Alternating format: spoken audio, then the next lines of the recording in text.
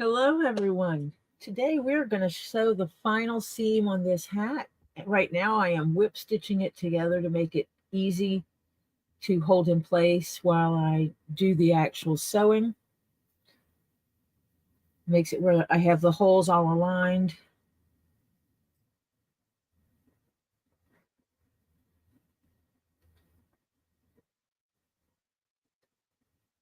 And that way, one, two, three. And that way when I start sewing it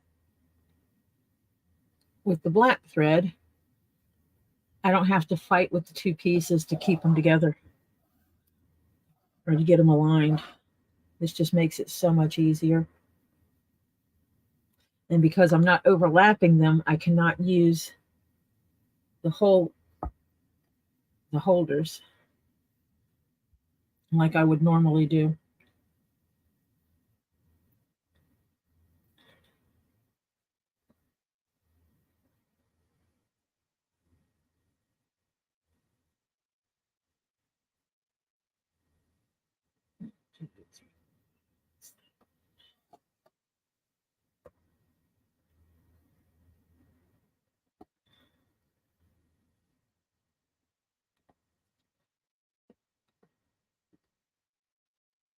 And I started this in advance. Figured it would make it easier.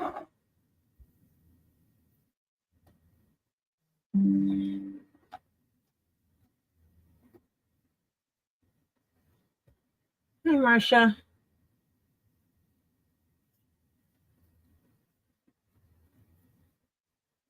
I hate that mine's not sending out notifications correctly.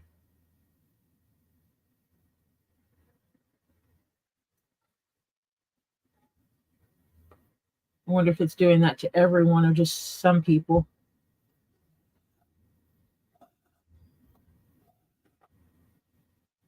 This part's harder to flip around.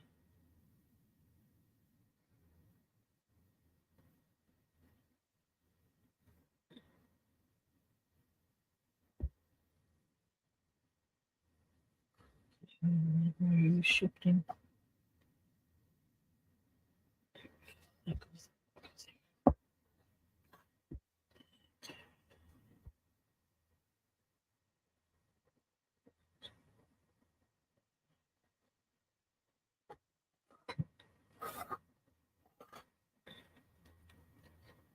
And that means these holes are going to align.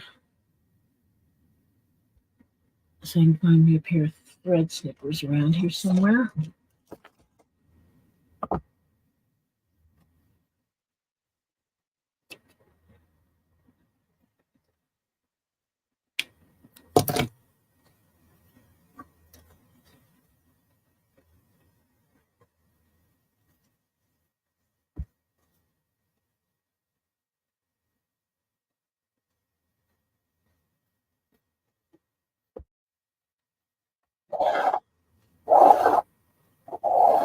And I know you cannot see with the brim in the way.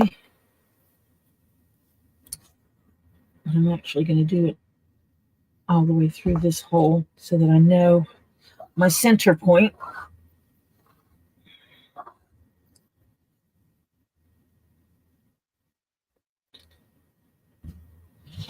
So now I've marked center point. And it'll shift because of the way I'm doing it. 2, 3, 4, 5.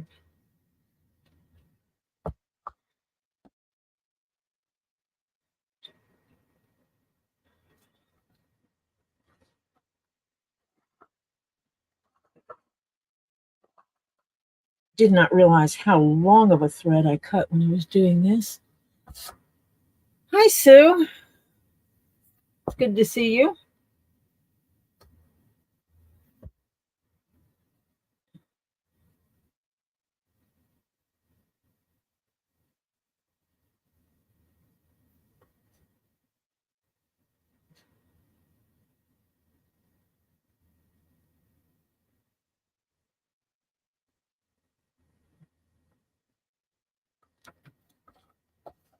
I somehow changed the way I was doing this, and it's not as conducive for me. Oh, I see what I did now. which is fine.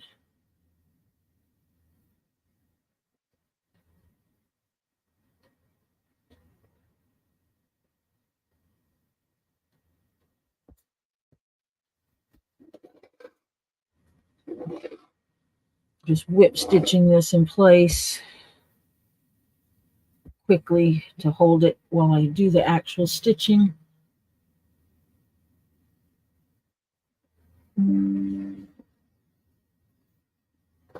Which will make my life easier.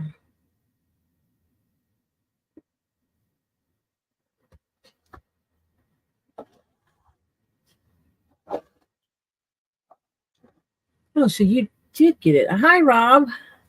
Good to see you. Yeah. When I don't do this part, then I'm fighting with this whole thing flopping around and the pieces wanting to separate, and it's just more annoying for me. And so this will hold things in place. I'm less likely to drop a stitch, because there's nothing worse than sewing something like this, or even this top piece, where you get to the end and one of the pieces has one more hole than the other, and it's because you missed a hole in the stitching. Hi, Britta. I hope you're well today.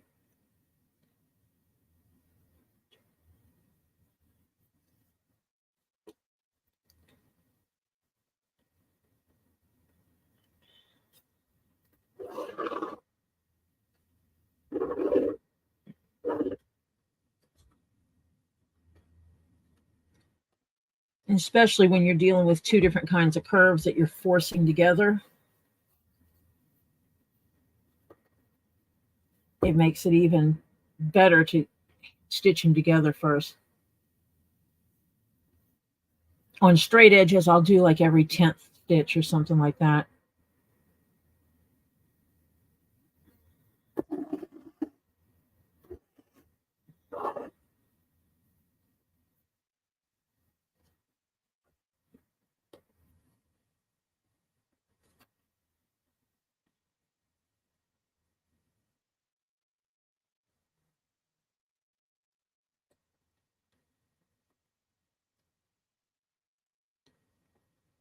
Now, some of the first pieces I did, yeah, Robbie's hat, I think I stitched the top on it 2 or 3 times to get it right. I started sewing one of them. I was sewing the top piece on a hat similar to this, and I had flipped this piece. So I had started stitching the top on this edge, which doesn't have the same number of holes. I never skipped counting holes after that, because I count the holes and then I count them again to make sure.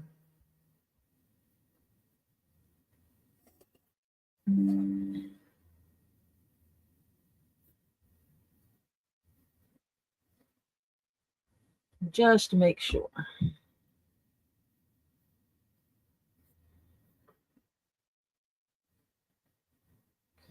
And that says I'm supposed to go right into that hole, which I'm not going to do.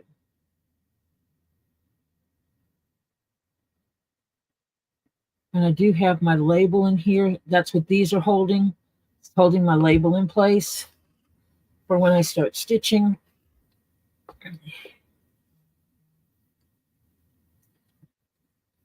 I have my label in here.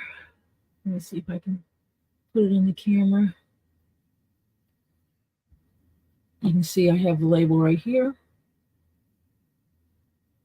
and stitched in there. And I have it where it flips towards the top of the hat. So when the person is wearing it, it's in this section here, out of the way, not where the head's going to be pushing against it, because the head will mainly sit here.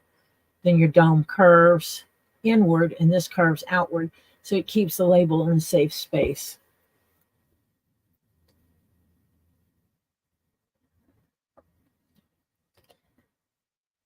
And that was kind of intentional.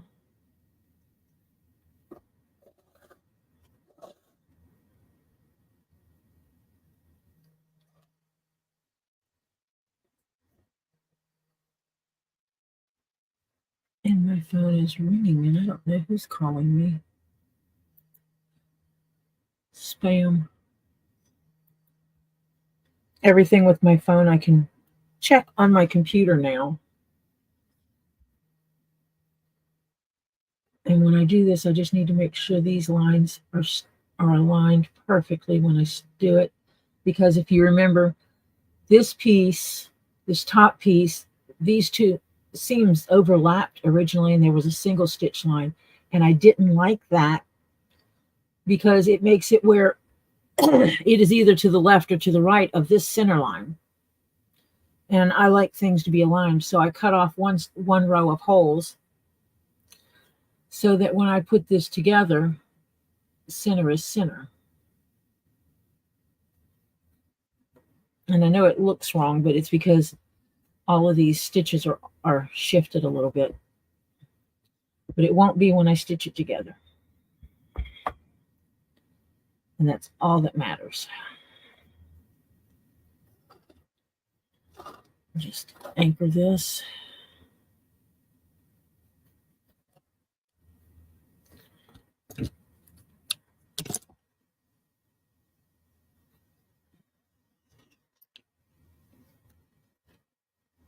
Kind of need that needle and that needle. And I will take this thread and I'll just set it to the side in case I need to mark anything. I actually have one of my wig makers wig dummy heads to my right, and it's one of the ones that's soft cloth covered, and so I use it as a pin cushion. That's where I keep my needles so I don't lose them. The other night I thought I lost one, and I found it attached to the magnetic strip at the bottom of the desk. Over behind me over here, the edge of the desk is metal, and I have a magnetic strip there where I keep things on it. Like when I'm working on key rings, I keep these attached to the magnet. I looked all over for my needle. I knew I dropped it, and I was looking all over for it and couldn't find it. So I went and got the pack and got another one out. And then I looked down and I see it poking at me, so to speak.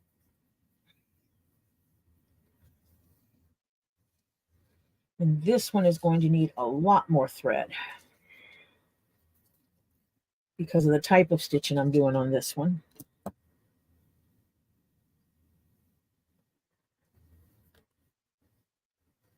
Oh, I need to catch up on the chat, I guess.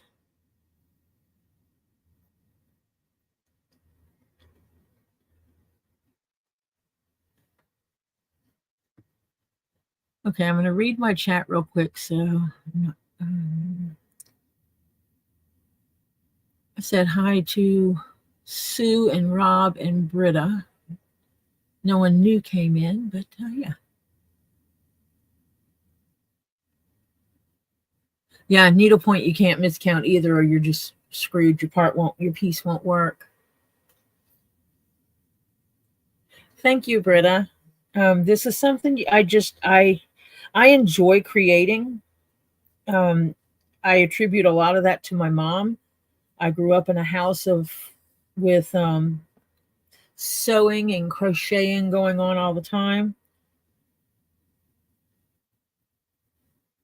From my understanding, my grandmother did needlepoint when she was younger. She showed me a few things.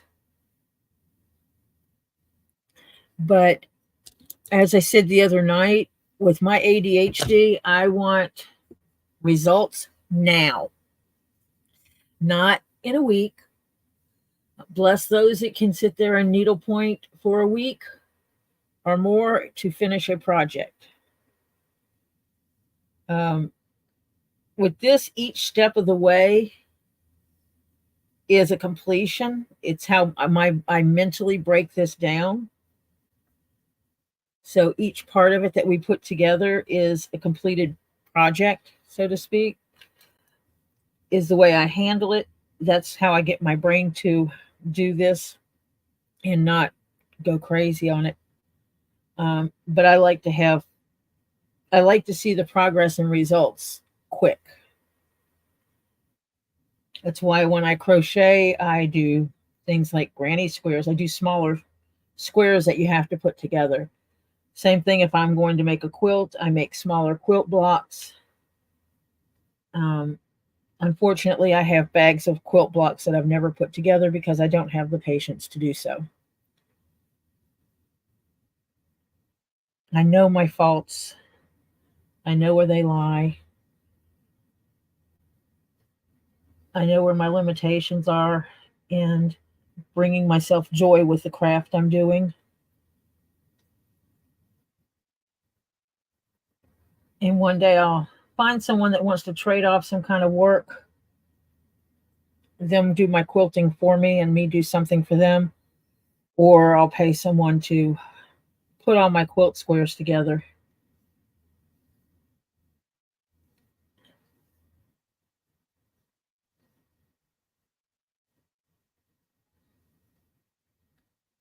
Yes, Sue, that's true. Rosie was making something and she's like screaming about how she dropped a stitch that she wasn't supposed to drop and she had to rip out a line and go back and start over because she really didn't need to drop that stitch. Um, if you're trying to make something that's square and you have 10 rows, then you need to keep 10 rows. You can't go to 11 rows or 9 rows. Granny squares, it makes it a little bit easier because everything's in threes. So now that I got all the extra wax, most of the extra wax off this, I'll probably have to brush the seam when I'm done because there's still a lot of wax on this thread. It seems like the deeper I go on that spool, the waxier it is.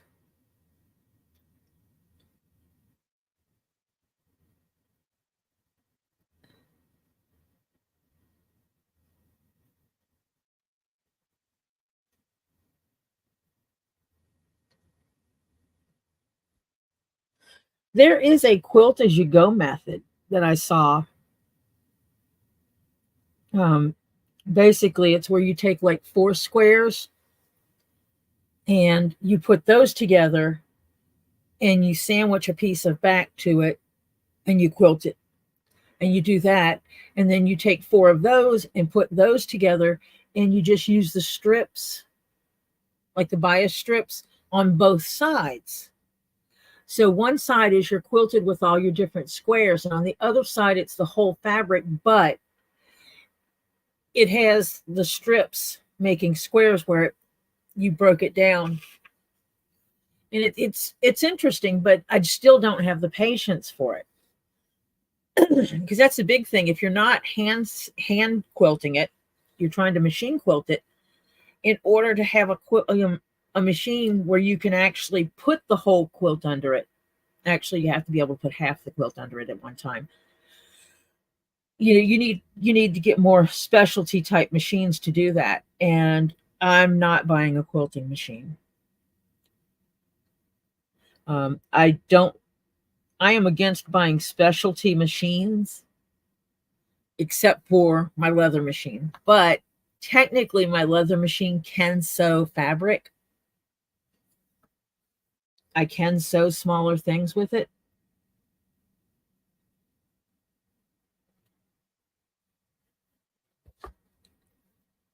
So I guess that's a little bit different.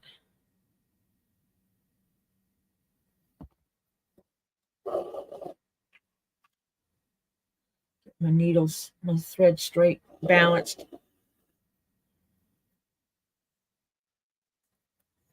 Both needles need to have the same amount of tail attached to them, and you will see me pulling very long threads to accomplish this goal. And except I put this one through the wrong hole. Already off to a bad start. I need to drink some more coffee, I think. But that's okay because it's only one stitch. Pulling that out and correcting that one's easy.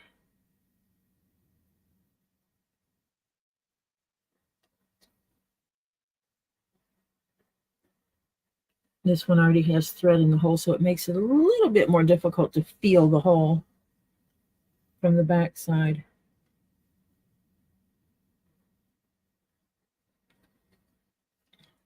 because what I'm going to do is I'm going to run these lines parallel, and I'm going to do basically a crisscross. It's going to X on the back, but it's going to be 2 parallel lines stitched here to keep it really clean on the outside.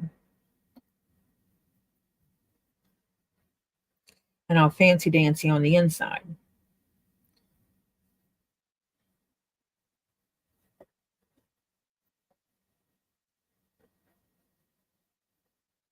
And starting it's the hard is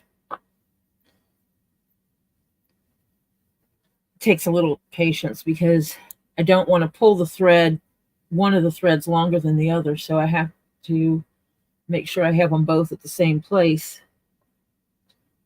before I start yanking on my threads to tighten them. And this seam, I will keep it very snug. And my threads are off already.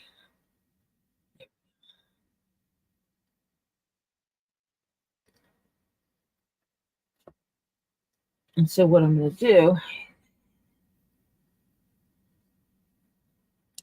is the bottom thread will become the top thread.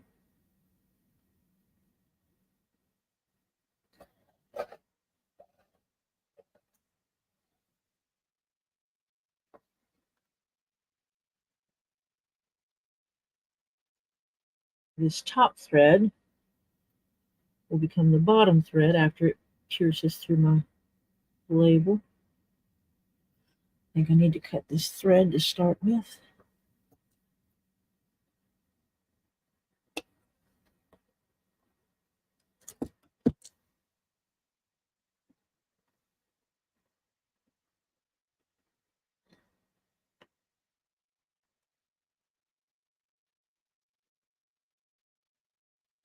Come on.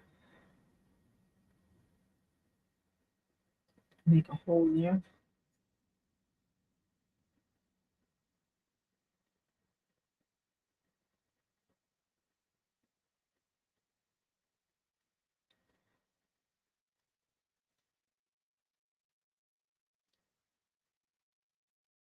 There we go.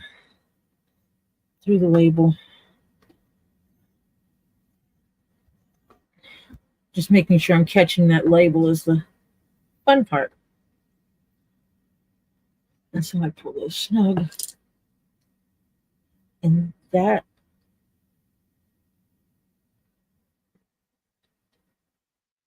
is going to be interesting to sew. I think I'm going to have to go around it twice in order to do this correctly.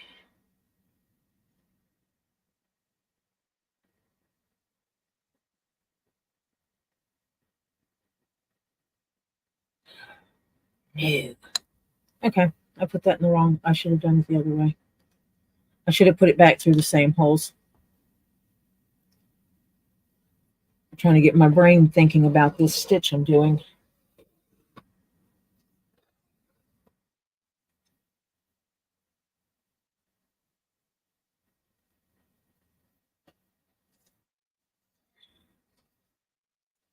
There's no way to take this bottom thread and just pass it back through. I'm going to have to take it off the needle.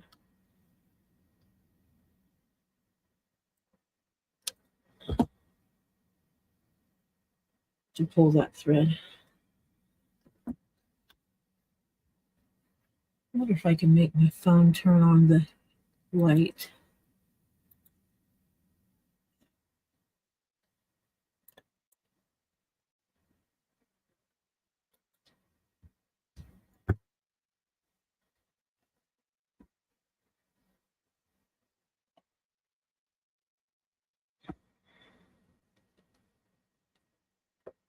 There it is.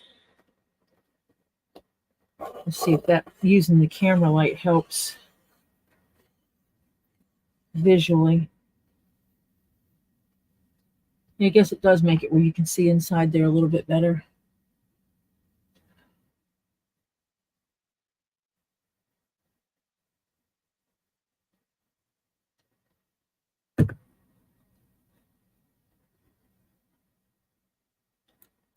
See, what do you mean what I just do to the thread? Which part? Here I'm threading the needle, and then I smush it down a little bit, and I puncture it with the needle. And that way I don't lose my needle if I drop it, if that's what you were talking about.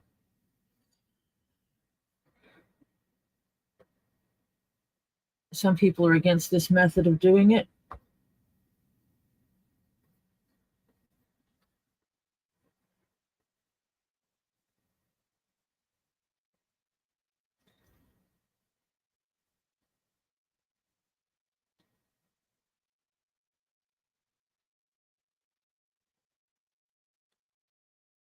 In the hole.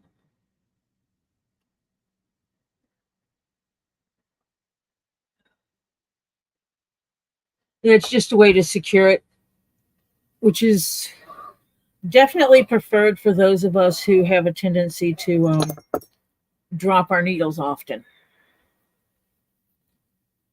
which I do. So then I'm just going to take this one. I'm going to go into that hole.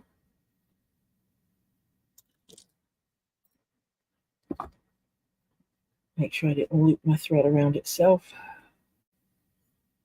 I'll push this one through this hole, which also goes through my label.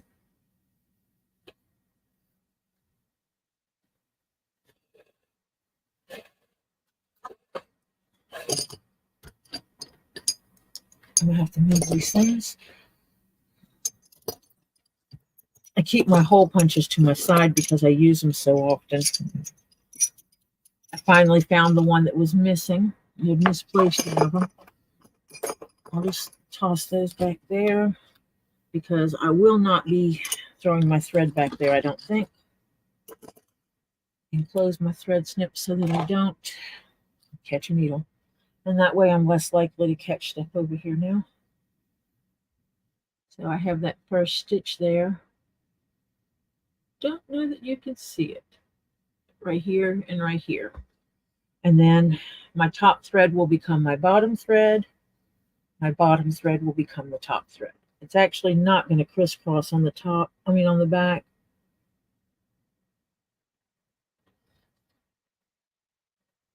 On the back side, the stitches are just going to be up and down similar to this.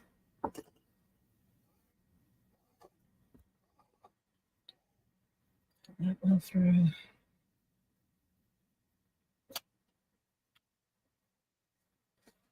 And because I'm one of those people that doesn't like to splice my thread, I wind up using longer tails. And so I wind up throwing my thread on the floor all the time as I'm pulling it. I'm trying to get out of that habit. And so on this first stitch, I want to make sure that these are snug with holding this hat together. See, on the back side, what you see is the threads crossed like this. So almost like stitches.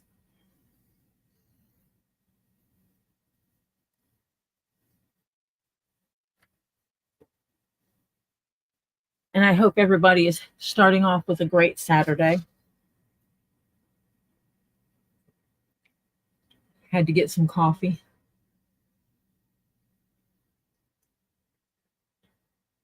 I've got both of my grandkids that seem to be in a decent mood today, which is always a plus when you have teenagers in the house.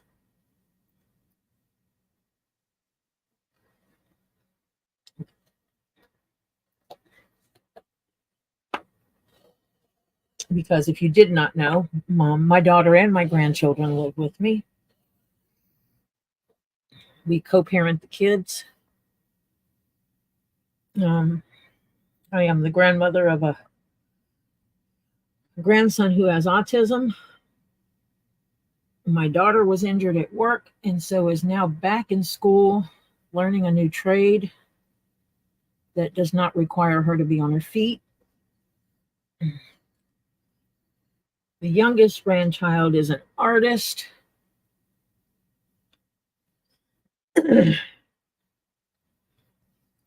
And I'm going to have to get them to do me some art up later when they get caught up on everything. And they do not have one style of art. They do whatever makes their heart go pitter patter, which one day may be anime and another day may be something totally different. Oh, Marcia, that is awesome. So he has a crocodile skin smoky quartz that's in hydro 3 times. Sweet. I love Altoid mints. And these tins are perfectly good, and you should never throw away things that are perfectly good. I have found they're a great place to store my little whole spacer things that Marcia got me so that they will never be lost. And every time I open the tin, it smells yummy. Even though I've washed it out, it still smells like wintergreen. I am so happy for Robbie.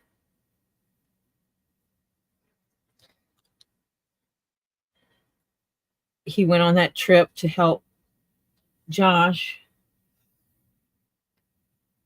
and to also hopefully get some cool stuff.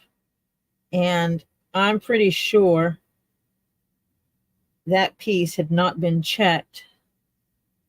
And now he's got a piece that has 3 hydros in it. Hi, Francis. I hope you're doing well.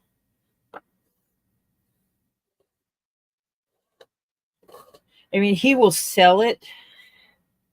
He will sell it if someone wants to pay the price for it. Because that's the nature of, how things go. And I will tap this seam after I finish it and make it go flat.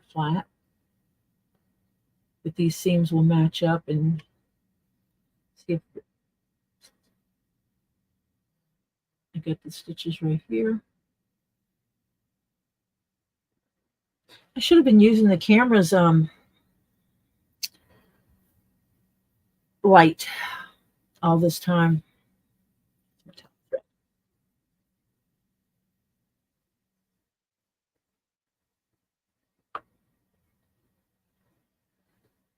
Oh, so he's decided he's going to keep that one, because last night he originally put it up for sale.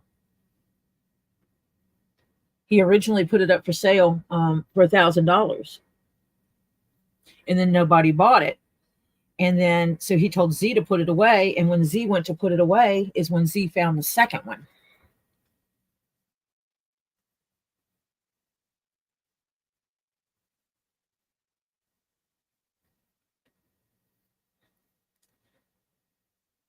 I'm fidgeting a little bit because I'm trying to catch that label really good.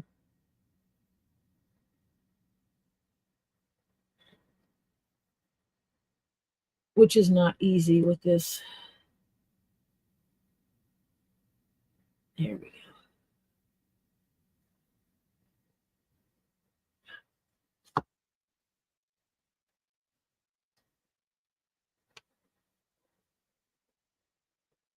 But I guess now that it has 3 in it, changes the layout of the land, so to speak.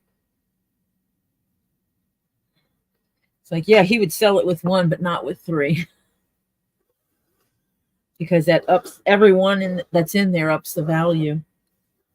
And I'm just tickled with the one I have. I have an agate that I got from Kendra. It's round, and it shaped like this, so it's big at the bottom and it's smaller at the top, and it has a place that you can put a light under it, and when you put the light under it, you can move it and you can see that water bubble moving around.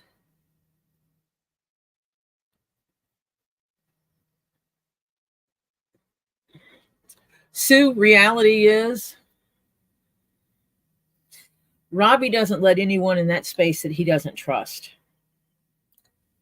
And because it's in the office and the type and what they have in the office, no one can be in there alone. Very few people can be in there alone. But I've been in Robbie's cabinets. But he also knows that I might joke about I'm going to take this, but he knows that I wouldn't. Same thing with Lisa. If Lisa went into Robbie's cabinet, and Lisa goes, "Oh, you have this aquamarine. I'm just going to take it home." He knows Lisa is not going to steal his stuff. Hello, two Lees in a pod, Miss Lisa.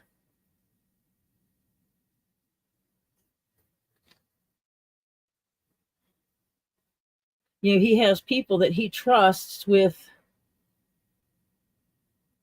information and possessions and everything like that he knows isn't going to steal his stuff. And they may, so yeah, I've been in those cabinets.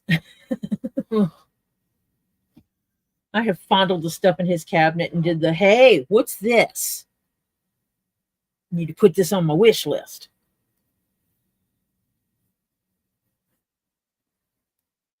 Pounding this seam is going to be fun. I just have to make sure that I'm pulling it tight enough, but not too tight that I make this buckle out. That's why I keep fondling this seam to make sure that I'm going to be able to tap it flat. I can't push it flat. It's just because it flops. But when I lay it down, if this wasn't here, I could do it. Lay it down and tap it from the inside on something and push these seams flat. It's going to look really good.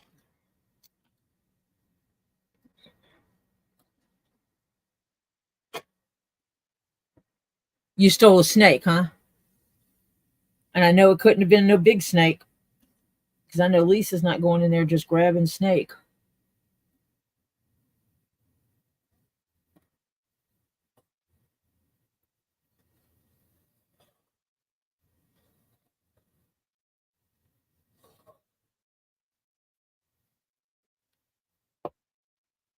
I need to see if my shed that I have here at the house is any good to ship. And if so, I can ship it to you. It is Copperhead.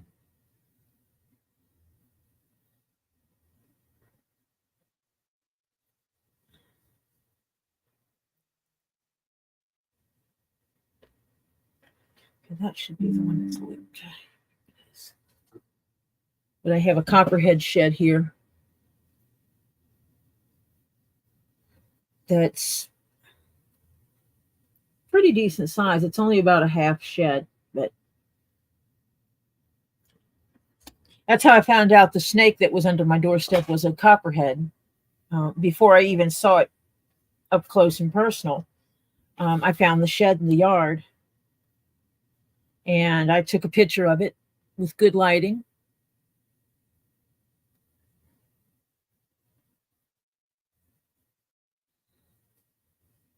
And Robbie looked at it and says, you got a Copperhead. I have not seen her entire list of hashtags. I mean, I could show mine. I know what my list is, but I have no clue what her list is because relevance to my life. None.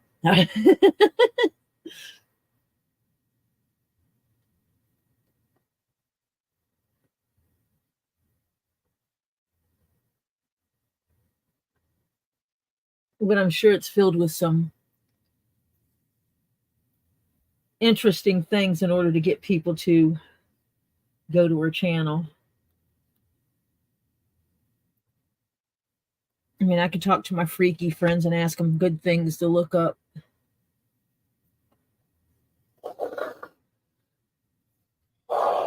Francis, I don't, it's not so much that whether or not I like snake is I respect them and I respect their position in our world and what they are there for. They have their purpose. The only reason why I still have copperheads in my yard is they are great rodent control. And I know this. And since 2/3 of my property is woods, along with everybody else in our neighborhood whose 2/3 of their property is woods. Um,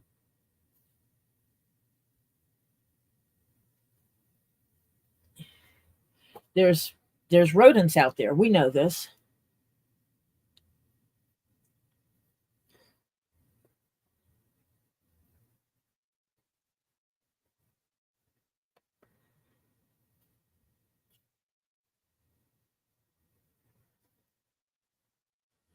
And so, it's leave the copperheads alone. They eat the rodents.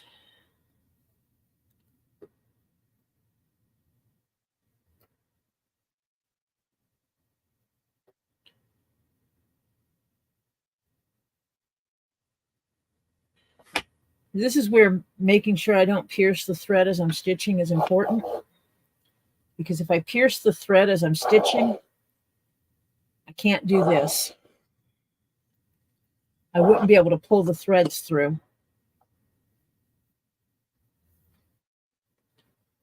Oh, that is going to look so good. Nice transition from this belly strip to the side strips. It's like someone cut the snake in half right there.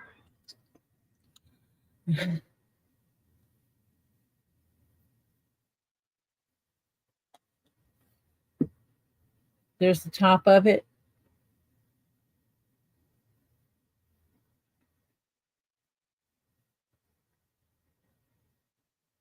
And once I get my black stitching on here, all the black stitching will be like this.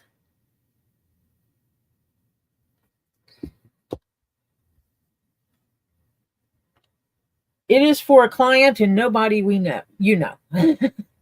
Actually, I don't know the person who is actually going to wear it. Someone I know commissioned it from me for someone else.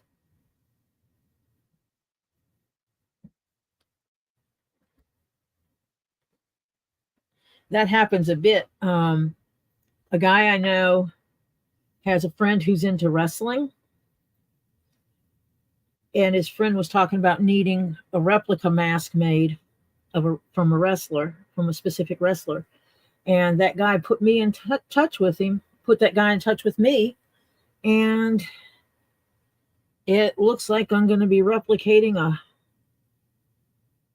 Vader mask, Van Vader mask, the wrestler.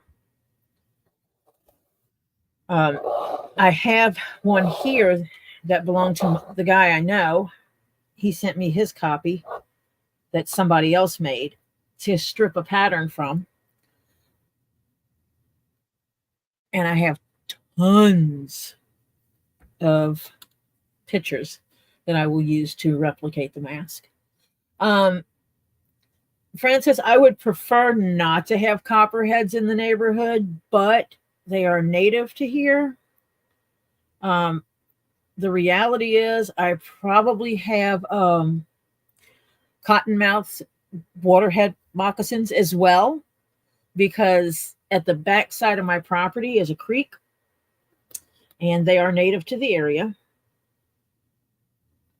So the only thing I will do if I find them here is I will relocate them to the woods behind the house.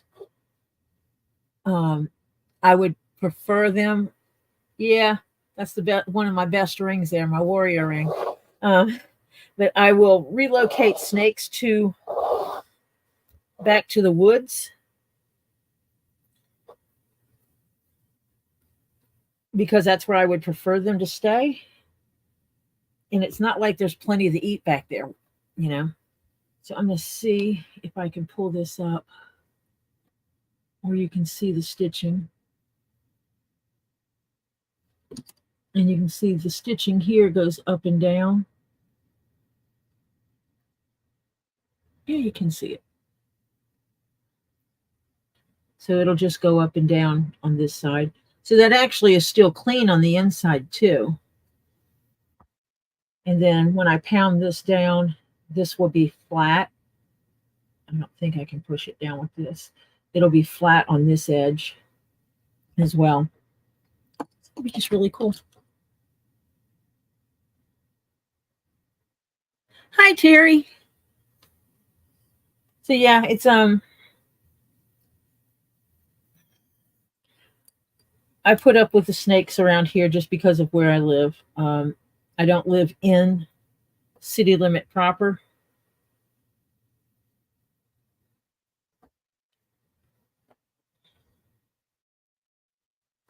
So, there's a expectation of wildlife around here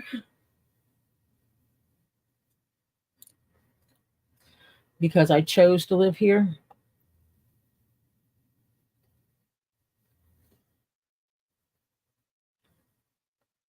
It's kind of like if you choose to live in a big city, you're going to deal with traffic.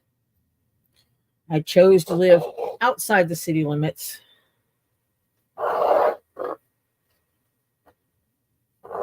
to not be in the traffic, and that means I have to deal with more wildlife. And the trade off is I also have deer in my backyard in the woods behind the house. And this year, one of the deer had twins.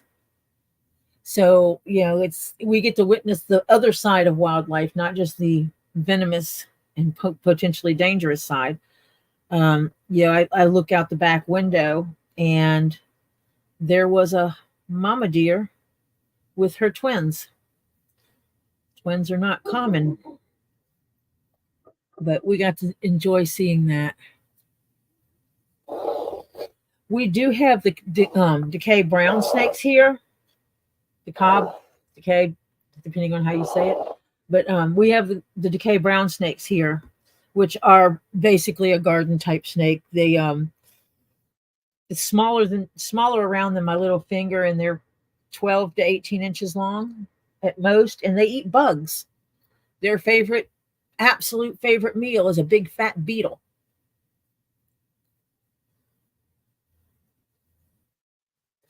That was actually one of the first snakes I saw in the yard.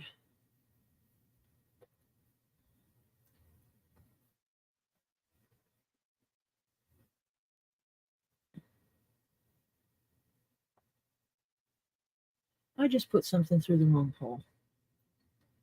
And I know I did that. See if I can do this without.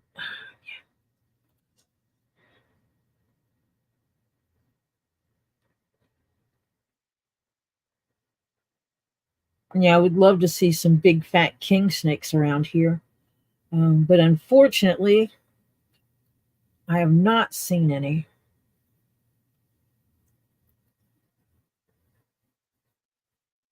But I would love to see some form of a king snake, whether it be a coral snake king or scarlet king, or a regular, any kind of king snake, or a rat snake, hognose, some of those ones that like to eat rodents but also eat other snakes.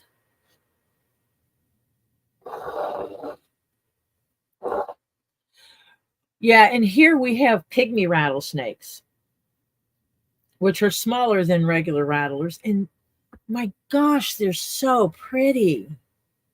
One of the things I figured out that if you see a snake and the coloration and pattern is absolutely gorgeous, it's probably venomous.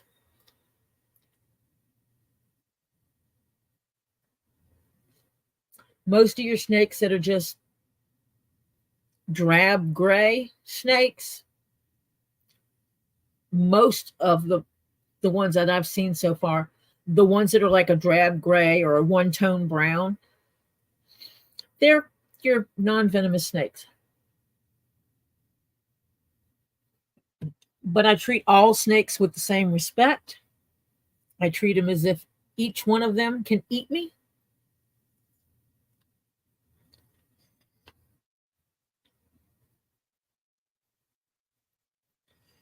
And that way, I never make the mistake of snatching up a venomous snake thinking it's not.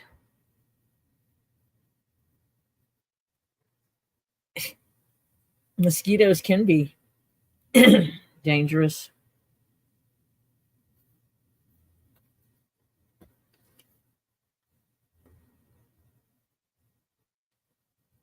There we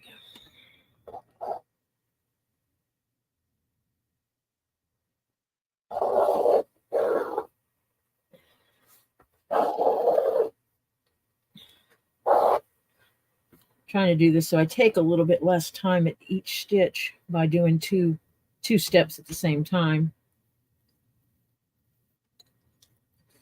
Is I'm going to the next hole over, and then I go to the hole below it. If I'm catching that, then I'm too far.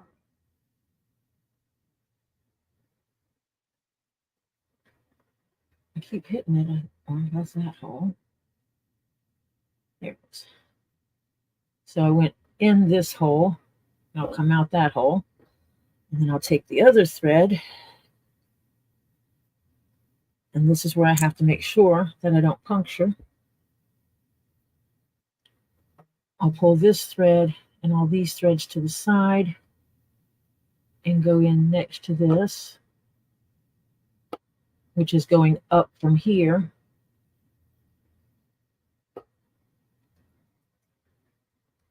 And then I'll bring that out.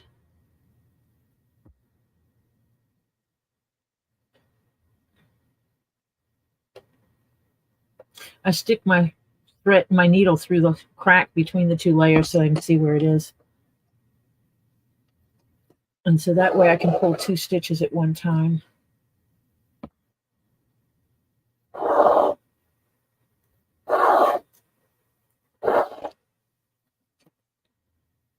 And complete that line. One of my threads is a little bit longer than the other because of when I cut my thread to unstitch a stitch. But you can see here how that's just going to go together really nice.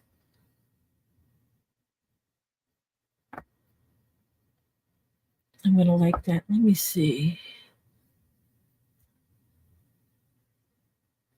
Lisa, you're so stoked about your Vivianite.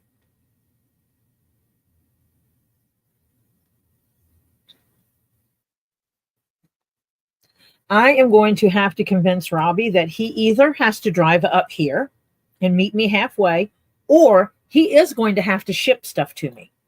I am not waiting until next year to get this stuff, or 6 months from now, you know?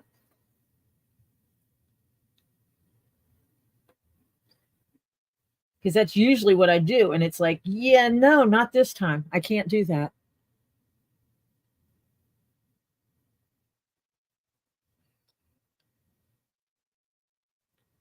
Or maybe we'll work it out where you're going to come up and come amethyst hunting.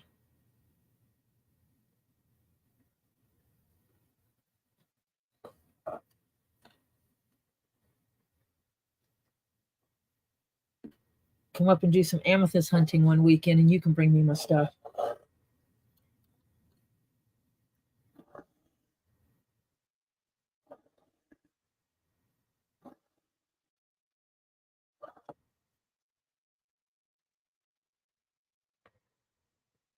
Oh man, this is going to be nice.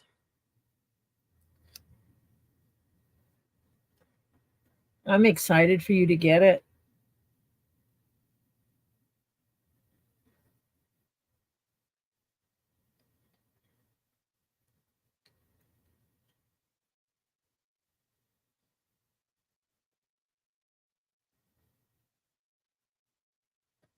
I mean, I kind of wish I could get mine anytime in the near future.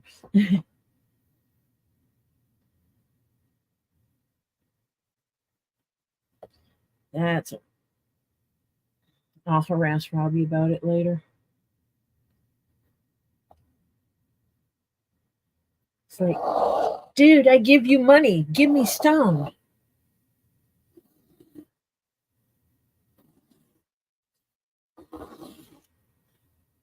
Yeah, I'm still trying to figure out how to swing a trip up to go to the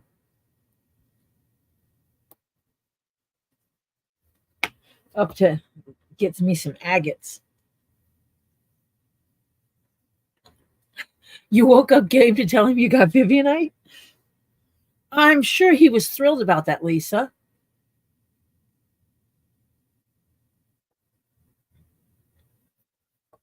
Great. You woke me up about a rock. They're all rocks to me. I call them rocks when I talk to people. It's like, I collect pretty rocks. I showed the grandkids which ones they were getting from this week's sale. They think they're cool. They both like the oh,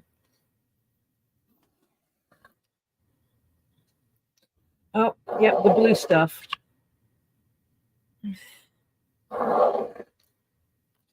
Robbie always calls it celestial.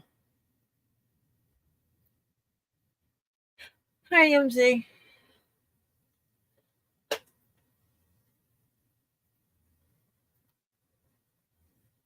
And I'm going to think that with it being the time of day it is, Flutter is on ice fishing. Gone fishing.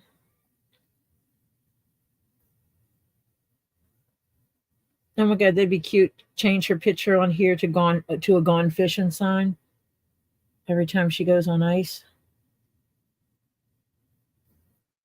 Or every time she goes fishing.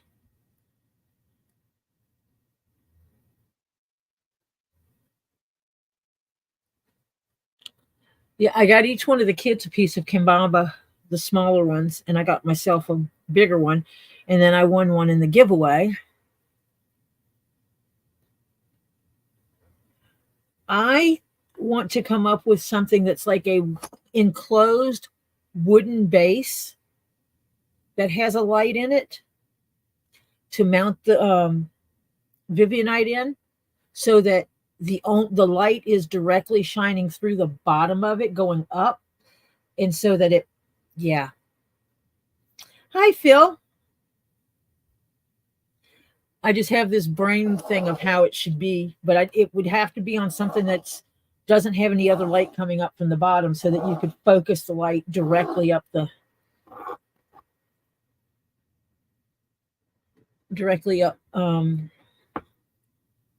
the Vivianite.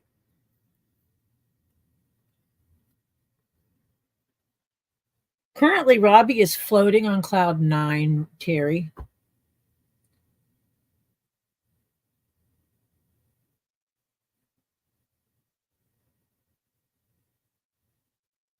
Depends what it is.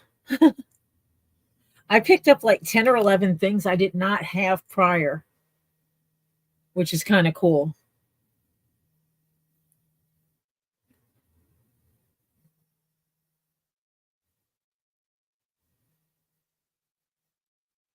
Yeah, plus the Uperlight. The only Uperlight I had was a small ghost that I got from Kendra. So being able to get some rocks is kind of cool with that.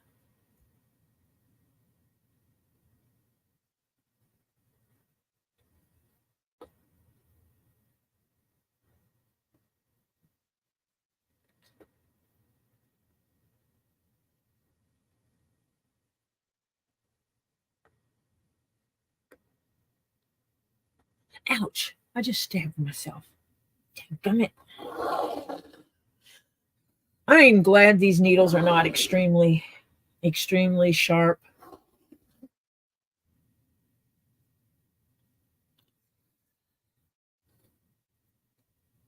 Yeah, Marcia told me that. I was actually just getting ready to say that to you, Lisa, that Robbie looked at that croc skin smoky again and found a third hydro in it.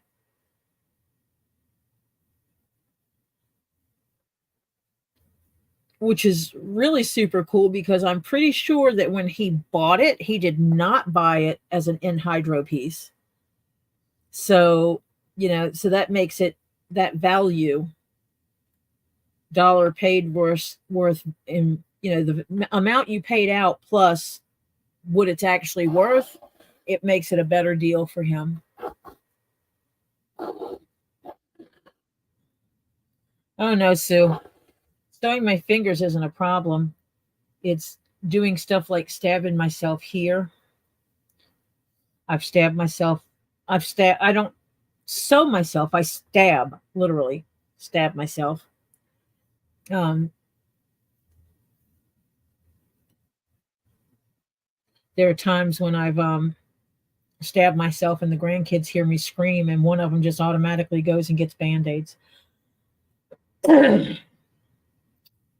I have a little stack of Band-Aids here that Olive Oliver brought me last time I stabbed myself. I was like, I stabbed myself and I'm bleeding. Can you bring me a band aid? And so Oliver brings me several and says, this is for next time you stab yourself too. Yeah, so he was originally selling it for $450. So he paid less than $450 for it. Obviously, because the only way to make money is to sell things for more than you paid for them. So he paid less than $450 for it, and now it's worth $4,000 to $5,000. So it's worth so much more than what he was originally going to sell it for. Too bad I wasn't in the market for one and wanting to pay $450, because the one he found it in is the one I would have claimed. And had I been in the market for it and had the money, I would have claimed it before he found the hydros. And then that would have been my baby. He lucky I didn't need it.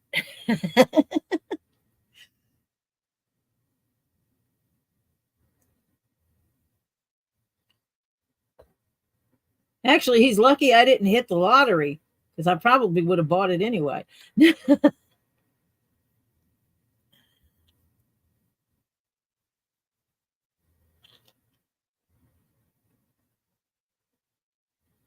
The huge one, the huge garden quartz.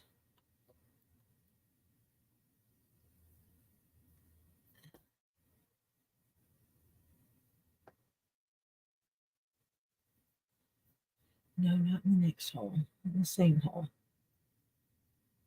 No skipping stitches here.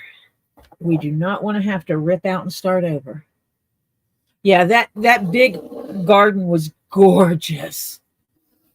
And it was just, I can't justify it. I spend enough that I justify in my own brain, but a $900 rock, I can't right now. It's like I have to remind myself that it's me and my grandkids and my daughter, kind of responsible. I have to maintain responsibility.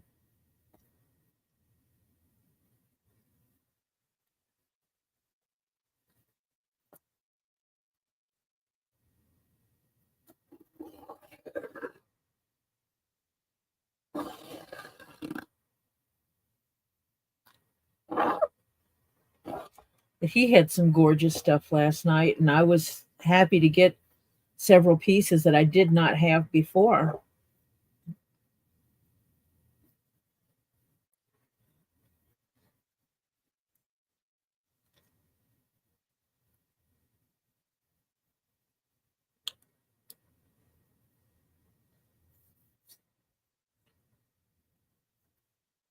The stitching is going faster than I thought it was going to,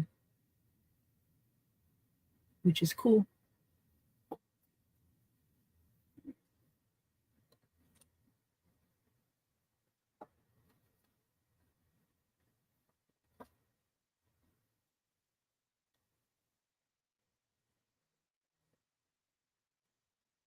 I'm glad I chose to do it this way instead of sewing this seam and then trying to sew this one. It would have been so hard to try to sew this top seam last. I'm just so glad I decided to do the middle seam last. The accessibility of the seam is so much easier that I'm going to make sure that I do that in the future, that I sew this piece, then I sew this piece, then I do this seam last, always, because that makes it so much easier.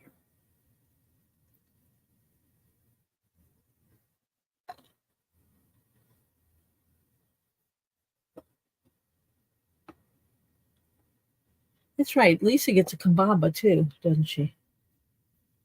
Because kambaba.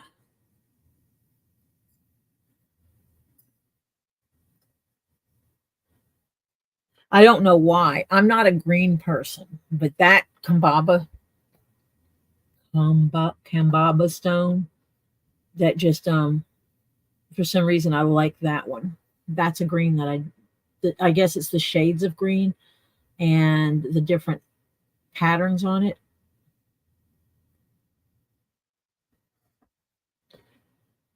I'm just thankful that after I showed it to the grandkids, they decided they like it too because I got them each one a small one.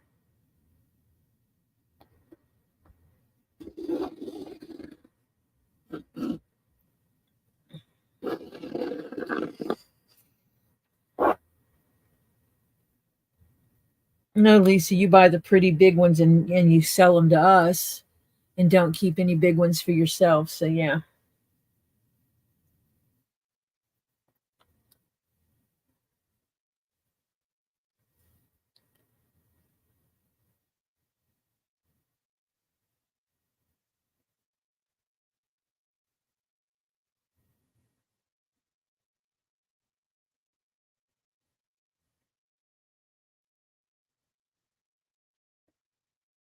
Yeah, I mean, if I hit the lottery, it'd be different.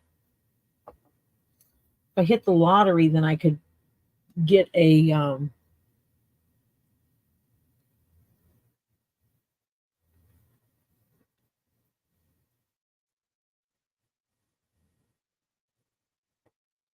could get a bigger house and have a crystal room. And seriously, if I hit the lottery, I would probably find another piece of property close to here that's actually a bigger piece of property with more bedrooms, which sounds stupid for two people, but has four bedrooms and property where I could put in some tiny homes in the backyard um, for guests, basically tiny home guest houses. Oh, shoot. I crossed a thread.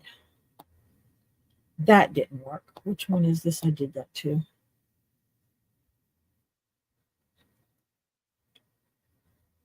That's what happens when you're not paying attention.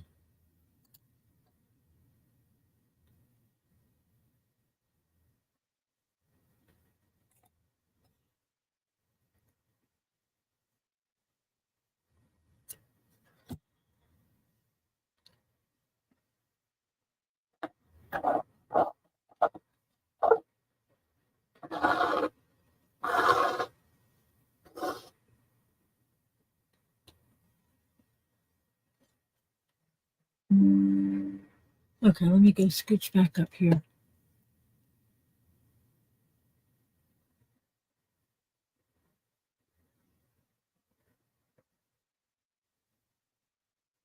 Oh, Lisa, no, you can't have a bunch of free forms coming. You know how much I love free forms. I don't know why.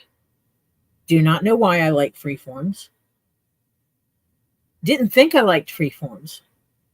And then I started falling in love with free forms. I have boxes of free forms. My entire collection is in boxes right now while I'm cataloging it. And then I'll start, well, most of my collection is. And then I'll start putting it in cabinets.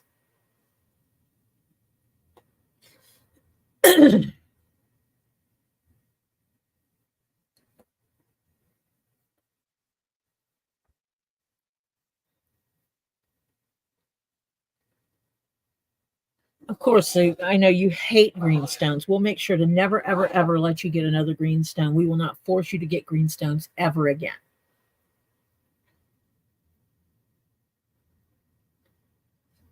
Yeah, I like malachite. I think part of the reason why I like malachite is the green is it's not a flat green. It's not one tone of green. One piece of malachite has multiple tones of green, and it's also that rich green color. And throw in that blue azurite with it, and you can't go wrong. At least my brain doesn't think so.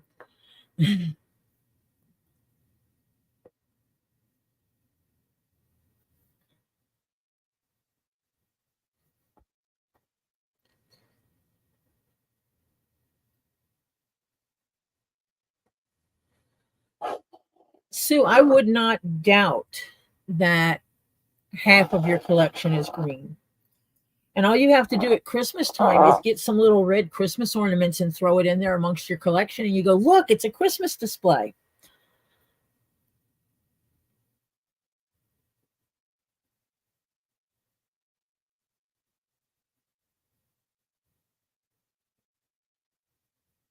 Need more blues, huh?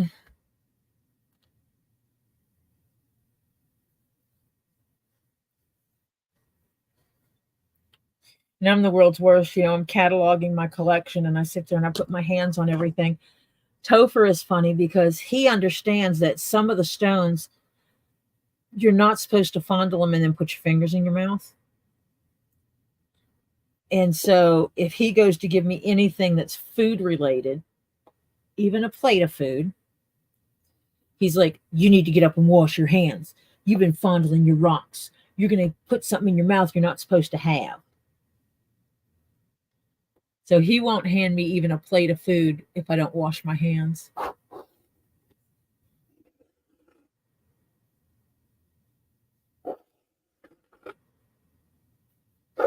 People when I start taking pictures of my collection, people might be surprised at how much of it is not purple.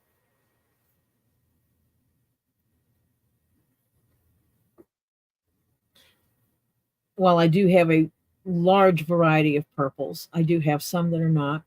I have greens and blues and yellows, and I even have pink, and pink is so not my color. I am so not a pink kind of girl.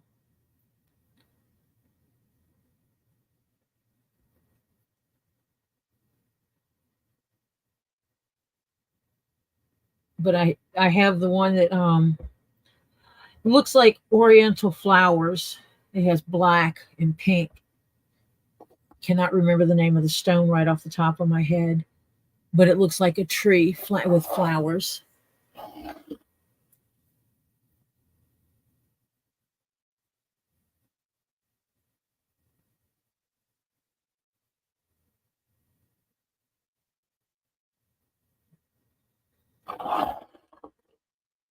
Phil, does your store have the electric scooters?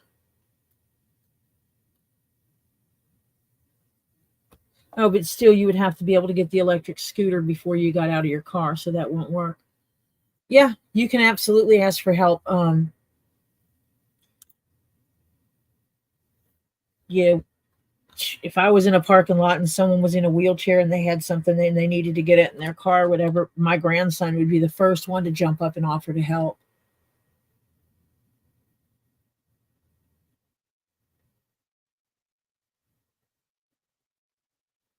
Oh, what the heck is that stone called?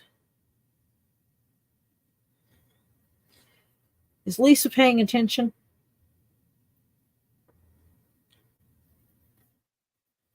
Anyone know what is the stone? It's black and I think it has white in it and it looks like flowers that you would find printed on a lot of Asian inspired fabrics.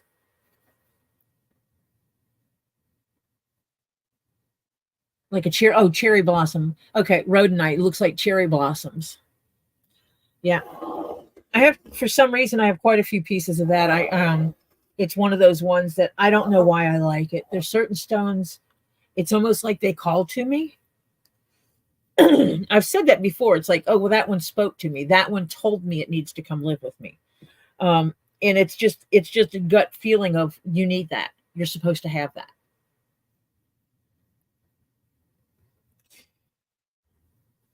Phil, it's better to be in the chair when you're going to be out like that than what it is to not be in the chair and you fall and injure yourself. You know, it's okay that when you can, of course, according to doctor's notes, when you can get out of the chair and move around, that you do that and you build your strength up for future.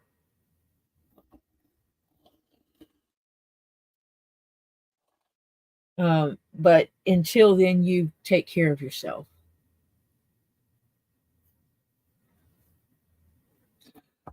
I think I'm going to like this.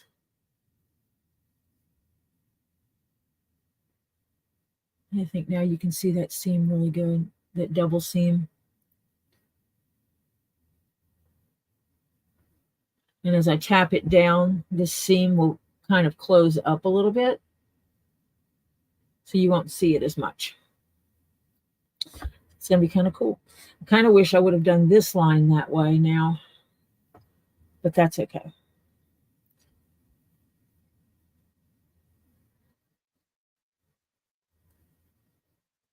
So Lisa is picking herself up off the floor from talking to Robbie, hearing about how much that is valued. Got it.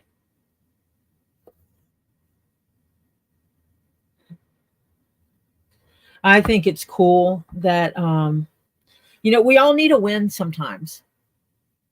We absolutely all need a win sometimes. And this was a big win for him to get a stone, to get a crystal that you think you're going to sell for $450, and you find out it's worth so much more. He deserves a good win.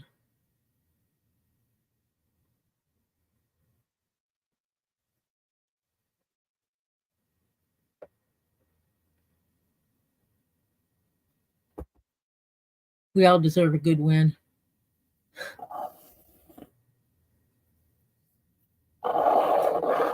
Tell him congrats on his triplets.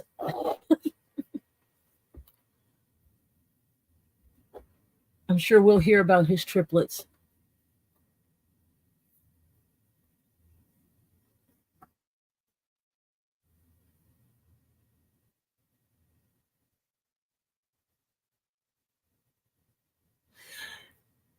Sue, if you use Google, you can pull up the browser. So the Google Chrome browser, and go to the search, and then it has the icon, that's the little bracket things. And if you click that, it'll let you take a picture with your phone, and you can reverse image search it. I use an app. Let me see if I can find my app.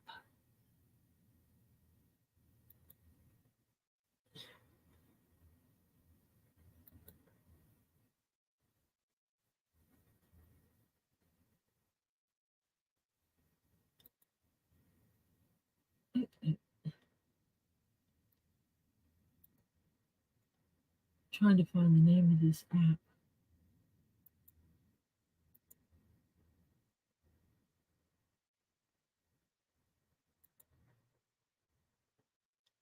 I use an app called Rock Identifier.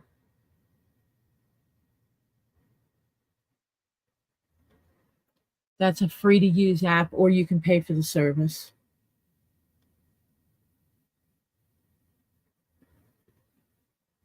So I use a combination of searching with Google, the reverse image search on Google, and using this app. The app also allows me to store my collection, catalog my collection, so to speak. And so that's what I've been doing lately. Occasionally, I do have to correct them.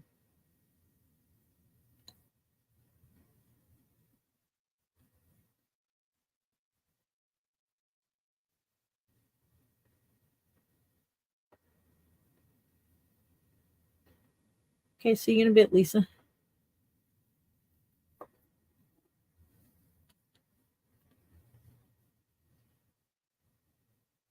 I bet Robbie is like that kid that got his prized possession for Christmas. The one thing he's been wanting for years and finally got.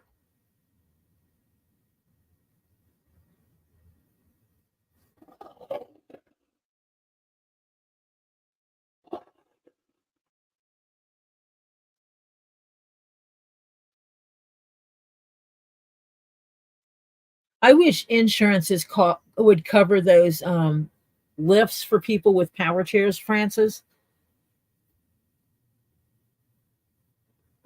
In my opinion, that should be able to be claimed on insurance. to get it repaired and it not cost an arm and a leg.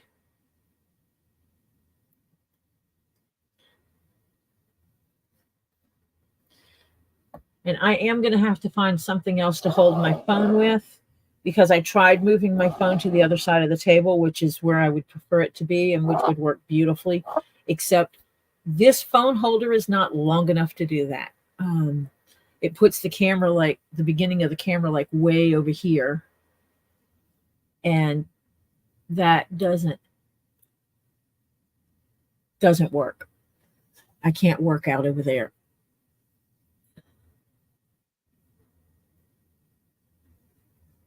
Yeah, see, that's the problem, Marcia, is you have someone who needs a power chair, which means they have some form of disability, which means they can't work, they can't always be working high dollar jobs, which means they don't have tons of money to throw about. And you're going to charge them extra money for insurance so that they can exist and get around. That is the most ridiculous thing on earth. Not that I'm opinionated about it or anything.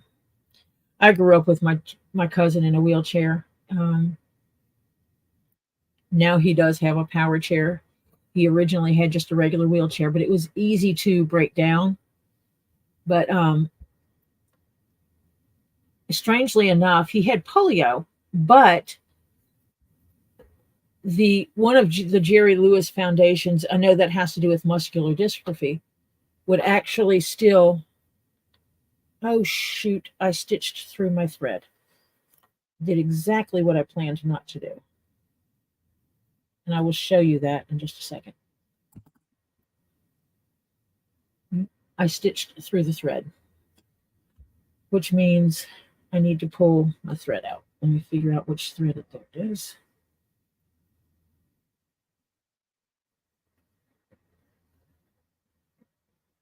I've got to pull threads until I figure out which one's which. That's this one, that's this one. Okay.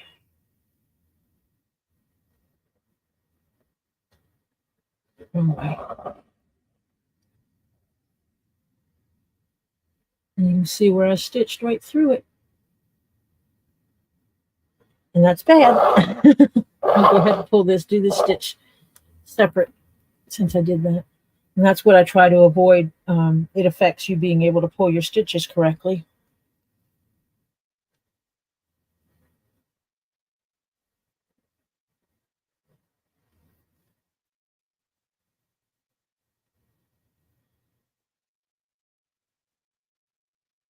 Yeah, but the thing is, Terry, if I'm paying for insurance every month, I pay hundreds of dollars every month for car insurance.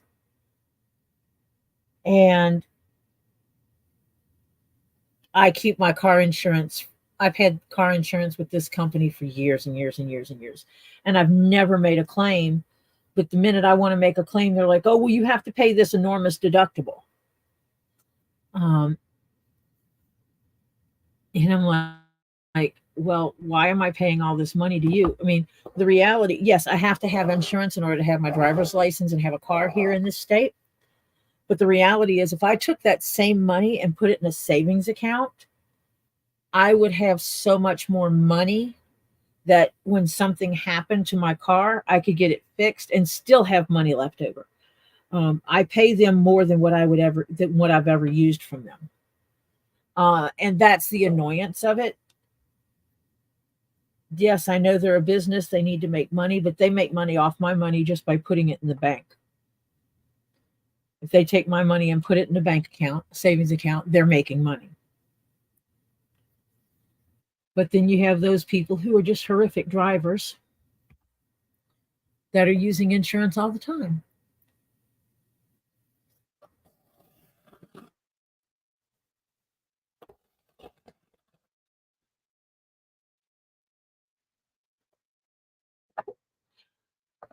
See, Rob, I actually pull up the Google Chrome. I pull up Google Chrome on my phone and click the little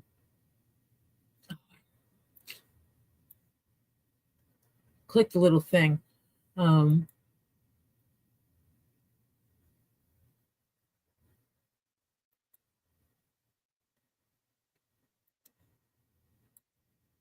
Let me see if I can show this. Not from there. I cannot.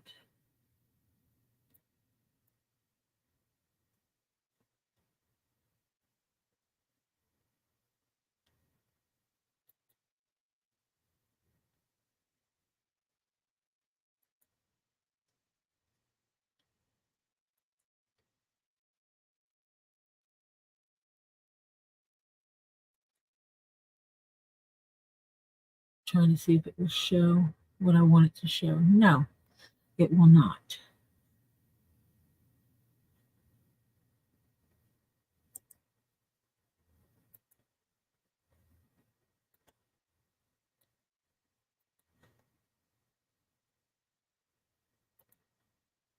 Do it this way then.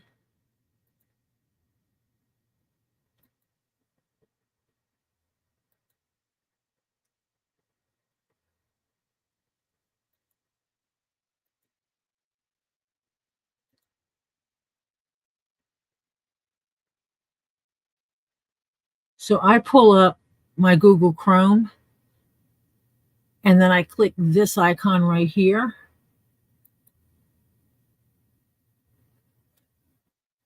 And it pulls up Google Lens.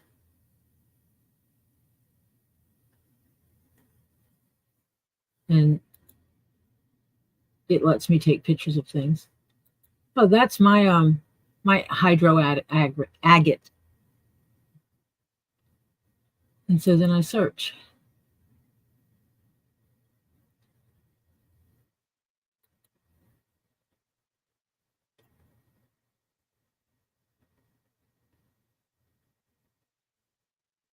And it shows me things.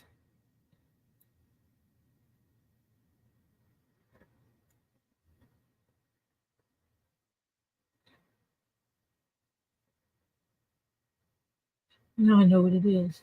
Oh, okay. So that's how I do it.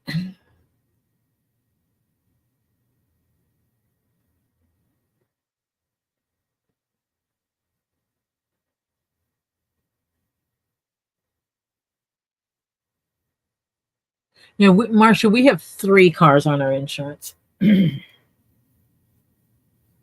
Because until my daughter finishes school, and it's also why Topher does not have a license yet. Because paying for a 17-year-old on 3 cars, one of which is my Tahoe, one of which is a convertible, and the other one is considered a sports car.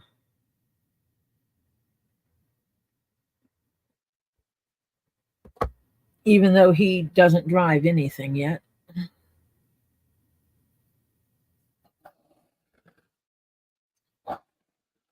He wants to. See, in North Carolina, I could have gotten him his permit, and it would not have increased my insurance. Now they're saying in Georgia that it'll increase my insurance, which sucks royally.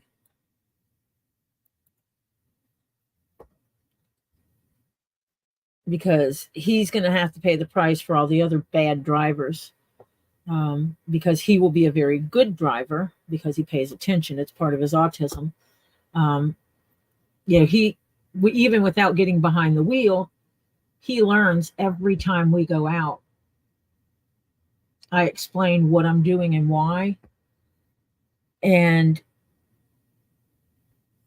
so when we're on the road, and it's like I was going on the interstate, and he goes, okay, so when we do this, now you're in the hurry up and get going lane. He means the merge lane.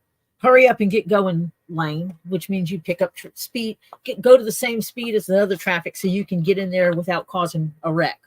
And I'm like, very good, that's correct. Oh, you're going up to the light because turning before the light is more dangerous. So he picks up these little things because I talk to him while I'm driving.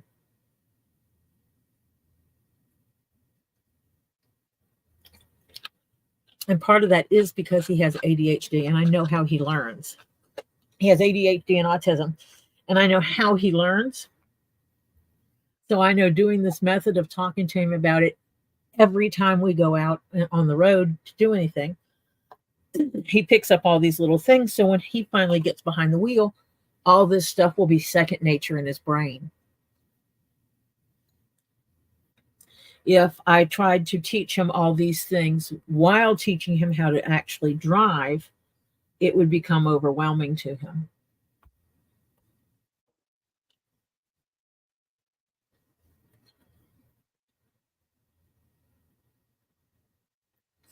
And I think he will become the responsible driver. And it's funny because boys normally are like, oh, I want a sports car. Yeah, and no, boy wants a pickup truck.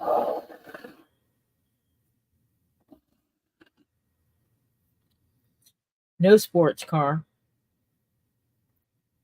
There's cars he thinks are cool, but he doesn't want to own one. He wants a little pickup truck.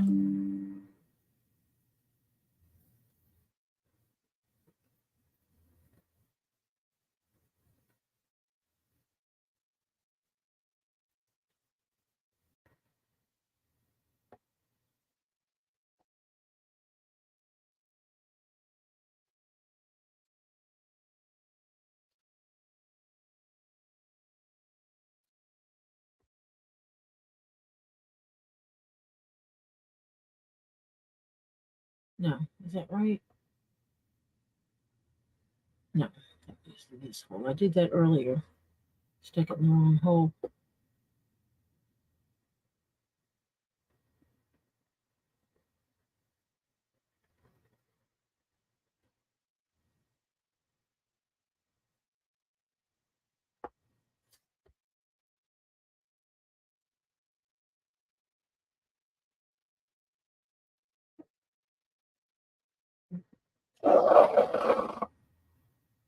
I'm hoping the neighbor's dogs don't get out again. Yesterday, one of our dogs started alerting that there was something going on in our yard. And so I had him brought in, and when Oliver brought him in, we Oliver's like, we have 5 dogs in our yard. And we went out, and there was the neighbor's 4 dogs plus the dog from a few houses down that were out running the neighborhood. So I go out there in crazy lady fashion, not worried about the big old dogs that are out there, and walk them to the house, ring the doorbell, and I'm like, your dogs are out. And I thought they all belonged next door. And the guy's like, well, is this little dog yours? And I'm like, no, we have German Shepherds. He's like, that's not my dog. So I grabbed up that one dog, and he called his little brother and found out who the dog belonged to. It belonged a couple doors down. So I went down there to return that dog. And the lady's like, yeah, the neighbor's dog was chasing my dog. And I'm like, okay, and I have your dog. Where do you want it? She had to call her. She wasn't home, but her son was. And he's taught that because of his age, you don't answer the door unless mom's home. Because he is like not too young to be left alone at home, but too young to be just opening the door to anybody that walks up to it. So mom had to call him on the phone and tell him it was okay to go to the door and get the dog. And my daughter said, they make TikToks about you, Mom. She said, there's someone that said, there's a guy that makes these TikTok videos. And he goes, you see this dog snarling, barking, and acting up. And who's the one that's going to walk up to it and, just be, oh, come here, baby. It's the older women of my skin tone. And yeah, that's what I did yesterday with those dogs. Yeah, Georgia prices are really bad too, Marcia, because of how people drive in Atlanta. how people drive in Atlanta affect our prices. And that's what the insurance lady was telling me. She says people have become so stupid in their driving, and they're just jacking the prices up because of their stupidity on how they're driving.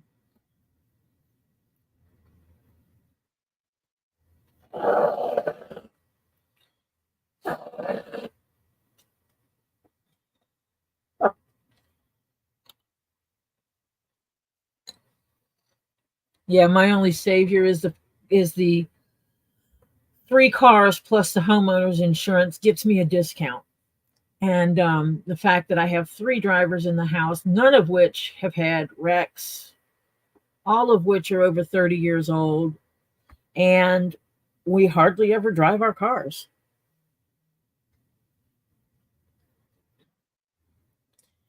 You know, for the most part, they stay parked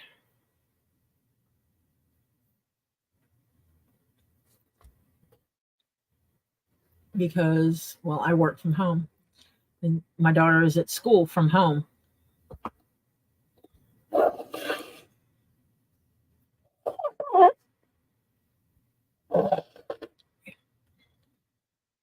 coming up on that halfway mark. That's the halfway mark right here.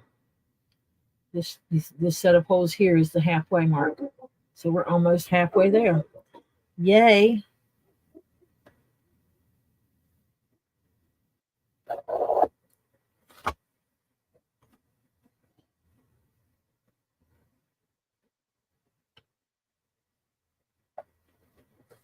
I'm paying for my house. My homeowner's insurance is included in the escrow stuff. So it's all there.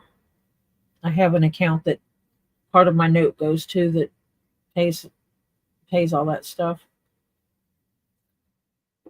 So I really don't even pay attention, which I probably should. But I don't have anything spectacular on the house. I have a normal homeowner's policy, and then I do have an additional policy that I have through another company that covers appliances and stuff like sewage and all that kind of stuff.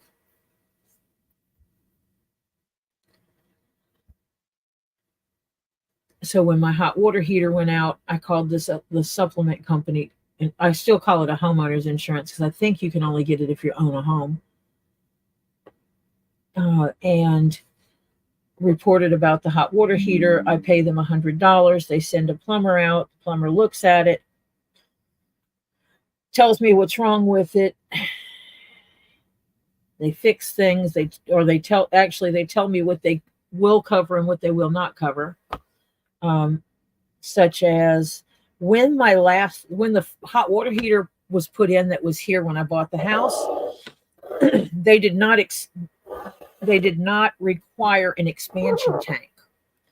But the laws changed and now they do require an expansion tank, which helps adjust the pressure of the water going in the hot water tank and stuff. So I had to pay for that. But adjusting to come up to code is not something that's covered by this policy. So I had to pay for that out of pocket. And that's where I wound up paying, I think, $800 total. They had to, because I had them put in some shutoff valves that were not a requirement for fixing the hot water heater. They were a preference for me. It's what I wanted. So they put in these extra shutoffs, but they also had to fix my lines because one of my connectors was rusted, and little things like that they had to do. And I think they had to change something on my gas line to make it meet code now. And so that total was $800. But the homeowner's insurance policy that I have covered the cost of the hot water heater and the cost of putting that in. So I paid $100 for the call, $800 to the plumber, and they paid about $2,000 for the rest of it. So I will continue the policy as long as it works.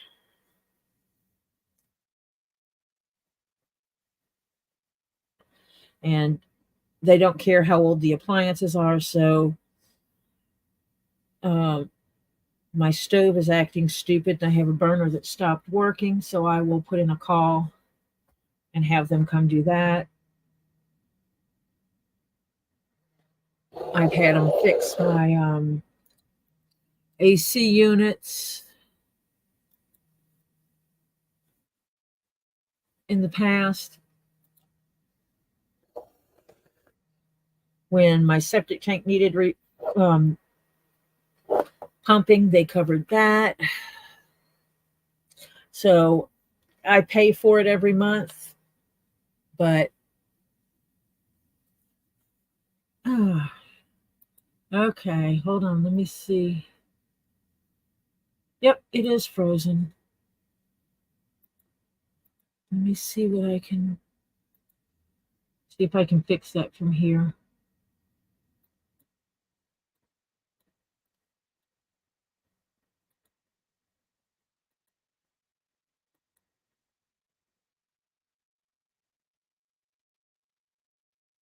Yep, my Droid phone thingy is not working. My camera thing is not working.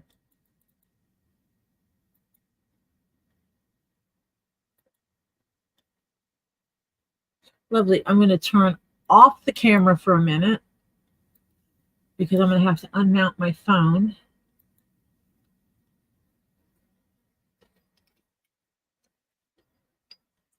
and play with this.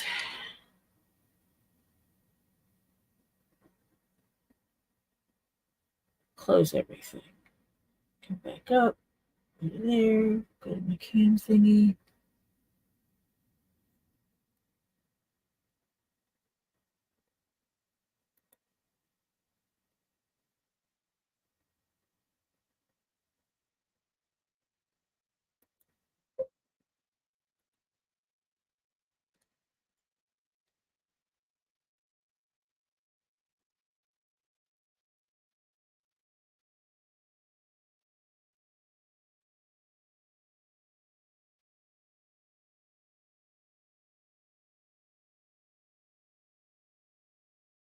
Is that some of this other garbage that's on my phone?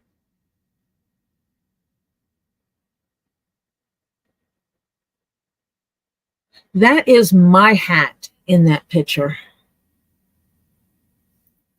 It is a hat I made for myself. That is the absolute first hat I ever made. The one I made for CC DeVille is actually made from the same pattern, but I modified it for me. And for some reason, my camera thing is not working. My camera software is not working. I'm going to have to, I think, restart my phone.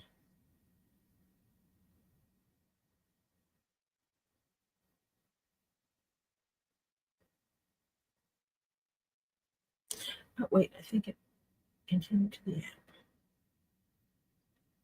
Yeah, my camera is, the app I'm using is not working. Restart. Let me restart this app.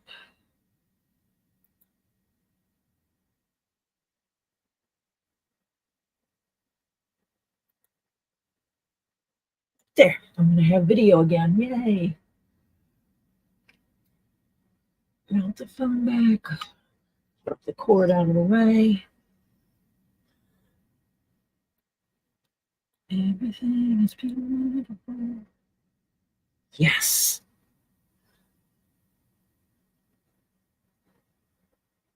No, I fixed it. I actually didn't have to end stream. I stopped the camera so that the stream would continue, and then I restarted the app I use for my camera because my phone is what I use as a camera. I do not have a webcam hooked up to my computer. I actually have my phone hooked to my computer, linked to my computer, and I'm using an app because I have an Android. It's called Droid Cam, and there's an app that you get for your computer, which is the Droid app, the Droid Cam client, and it basically links my camera as a secondary camera on the computer. The neat thing about this is that means you can have Tori put that back through the wrong hole again. You can have multiple cameras on the same computer at that point instead of having to use multiple devices, which makes it kind of nice. Because a lot of times people, oh well, I've got my phone and I got my other phone and I have my iPad and I have my computer, and it's like, nope, I can do it all from one computer. I could have an external webcam hooked up, which is eventually what I'm probably going to do, or I might use one of my other phones. I don't know, but so I could have one coming from this angle and then this one overhead. Or if I wanted my bright shining face on here, I could use the actual one on the computer itself. So there's multiple options I can do, but I like the camera on this phone anyway. And this is the most expensive phone I've ever had, so I might as well utilize it to the maximum of its abilities.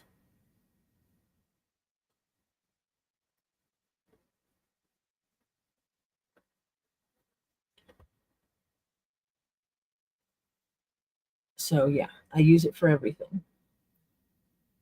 It's one of those phones that folds out like a tablet. Samsung's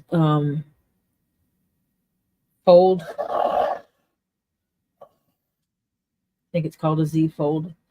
So it looks like a regular, basically it's like this. It looks like a regular phone that you would use, but then you fold it and this whole screen becomes as big as the original tablets were. So it's, this big. So it's a decent size. About the size of the original tablets that you could get when they first came on the market.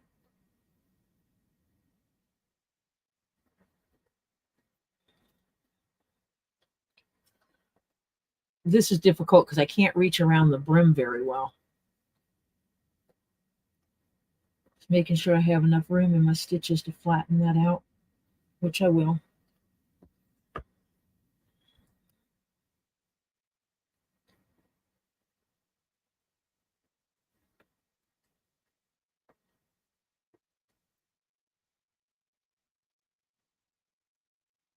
I like the folding camera because I can actually pull up and use it like a little computer, and the screen's big enough.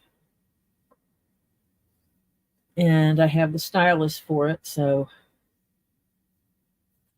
it makes it easier.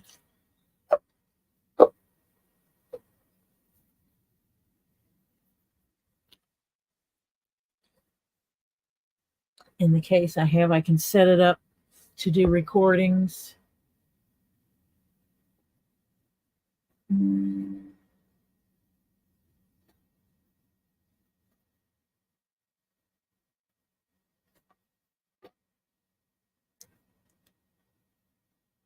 to get this where you can actually see what I'm doing, because I know with me having it sideways, you can't always see how I'm doing this.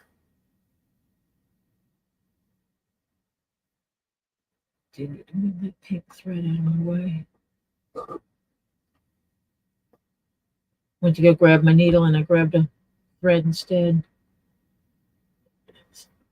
I'm pulling these threads towards me to make it where this one is less likely to pierce them.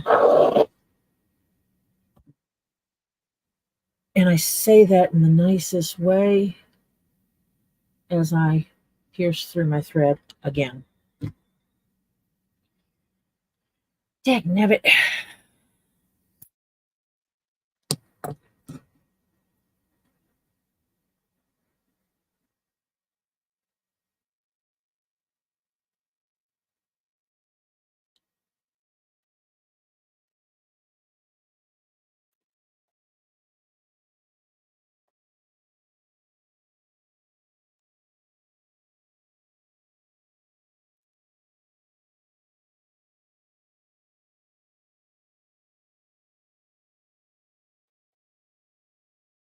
There we go. Close these up so I don't mistakenly cut my thread. So this one is a completed stitch.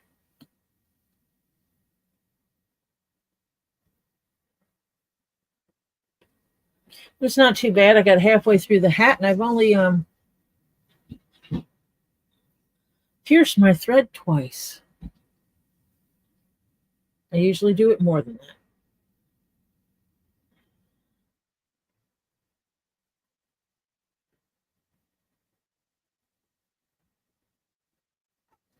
Should say I do it more than that unintentionally.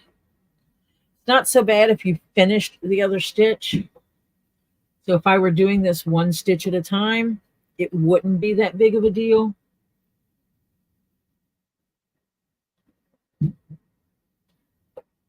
But because I'm trying to do these 2 stitches at a time, then it becomes a big deal.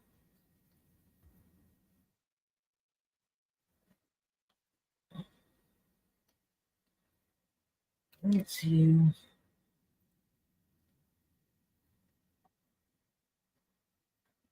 I got something hanging somewhere.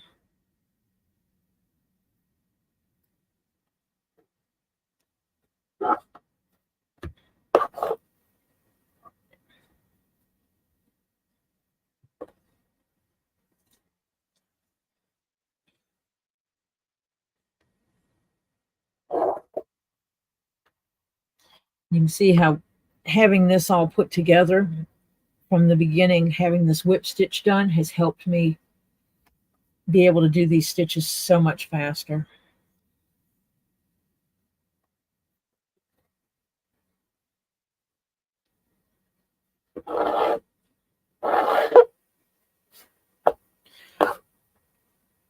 I'm just gonna have to tough it out because I've somehow knotted my thread. I've looped my thread around itself and created a knot in it. So I'll just have to keep pulling that through and hope when it gets to the point that I'm using that piece that it is on the back side, not the front side.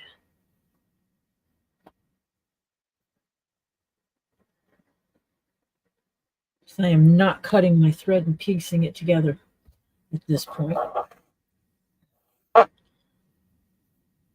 Too much thread here to go.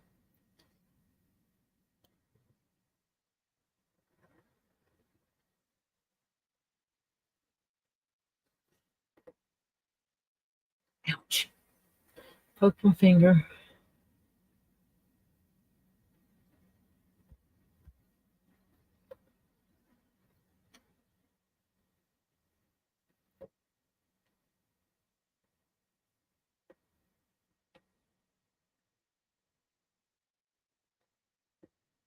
Okay, let's see if I can pull this snug enough to get these through without piercing again.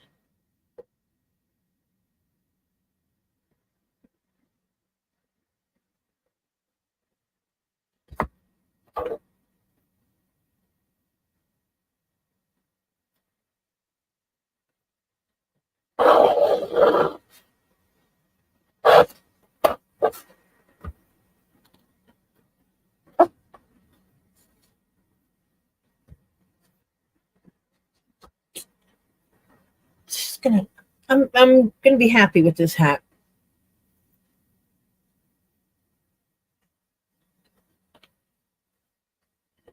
Marsha, my grandchildren would tell you the opposite of that. They think I have no patience.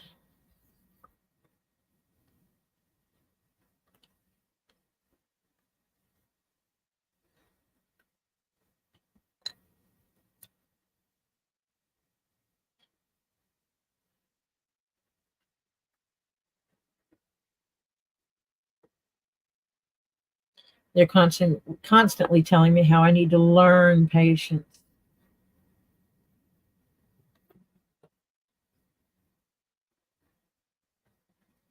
And I keep reminding them I don't need to learn anything. Because at my age, in my lifetime, I have forgotten more than they ever knew.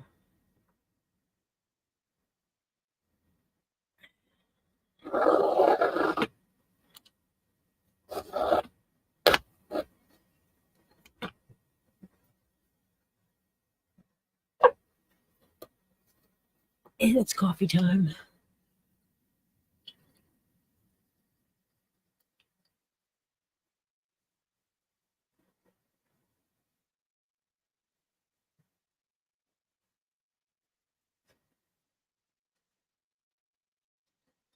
Yeah, but see, Sue, some people, has done needlepoint. I know how to do needlepoint. I don't like doing needlepoint because that to me takes patience. You have to sit for a week to do a little piece. I can't do that.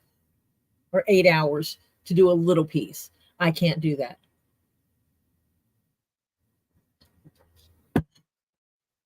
There's some bags I can make. I can make the whole bag in 8 hours. And the reality is, if I was making this hat not on stream, because the only work I have done on this off stream is I sewed half of this top on and I cut this back piece here and stitch this. And other than aligning pieces and stuff like that, all the sewing I've done on it has been done on stream because people requested that I do it on stream. They wanted to, you know, let us build the hat with you, so to speak. So I didn't do any of the other stuff off stream. So if we took all these streams that I've worked on this hat and added them together, we could figure out the approximate time that it takes me to do one of these hats. Off stream, I could probably do it a little bit faster because I wouldn't be working out here. My project would be here, closer to me, because that's just how I work. So there's a trade-off with doing the stream, is that I do have it away from me more, which takes me a little bit more time. And, I stop to read chats or I stop to explain something. And that's okay. I'm not complaining about that. I'm just explaining that. But if we add up these videos that I've done on this hat, we could get an approximate time. I can usually wipe out one of these in a weekend, easy. And if I was not considerate of other people's times, I probably could have done that by just getting on stream early and just staying on stream and don't worry about if anyone else is planning on streaming. But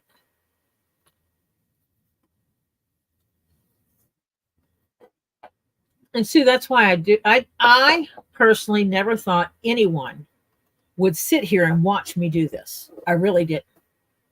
And then someone's like, yeah, we'll watch you do leather work. So I'm like, well, okay then. And it seems that people enjoy watching me do leather work. So here I am. And I don't mind.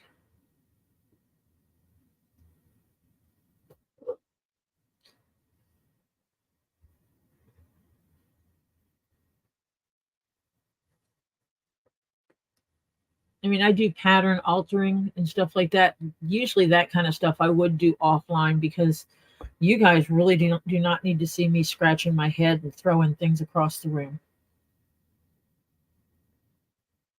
There are times when I'm trying to make something do what I want it to do, which sometimes is not how it was intended to be. Did I do it again? I did. What the heck is wrong with me today? Which one? This one goes through. Which?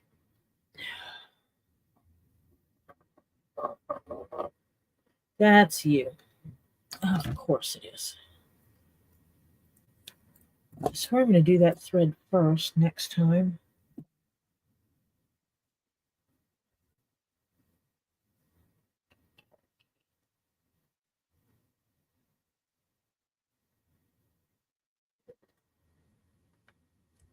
Now stop it.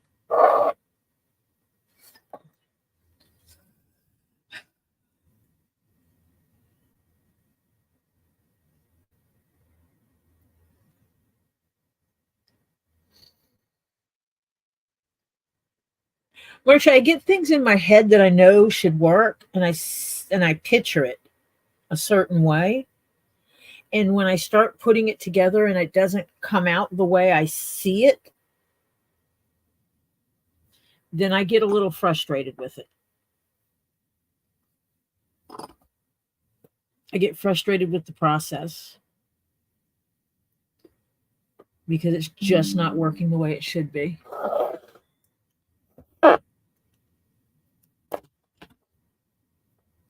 Okay, I'm going to try this by doing the bottom one first instead of the top one. Let's see if that changes. Because this is the part that I always wind up through the other one.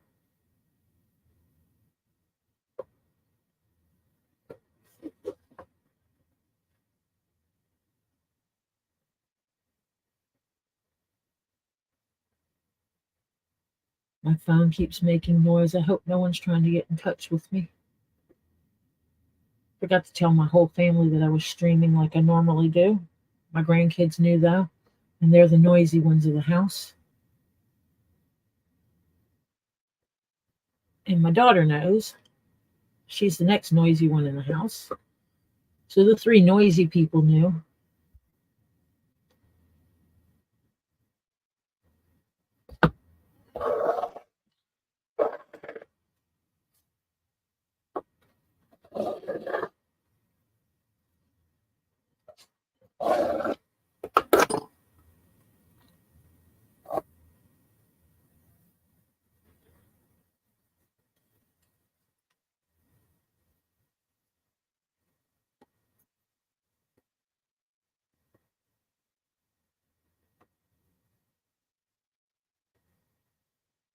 Yep.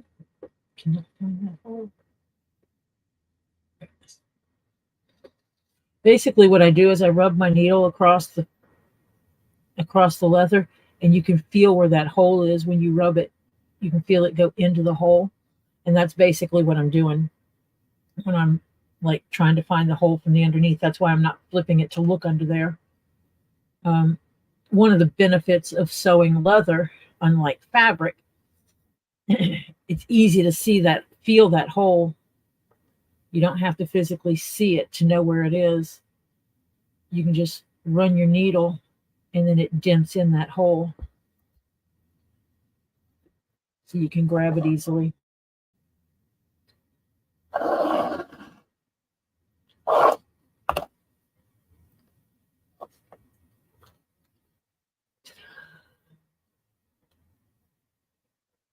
And I will clean up all the edges and everything as I finish it off.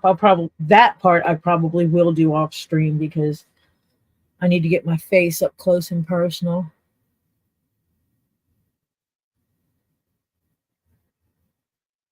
Patience is a virtue, huh?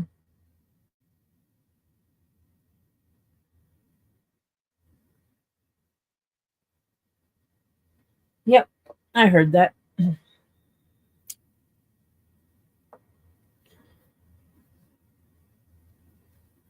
I think it was my grandmother that said that once, and I told her I was not a virtuous person.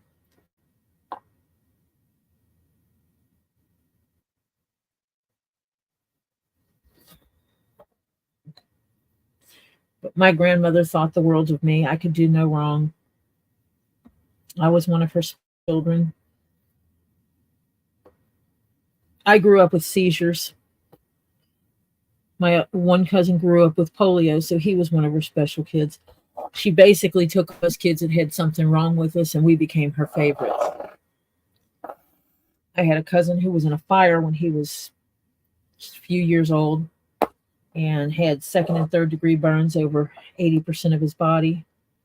Um, so he was, well, from the waist down, he was scarred really bad from the waist down. And so he became one of grandma's favorites. And so each one of the families, there was one of us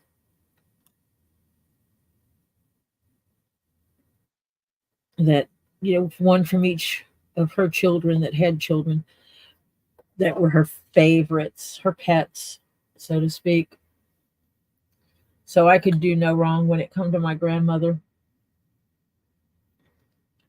but I was also the only granddaughter who would come to her house and do her sewing for her. My grandmother didn't waste money on such things as curtains. She would buy yards of fabric on discount sales and make her own curtains. She didn't buy her own dresses. She made her own house dresses, muumuus. And when it got where she couldn't thread the needle anymore, she needed someone to come help her. And that someone became me.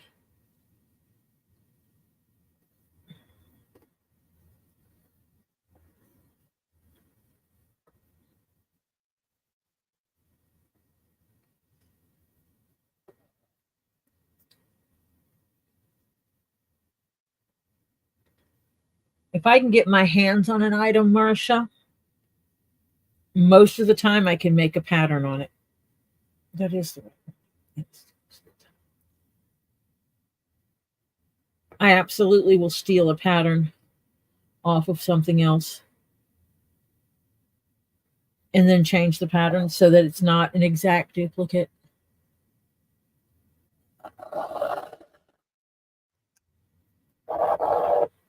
Oh yeah, my when I was sewing my clothes, I had a stash of dollar a yard fabric, and some of that was bought on sale, so it didn't cost me $1 a yard.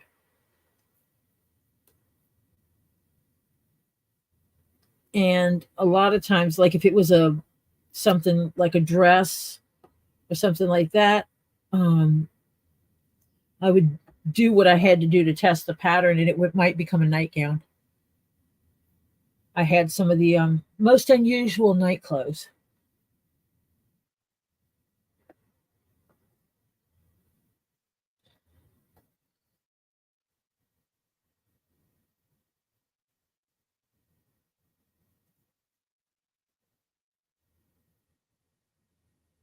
That is so not what I was. Yeah, that's it's so not what I was trying to do. Yeah, you don't do that. I don't know if you can see that. Is I basically put this thread under instead. I put the thread over this side. I have no clue what I was thinking, but it was not how to stitch this correctly.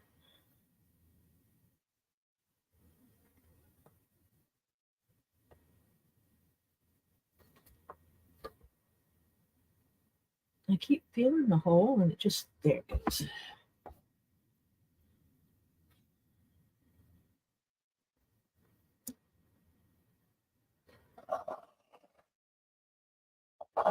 Yeah, dress bottoms become a skirt if you don't have not going to make the top yet.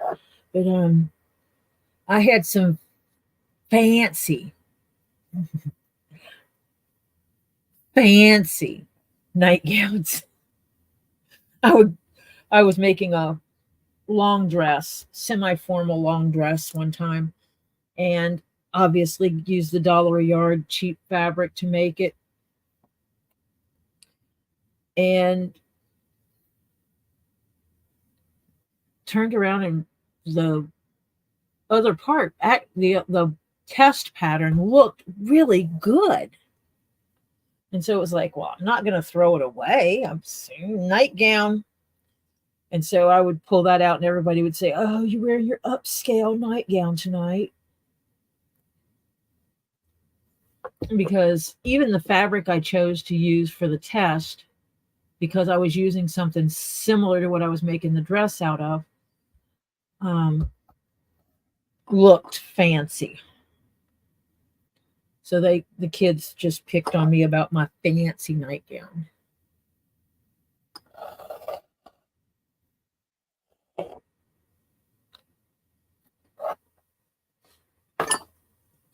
Yeah, I used to do patterns for myself all the time, and I've gotten to the point where I don't like doing patterns.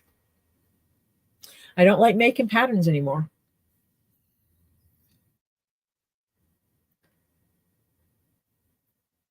I'm over halfway, and I'm taking a minute to stretch my fingers because I'm feeling the tension in here on both hands. And so I'm going to take a minute and stretch my hands. and just read, chat, and socialize for a minute while I let my hands take a break. My hands aren't as young as they used to be, and I've been having a lot of problems with this joint. I've actually gone to the doctor once. They gave me a hand brace that puts my hand in this awkward position. It holds my fingers up and holds my thumb out, and I can't type. I type for a living. I am a programmer. I write code, and I can't type with the brace on. And I told them that. And he goes, "Oh, it won't be so bad. You'll see." And it was horrible. I couldn't type with it, so I can't wear the brace. There's still something wrong in there. And they need to figure it out because I really don't think a brace is what is needed to fix it. I think there's more to it than what they're saying there is. I'm going to put a little pain relief cream on it. My husband went to the doctor about some pains he was having, and they've attributed his to like arthritis. He's a little bit older than me and stuff, so they've attributed his to, you're getting old, you got arthritis and stuff, and they wrote him a prescription for a cream. And I had picked some up at BJ's, which is BJ's and Costco, big box stores. BJ's, Costco's, and Sam's, they're all about the same. You buy stuff in bulk.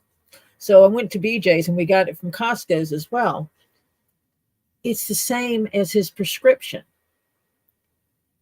The same percentage of active ingredients as his prescription. So, and it's cheaper to buy it from those stores than what it is to get the prescription filled. Sue, they're telling me it is not carpal tunnel.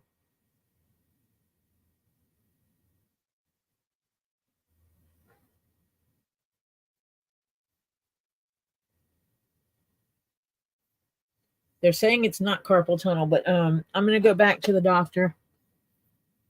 I have to have a new doctor because the doctor I went to last time has left the practice. And I do go to Emory, which is the sports clinic that does all the pro teams.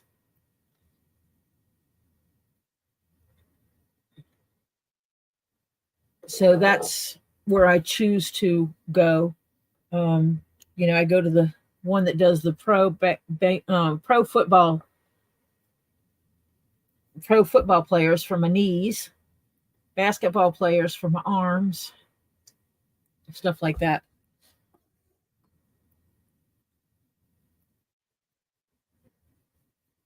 We have Costco, Sam's, and BJ's within a reasonable distance.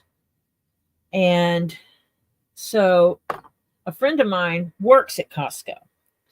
And part of the work perks is he gets his Costco membership, plus he gets another one for a family member. So he has deemed me as his sister from another mister. So he got us a Costco card, and it's actually in Jeff's name because Jeff goes shopping more than I do. So we have Costco's free of charge. Through my work, I could get a Sam's card for half price. So I was like, sure. And then they were putting in a BJ's in our area. And so those of us that got our cards first got them at a different price than everybody else. And so, it's like, we'll see which ones I'm going to keep and which ones I'm going to drop. I'm probably going to drop Sam's because I can't tell you the last time we went shopping at Sam's. And if we're not using it, we might as well drop it.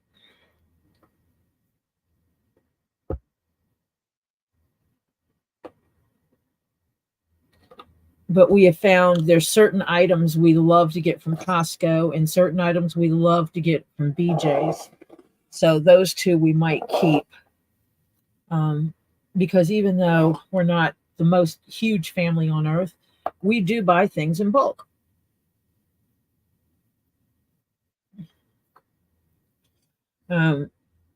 And part of that is my grandson, Topher, that has autism. He has insecurities when it comes to certain things. He's afraid of running out. Running out of food. some kind of supply. His autism is he's afraid of running out. Sweet, that knot just got locked inside the hat. Perfect. So that knot is not going to give me an issue. It's actually right at the hole. Let me pull this thread just a little bit.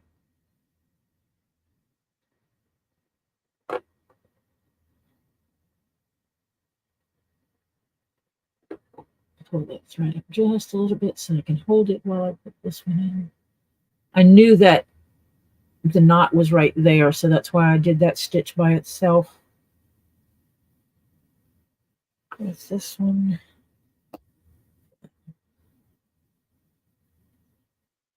And I was hoping it would work out just the way it did.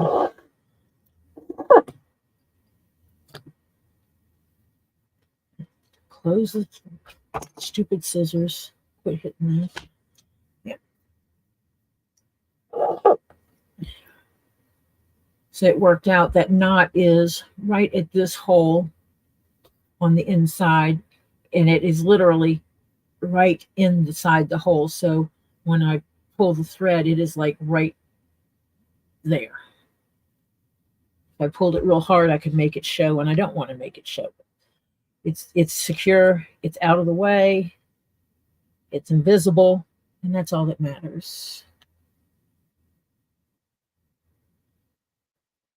And there's the husband. Hi, Jeff.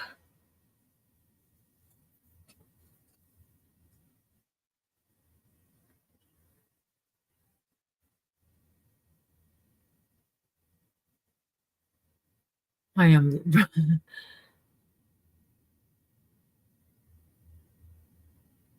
Oh, that's horrible, Sue. 50 miles to have to get. We actually have all three within a very, very reasonable area. They just put in a Costco. Costco was the one that was farthest away from us, but it was still a reasonable drive. And they now have put one in, I think it's one exit over from us off the interstate. One or two exits over, but it's right there, not hard to get to. They recently had put in a BJ's that isn't that far from the house. Sam's is right down the road. So it's like we've got all of them right there. Yeah, Jeff, I'm going to have to write a list. Probably won't get it done before you go, though, because I want to make a tiramisu. Because Marcia was eating tiramisu and bragging about the good tiramisu. And you know I love a good tiramisu. So I want to try to make some. Oh, Sue, that's horrible.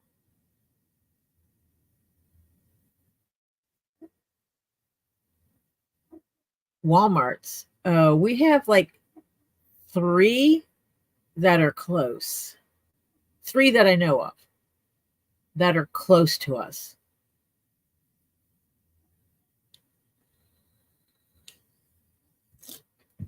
Marcia, tiramisu, coconut cream pie made the way my mother made it, which is the same way I make a coconut cream pie, and a good cheesecake are my 3 favorite desserts.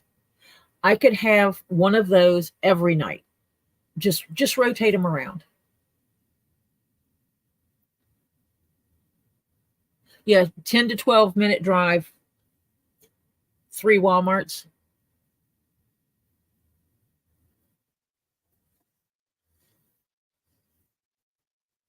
So I'm guessing, Jeff, you can see the fancy hat I'm making.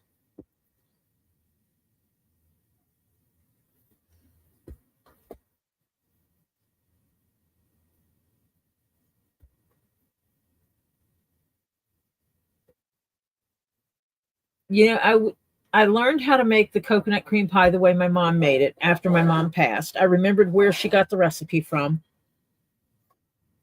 Oh, you turned off the monitor. Oh, yeah, okay.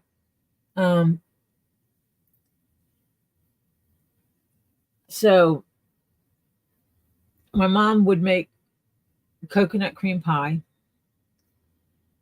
for Christmas every year. She made me a coconut cream pie. Everybody else got to eat it too, but she always made it because I requested it. And then when my mom passed, he was like, well, there's no more coconut cream pie. And then I remembered Mom used an old Betty Crocker cookbook. So I went on the internet and went for a search for an old Betty Crocker cookbook, older one, closer to the year that Mom would have gotten hers. And that gave me the recipe for the coconut cream pie. And the only thing I've changed on it is Mom would make a true meringue from egg whites. And I never would eat it. I would always take the meringue off of my cake, off of my pie, because I wasn't much of a meringue person. So I changed what topping I put on it. And that's the only thing I've changed.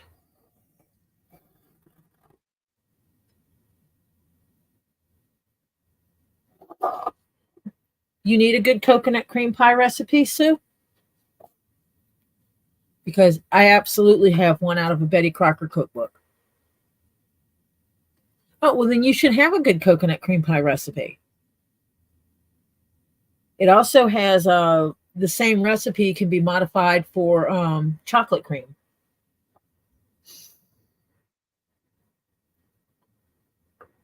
And banana cream. Neither of which have I made yet, even though my husband would love for me to make him a chocolate cream pie, because that is his favorite thing. Is yes, it's chocolate. Okay. The page is okay. Then I will have to, I'm going to be sending you something anyway, Sue. I will scan my coconut cream pie recipe page and send it to you. I mean, I could send it to you electronically, or I can send it to you in paper form. If you want it in paper form so that you can add it to your cookbook, put it back where it belongs, I can do that. I'm guessing someone pulled the page out of opened the book and took the page out to make it, and then didn't put it back in.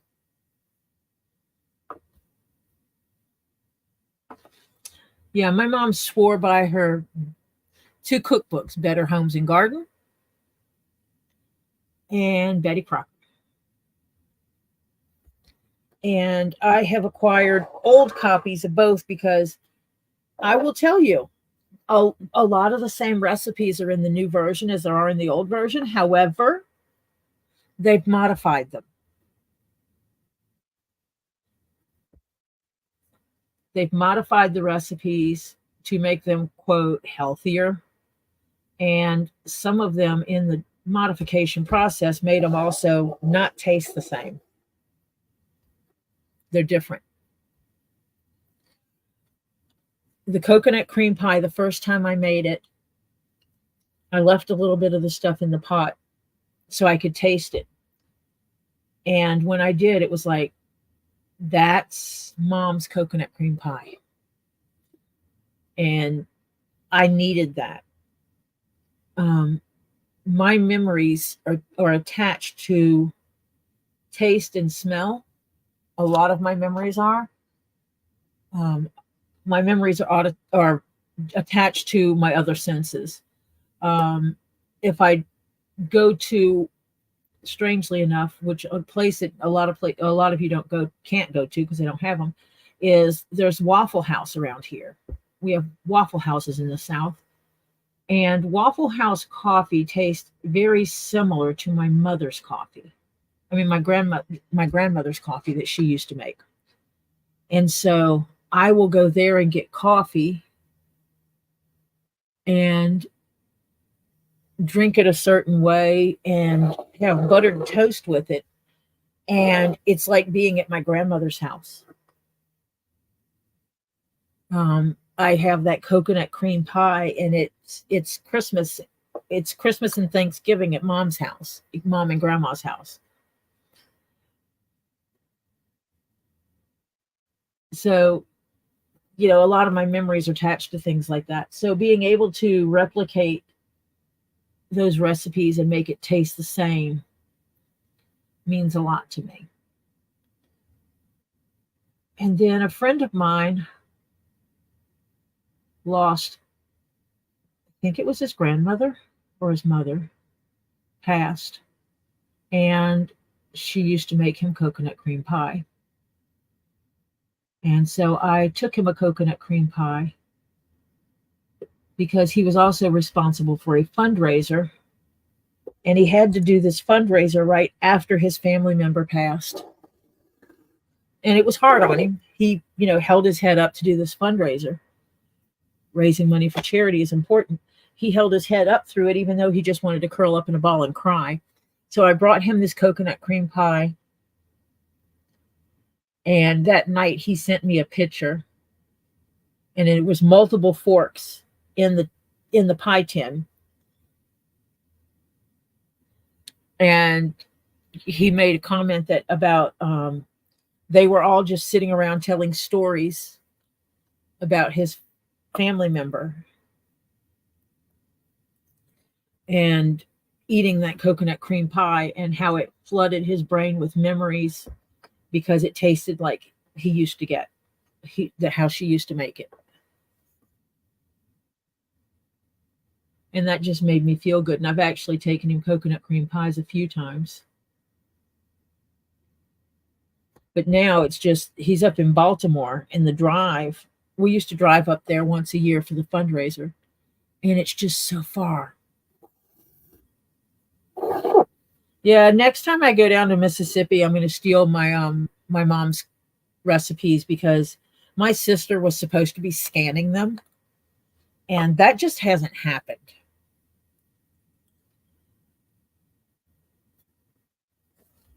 Because I wanted a copy of them.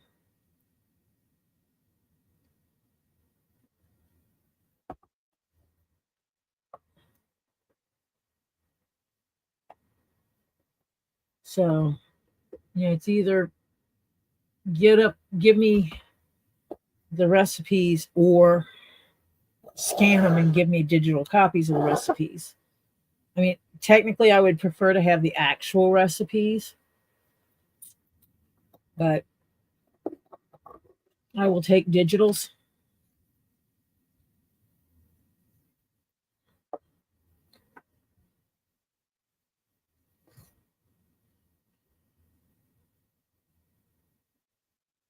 I'm waiting for my husband to tell me that he needs money in the shopping account.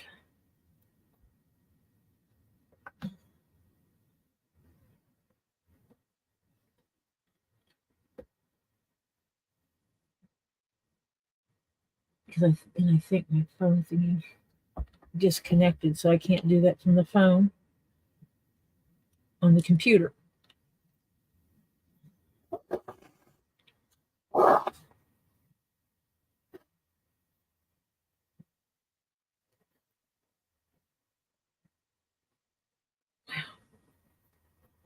Only that much more to go. I'm going to take a minute and I'm going to do this so I can send my husband, put money in the account we use for shopping groceries.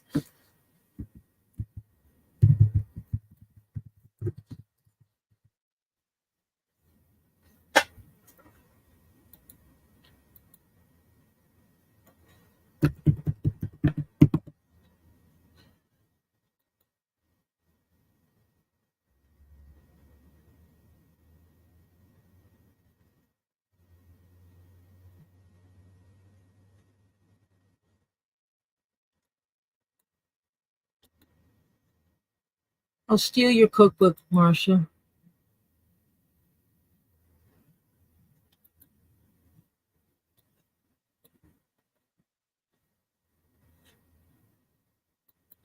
I love cookbooks. I have a lot of cookbooks that I have acquired. I've actually acquired some for Oliver as well. because Oliver is the one that likes to cook.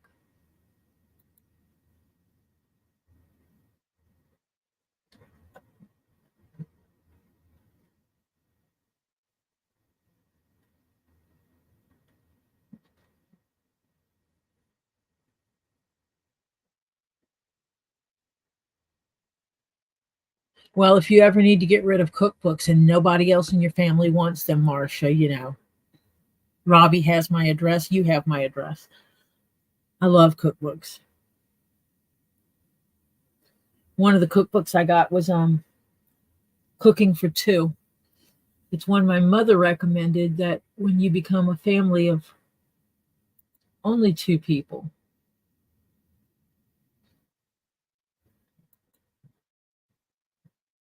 being able to cook and not have tons of food left over. Because my mom went from cooking, let me see, it was Joe, Aunt Betty, Mama, brother. So mom grew up in with two adults and five kids. Grandma always fixed extra food. So my mom was used to fixing food for about 12 to 15 people. Then mom and dad got married.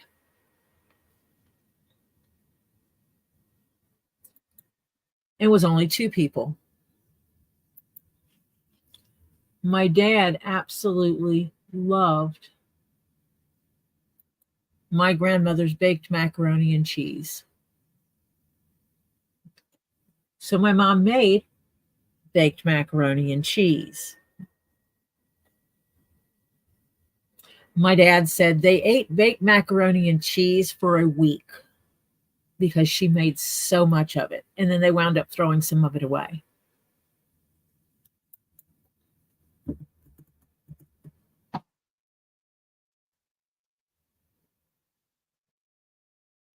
So, yeah.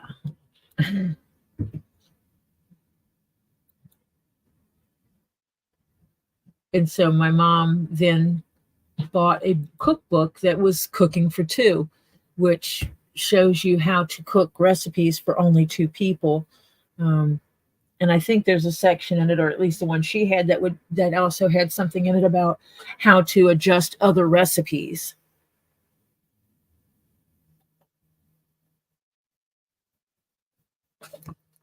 Let me see who's ringing my phone. Nobody. Well, somebody's ringing my phone, but it's nobody of importance. It is a spam call.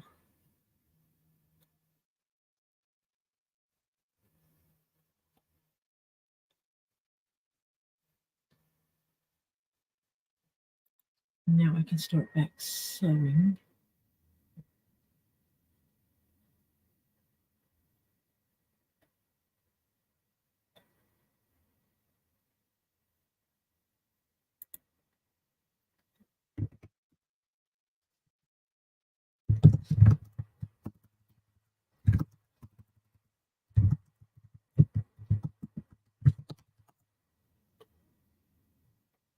So my husband knows there's money in the shopping account.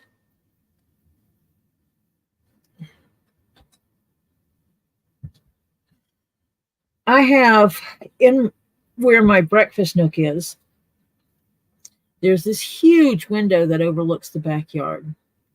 And I'm actually thinking of going inside the frame and putting shelves at the top of it, a couple of shelves, and then setting it up with also a area for the cats. Well, setting it up, and the cats will sit on the windowsill because the windowsill is like wide enough.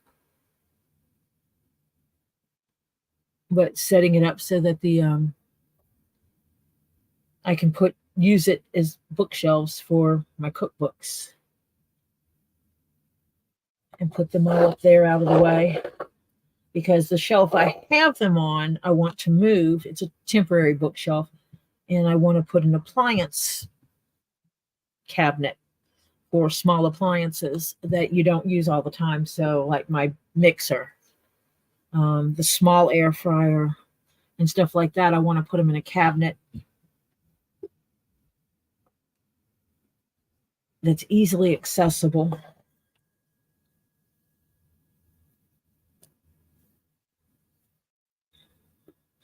And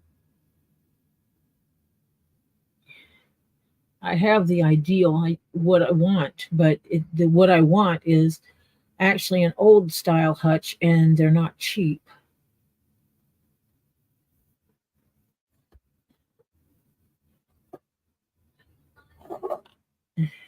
So I'm not, I think it's called a Hoosier cabinet.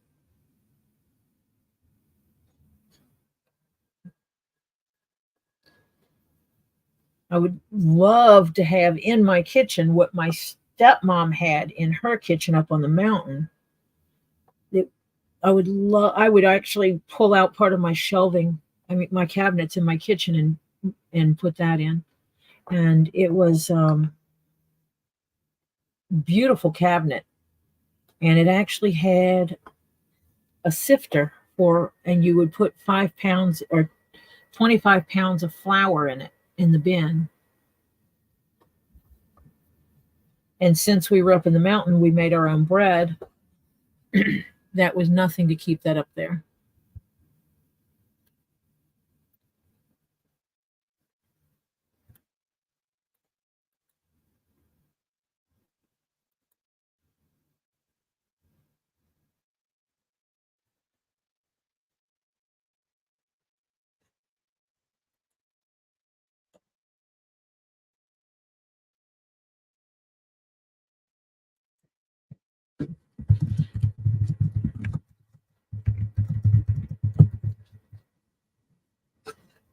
Let me see. Let me catch up.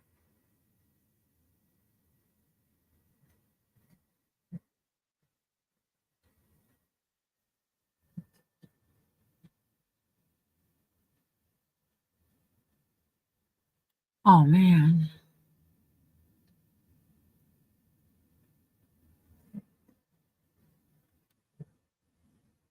Yeah, I'm gonna have to look at that to what I have in my recipe book and see if it's the same or if it's different. And if it's different, I'm gonna have to test it out because, yeah, I love me a good coconut cream.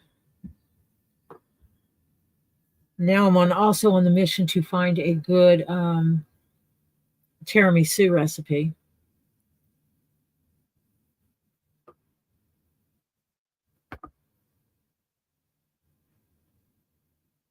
I must be pulling that thread against my finger a lot. I'm feeling it.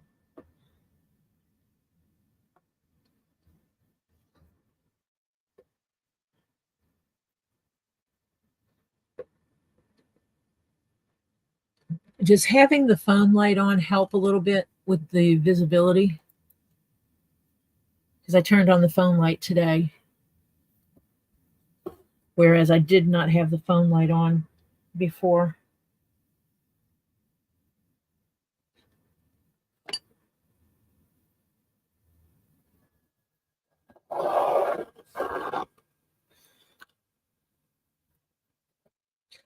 That's where I'm getting my finger. I knew my finger was feeling tender here, and I was trying to figure out what I was doing. That's the one I'm pulling the thread against.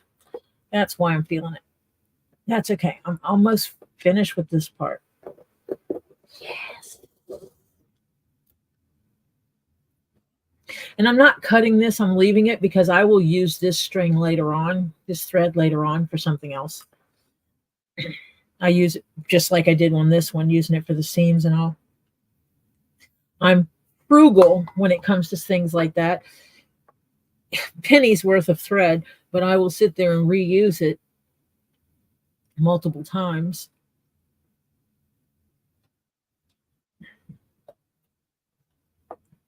instead of just cutting a new strip piece.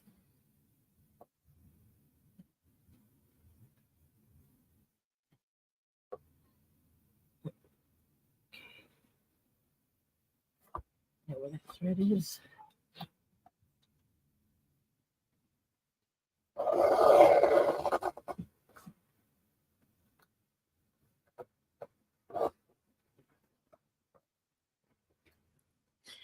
Yeah, anyone has any old cookbooks that they just absolutely have no use for and want to get rid of, yeah, send them on over.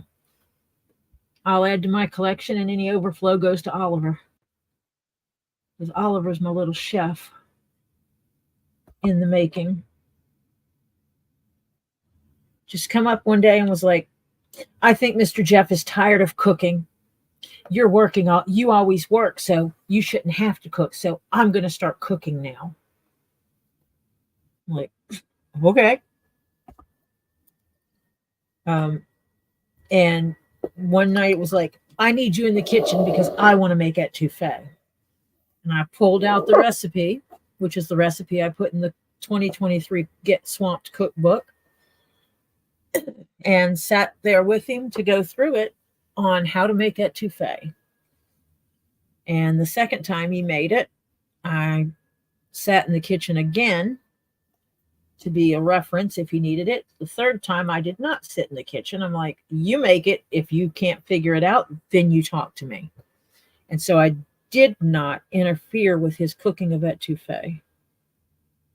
And he did a fine job.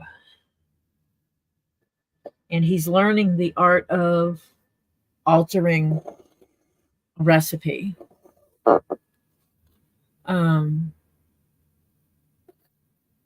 No, Oliver is 18 months. Topher is 17, if that's who you're talking about. And Oliver is 16. Baking is the favorite. But once Oliver's dream is to eventually to open a cafe coffee shop where all the artwork on the wall is from local artists and is for sale. And he loves investigating recipes, and now is seeing how you can make decisions to alter a recipe a little bit and it still come out really good. One of Jeff's medicine makes him extremely sensitive to spices, spicy foods. So we know that it's hard for him to eat the really spicy foods. So Oliver made the etouffee and then says, I want you to taste this. And I tasted it and I'm like, it's good. And Oliver goes, I changed it. And I'm like, oh, how did you change it? And he goes, I put less cayenne pepper in it and a little bit less of the Tony stuff, which is the Tony Satchery seasoning.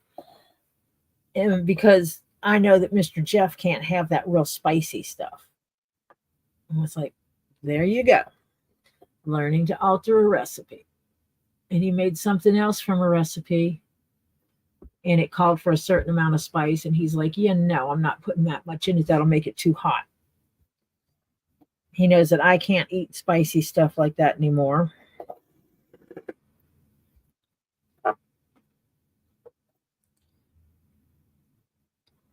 Got my thread looped up here. Go. What do you? Goes over here.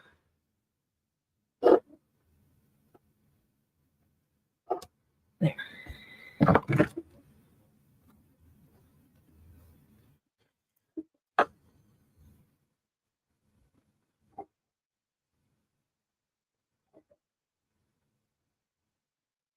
Yeah, so that's my two grandchildren are total difference. Topher is more on the lines of open a box and make something that's semi-instant, pull it out of the freezer and heat it up. You know, that's Topher's idea. Can I survive on this stuff? Yes, I can. I'm good to go. Oliver, on the other hand, is like, just say no to frozen food. Let me make my own.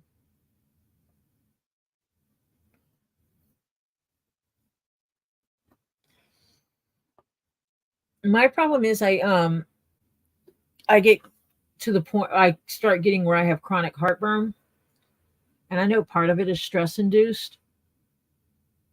but part of it also is acids and spices. So when I have stuff that is tomato based, the acid is already going to give me heartburn. No two ways about it. I am getting heartburn. I am eating tomato based products. So not having a lot of spice in there is better because otherwise I'm just irritating my system that much more.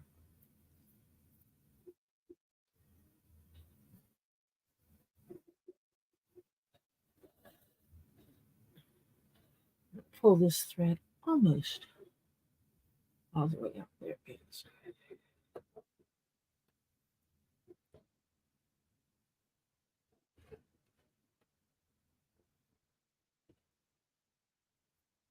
Quit being difficult. Be right there for a minute.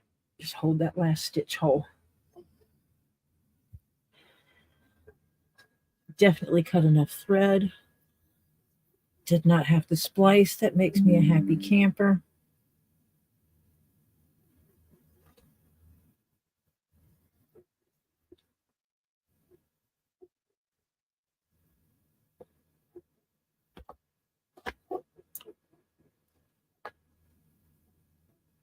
Yeah.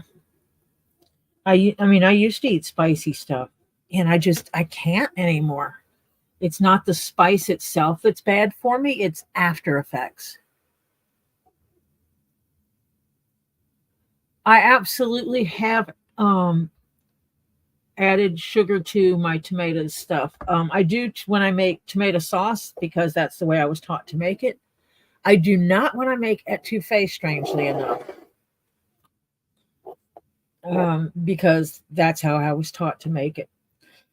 But one of the things my grandmother would do is if you're using tomato paste and tomato sauce to make it, she would put the tomato paste in first and she would cook it with the meat, whatever meat or vegetables or whatever. If you're making etouffee, it's the roux and the vegetables, which are also part of your seasoning, your holy trinity. But if it's a spaghetti sauce, then she would brown her meat and then put the tomato paste in. And she would cook the tomato paste first with whatever and cook it for a while. She said it cooked it where it didn't taste bitter. And then she would still add a teaspoon of sugar, a tablespoon of sugar, add a little sugar to it,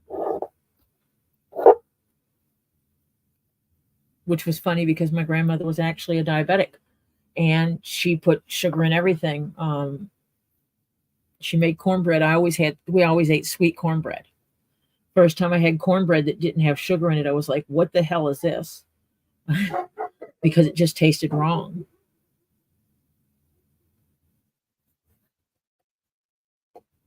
Because I grew up my whole life with sweet cornbread.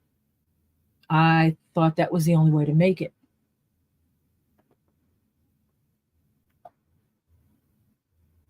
Hmm. Rudy, you gave me an idea. I think I'm going to shred up some carrots really small. Dual purpose here. Shred them up really small and throw them in my tomato based stuff to cut the acid, but also get my daughter to eat cooked carrots.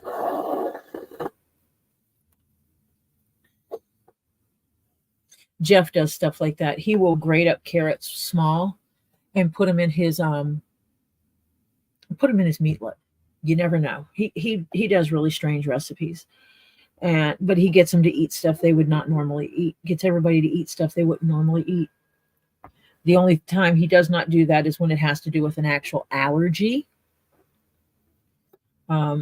So he would not put mushrooms in anything because after my daughter had her gallbladder taken out, she all of a sudden could not eat mushrooms anymore without becoming very ill. She loves mushrooms, but she just can't eat them. It's going to upset her stomach horribly in a very, very negative manner.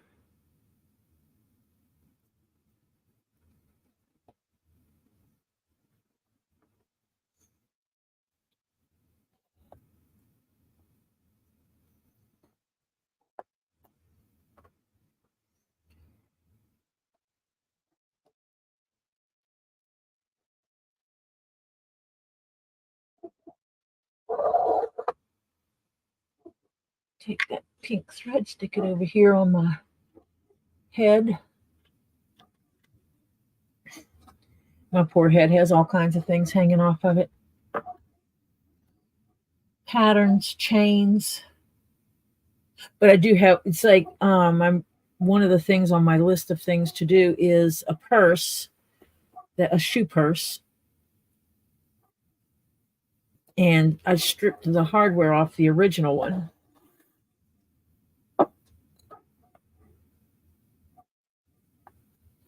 And I have all the hardware sitting over here because the girl was like, yeah, here, the chains are still good, use them.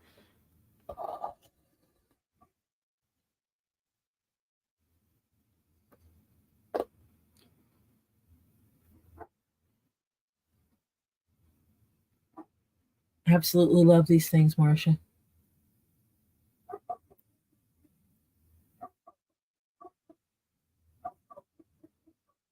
Things that seem so minor are so amazing. I'm going to get a few more sets of those and I'll be golden.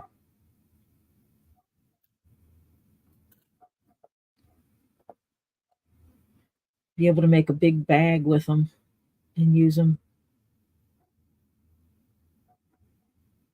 Now I've got to go through the label, which I did.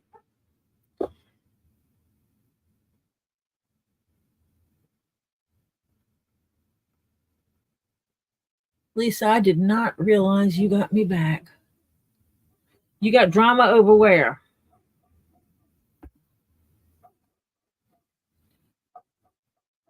Oh, Lord. What did he do this time? Do I need to send you a link so you can pop on and talk about it?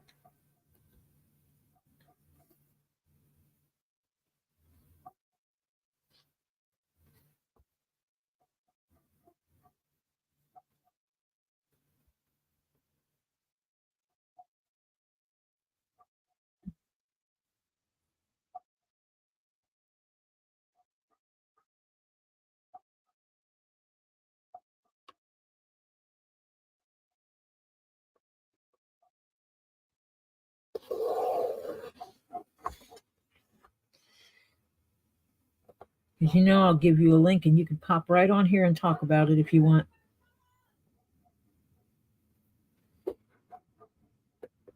It was funny. My Tahoe is going in the shop on Tuesday.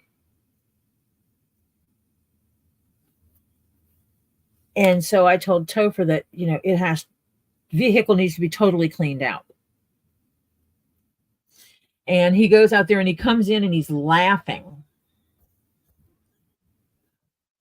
He says, I almost forgot about your My Little Pony gift from Miss Lisa's neighbor.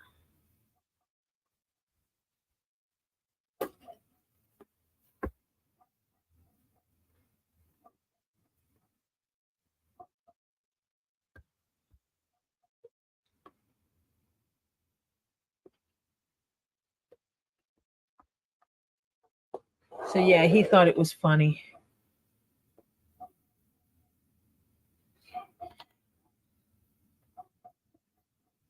He's under no contact with what's her name, and he's under do not trespass for Lisa.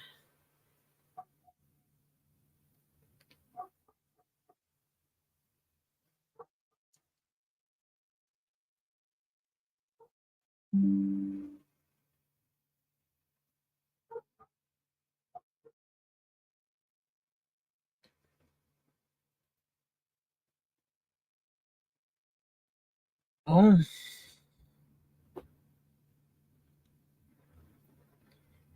Well, I will keep my opinions to myself on this one about if he did anything to her. Because, yeah.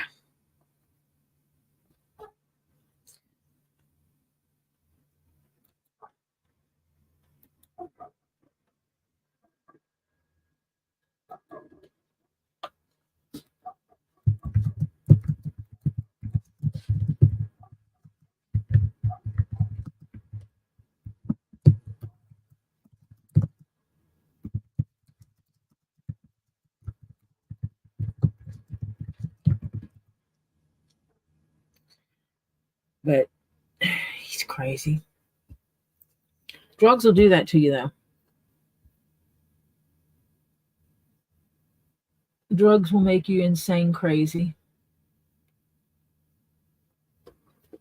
Oh, the fact that I lined that up perfect with that hole is amazing. How the heck I lined that up perfect with that hole is, I have no clue. Last stitch.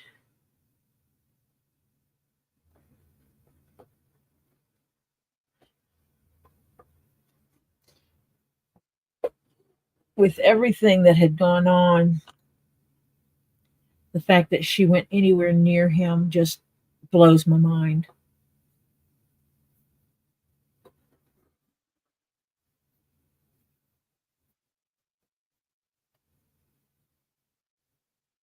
Oh, looky there. I looped it again and made a knot.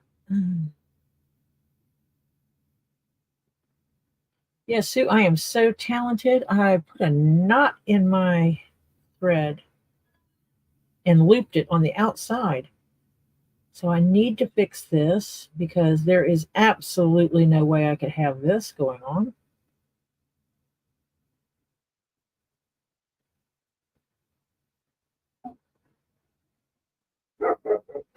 Ha! Yay!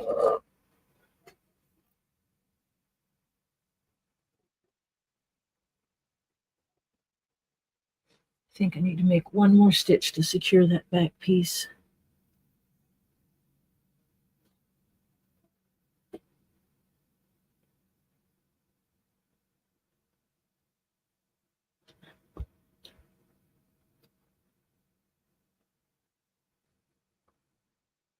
Oh, of course, it's not going to make it easy for me to stick it through that same hole again.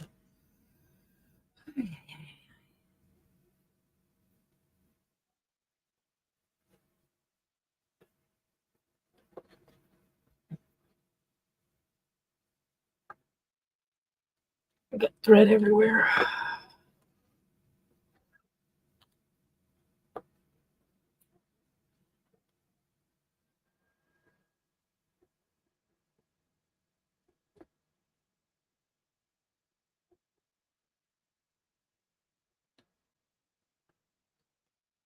I know, Lisa. I I feel horrible about the way you got mixed up in all of this and trying to help her and trying to keep her safe. You know, having the cameras there to watch her all the way to get home so that she could be safe. And then for her to go back, well, I'm guessing went back around him for a peen. That's just like crazy.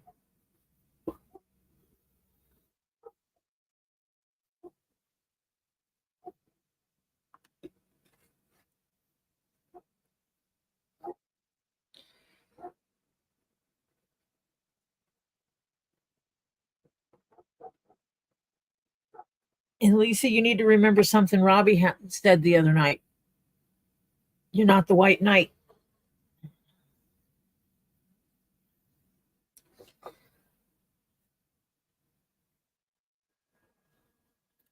You can't save them all.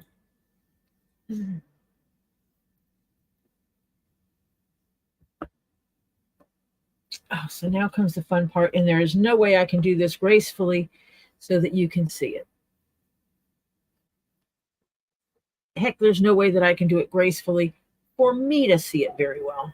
I am going to shorten these threads and not work from huge long threads. Stick my needles over here in the head.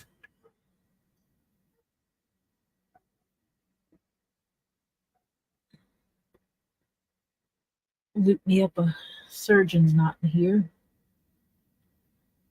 Pull that snug.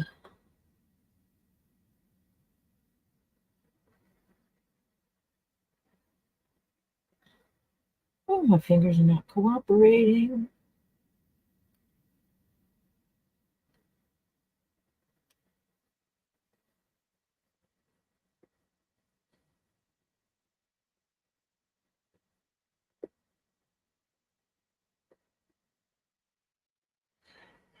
After you see the way she behaves, Lisa, then it helps you understand why her mother treats her like she's 15.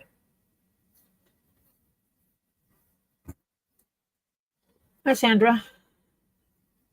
I didn't see you sneak in on me.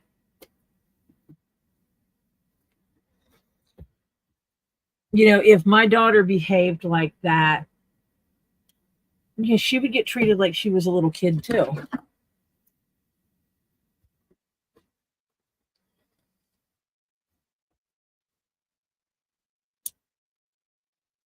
I'm burning these threads. I don't know what you can see or not see.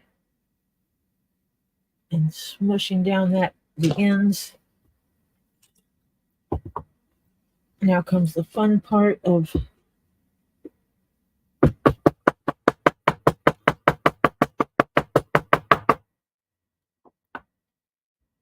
and then I might be able to do that with this.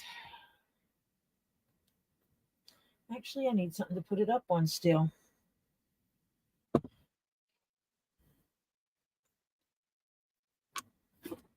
See if I can run it off the edge here.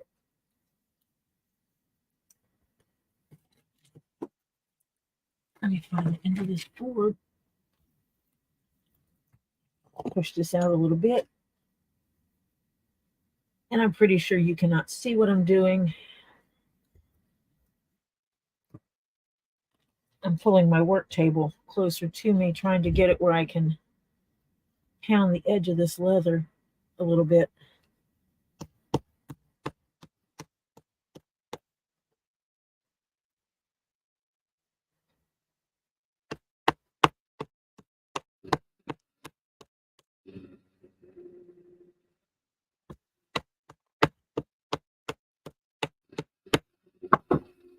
And I must have moved something with my computer because my fan's making a funny noise.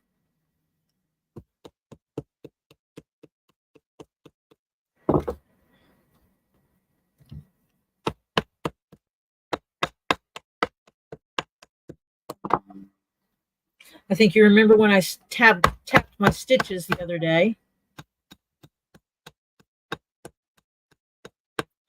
That's basically what I'm doing.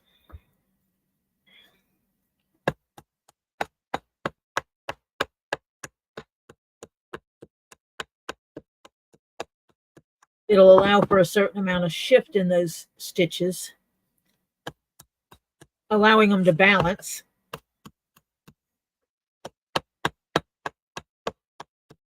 The tension a little bit better.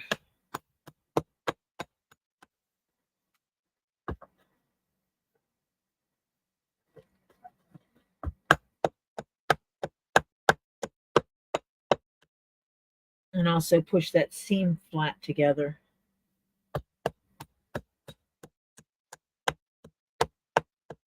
I might finish this in a minute. So you can see how it is here on this side. Then over here where it's flat now. This edge is flat together, whereas you can see over here it is not flat together. It's raised up. Over here it's not raised up. That's where I've hammered it.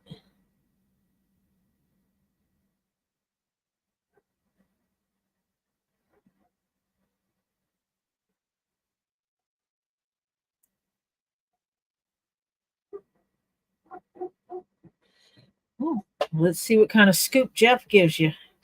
He gives you a good scoop. You can come. If you want, you can come on here and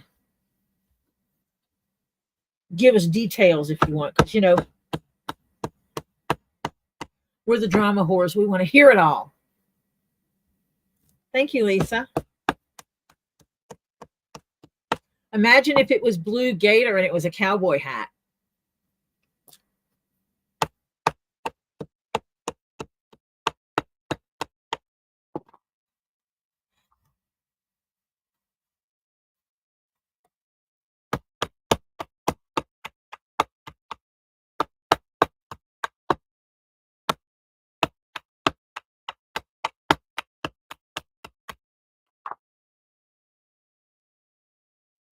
I have to add the bands to it.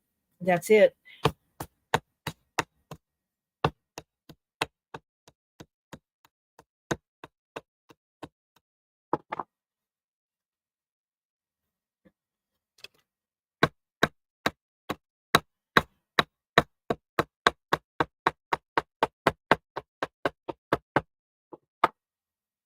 My little fancy hammers doing such a good job.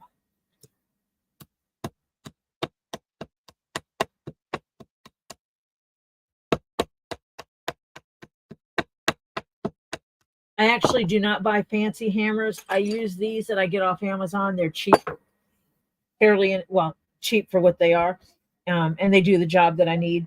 But I use the metal hammer for very specific things.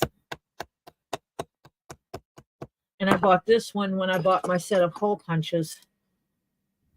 So they're by the same guy.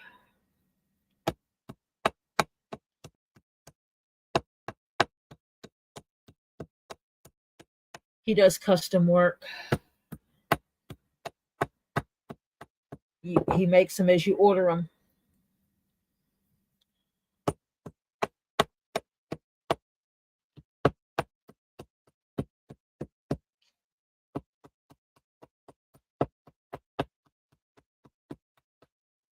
Oh, my arm's getting tired.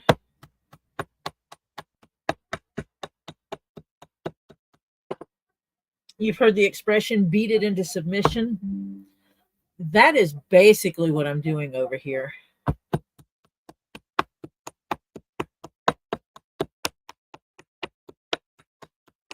It's just hard to show it with the arc of this hat.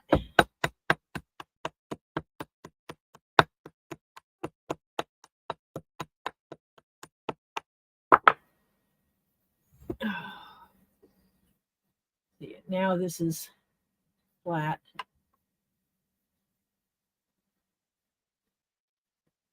Oh, there's my little headpiece.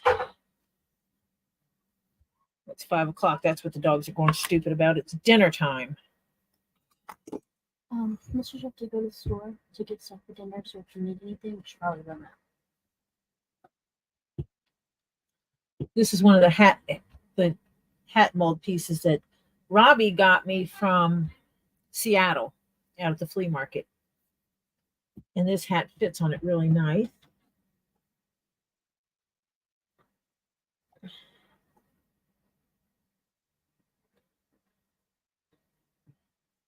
Now I gotta do the rest of the shaping of it.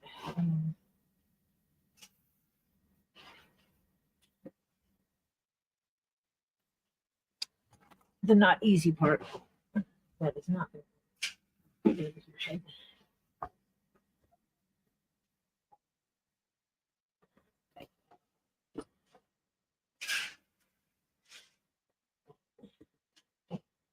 These edges get folded down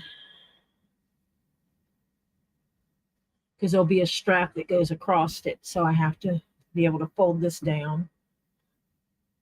So I'm making the leather work with me.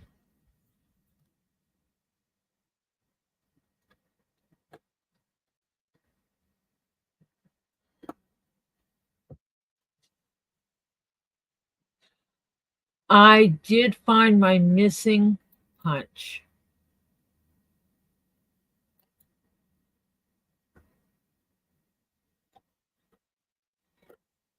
It had fallen straight down, so it wound up under the edge of my trash bag. I keep a trash bag attached to my table, my work table. It's a large trash bag, and so when it fills up, I take it out. But when I lost my needle yesterday, I really went hunting for my needle because the last thing I need to do is shove a needle through my toe. That is going to fold when I get ready.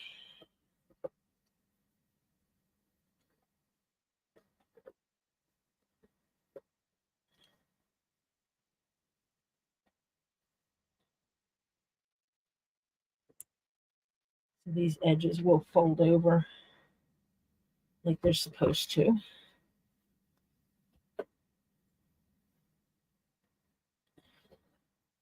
Like they would on those old military hats. And this part will stay up like it's supposed to. Sure, we'll need to decide where I'm putting it. Right there. Let's go here. That needle will not fit in that hole.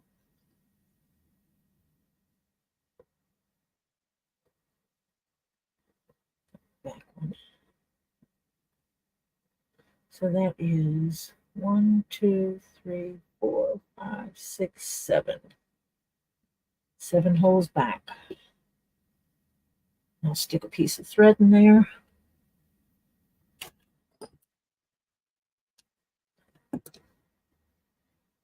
And the hole is literally marking just above it is where I'm going to be putting a hole through the leather to attach the strap. So I didn't count this last hole for this brim piece, so I started here. So I didn't count this hole for the brim. I started right here and went 1, 2, 3, 4, 5, 6, 7 holes. So when I come over here, I know not to hit the brim, the last brim hole, and go 1, 2, 3, 4, 5, 6, 7. That's the hole.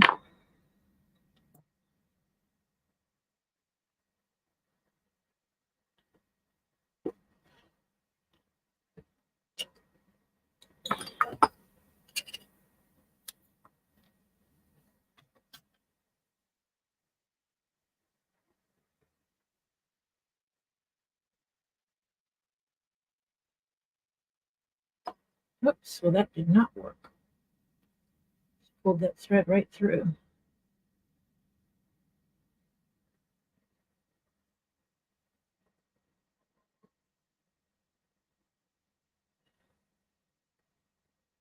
The small things is what's hard for my hands. So I have it on both sides at the same location. So when I put I'll put a hole in each side for the strap, and when I put the strap on and it curves this, it'll be balanced. But I also have to measure across to see how long I need to make it. I'm going to catch up on chat real quick.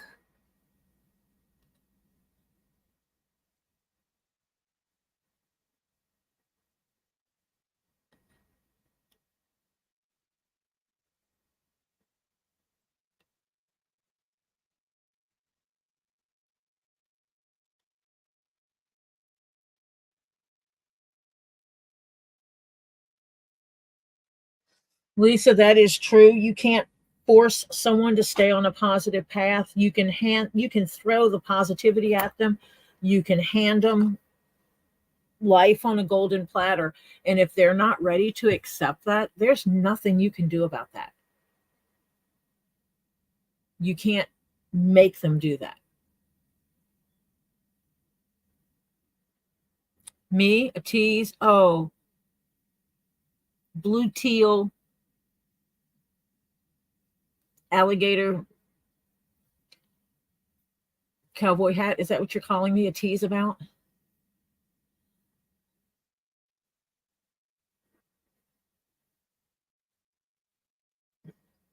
Britta, the problem is as long as her parents are alive, her mom is alive, she's never going to hit rock bottom because her mother's always going to be there to hold her.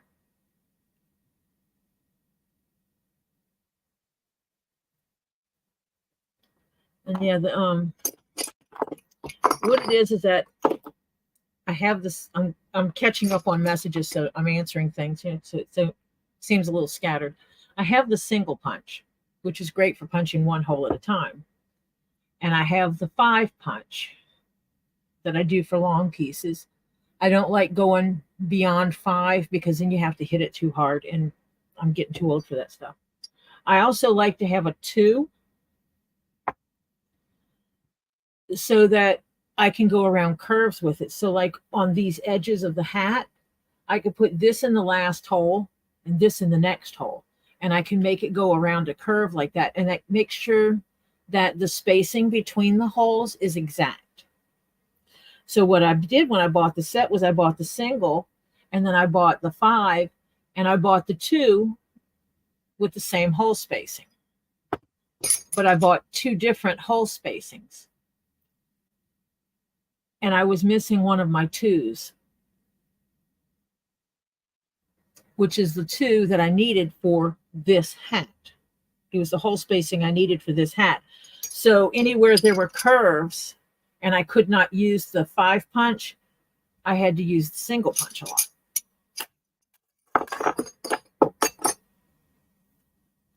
It's just a speed thing. I have to use my eyes more and hope that my hand doesn't shift any when I'm using the single punch to keep that hole spacing precision. Where if I use a 2 hole, it's really easy to just put it in the last hole and rotate it to the dot. And I don't have to worry about it. I know it is exactly the same spacing on that hole.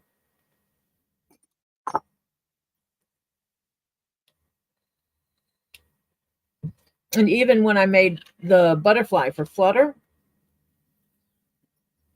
let me see which hole punch it. I use this one.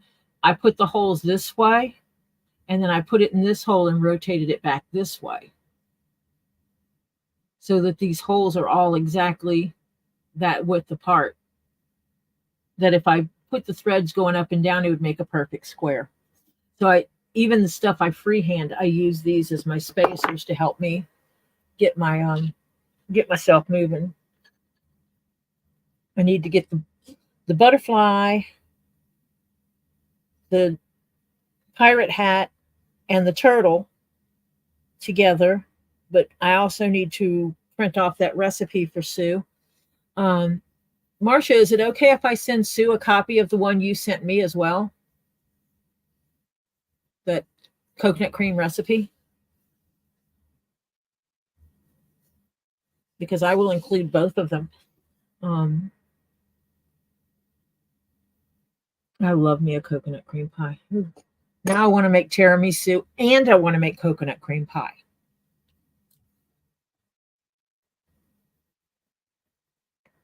Coconut cream pie just uses a lot of milk and egg.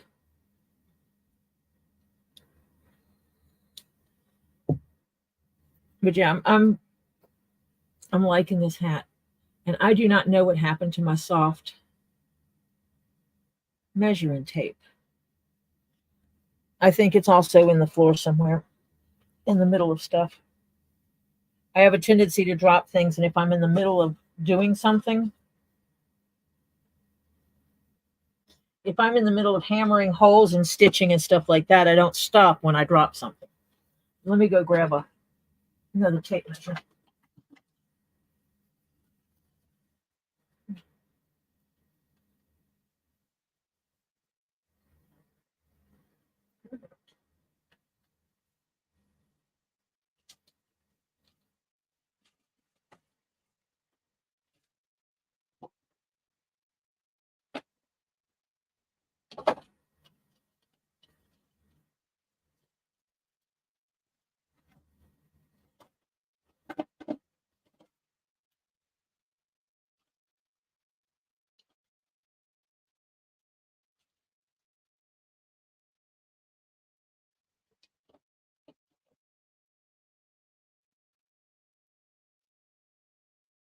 Okay, I think everybody took my hole punches. I mean, my cloth tape measures upstairs. Can't find any of them. Let me see. Yep, I stole it. But I do have decisions to make. Oh, that's silver. Okay.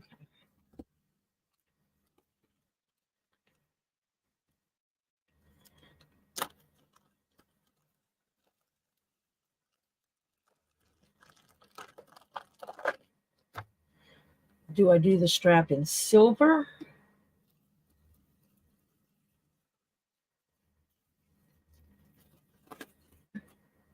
Or do I leave it in black? I think black. I think silver makes it too over the top. So I'll cut it and put this around here.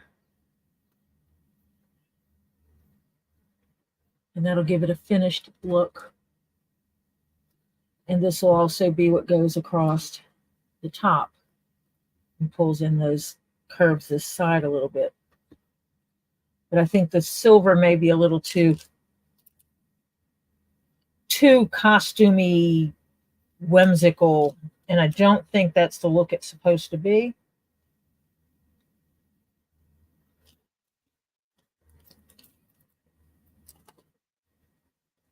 I think the silver is too much.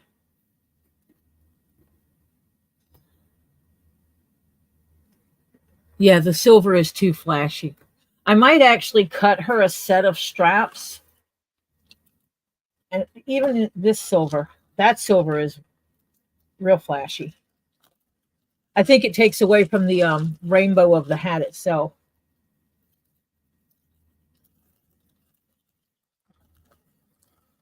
But I also have this silver, which isn't as flashy. But what I could do is cut her a set of straps, and if I use Chicago screws, I can give her a set of, I can put these on the hat, but give her a set of the silver, where she can change it if she wants to.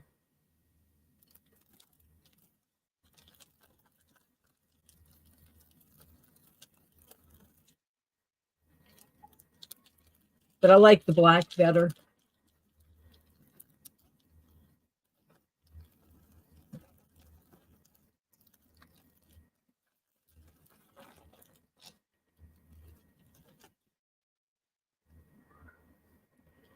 So put up this other stuff.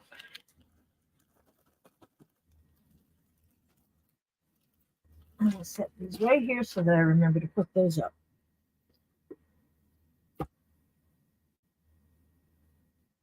I do need to, I am going to add some extra to that so I can go back. 1, 2, 3.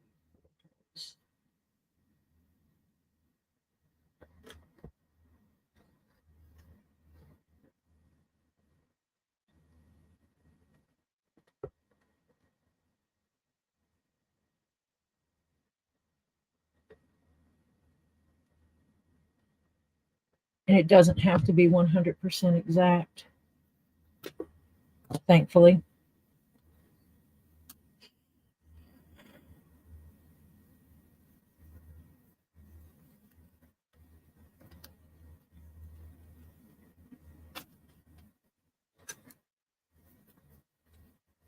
There's my bag for it, but I don't need the bag right this second. What I do need is to find where my hole punches are that I want. I mean, my cutters.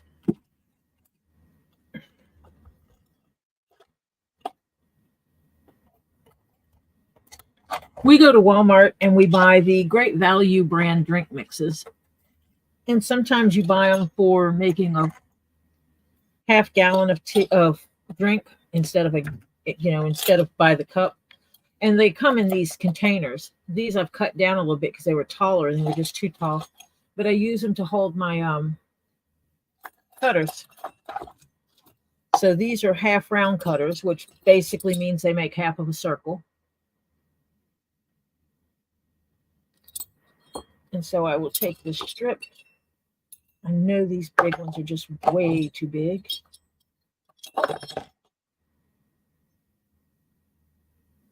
That one's too big.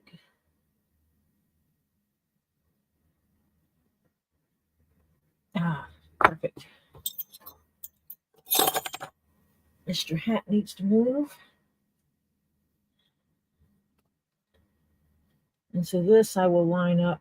How much over did I make that? Oh, I made that way over, so I'll be able to cut this back a little bit. And so I lined it up. I'm pushing the edges over the edge of this first. That way I'm making sure that I'm cutting it pretty even.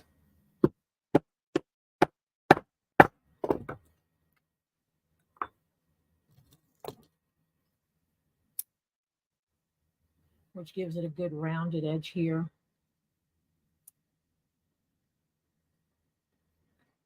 Heat it up a little bit. Smooth it out. Yeah. Yep, I think that looks good. Back to the hat.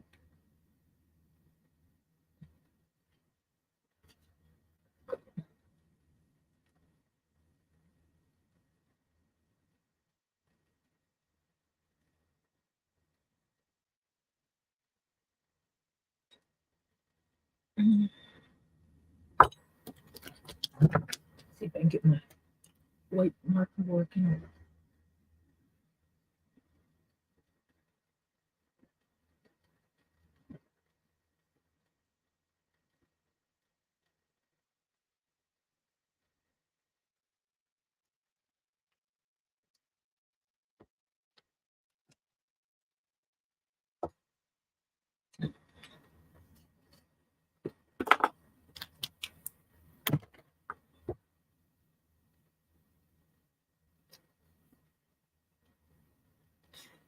And a lot of this is not necessarily precision. And so I do it for each hat individually. There is no template.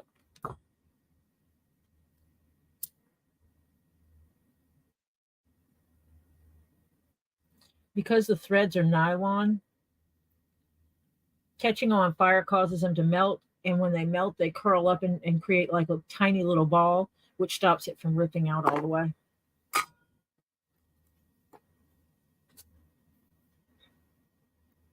So that's going to be a nice little strap.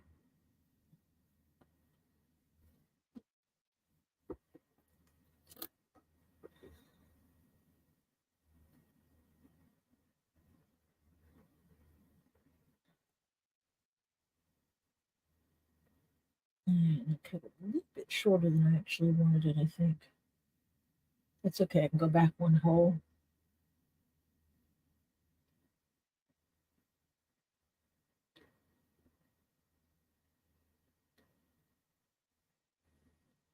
It's just beyond. So the black strap will be only like this.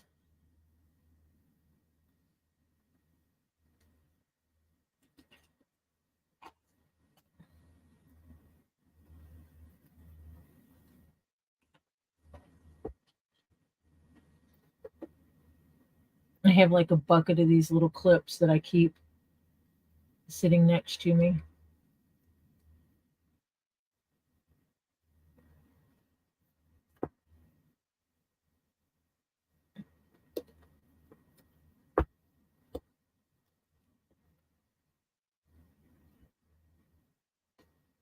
Yep, right there.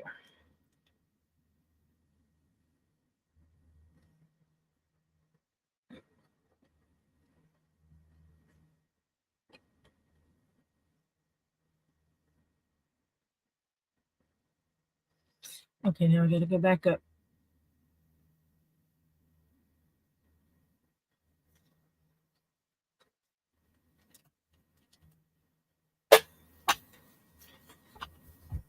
Prop this little baby up right there.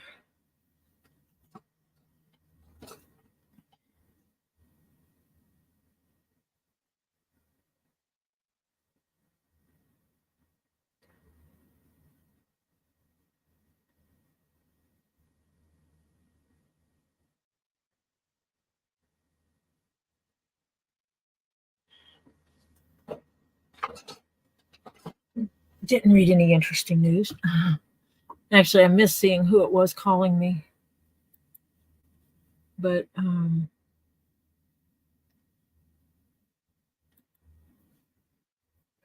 Jimmy Carter is marking 1 year in hospice care.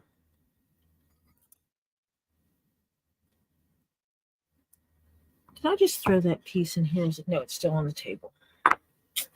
Good, because I still need it.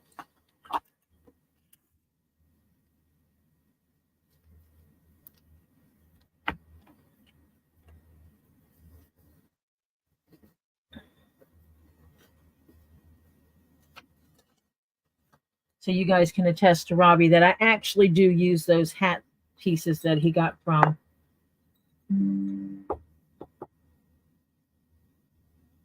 Seattle. Sorry, my brain hiccuped. I need more coffee.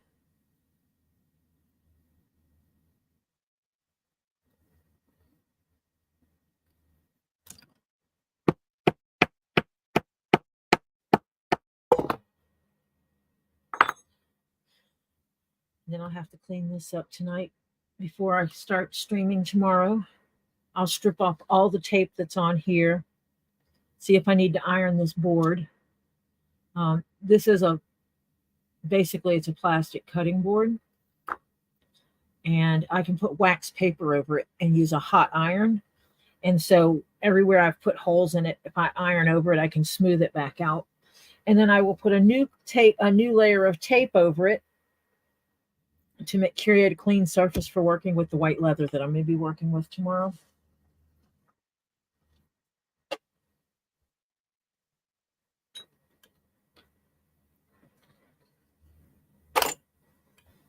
I am tickled that I found my hole punch. I need to create something for them because they're not very magnetic. These are magnetic, but this metal is not very magnetic. So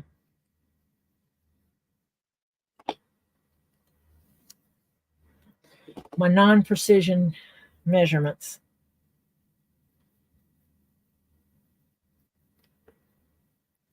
Let me see.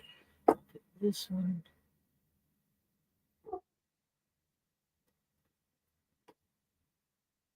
Is actually going to go like that.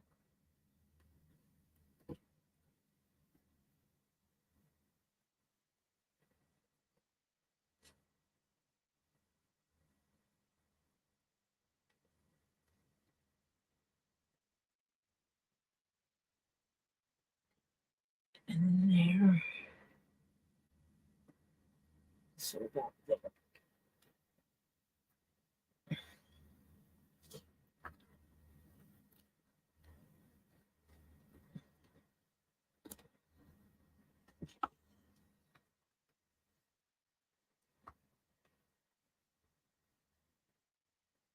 Again, not 100% precision, but it is what it is.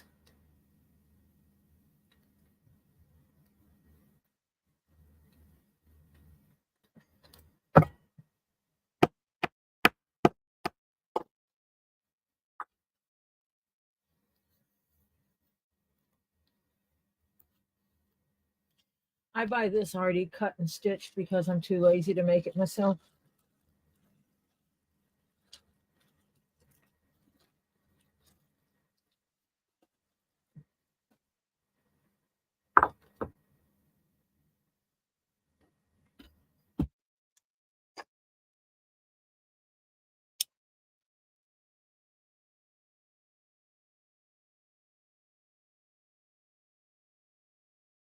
This one also has like a plastic coating over it that makes it all work out, makes it work better. Put you there. Put you there. That'll work.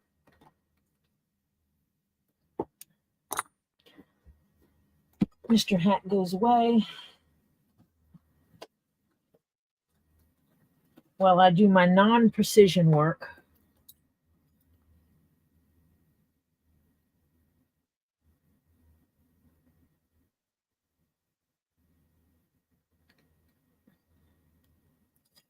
Except I just realized I can't remember which strap goes around and which strap is the top. This must be the top one.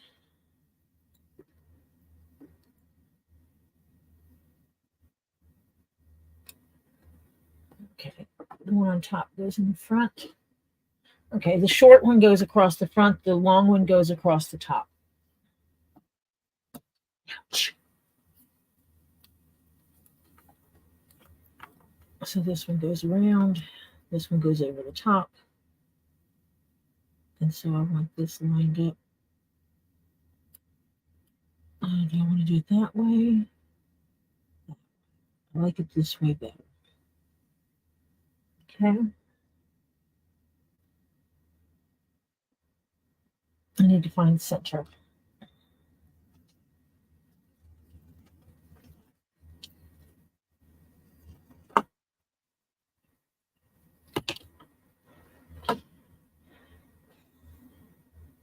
This strap is 663.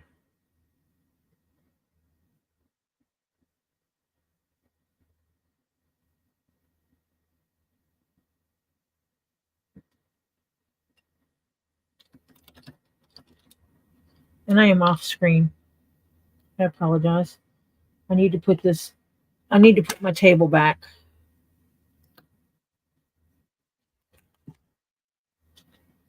I need to move a few things because when I pulled it forward, some stuff fell behind it.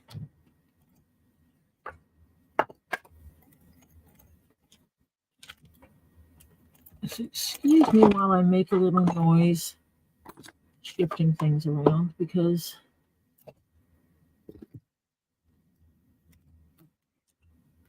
my electric thread cutter moved.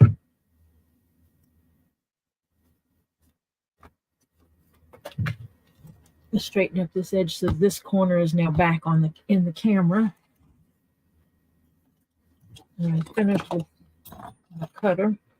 Stick my pliers back in here. I stick all my pliers and stuff in these with just to have them handy because you never know when you're going to need them. I have spools with little bits of thread. That's where I use that for tying things up also because not enough to do a project with, but I can't just throw it away because my brain tells me I can't throw it away. I keep paints, very specific colors of paint. Actually, the red paint and the blue paint are over here because I was working on someone's grandchild's Christmas present that had red and blue leather in it. Can't imagine who that was for. Oh yeah, James.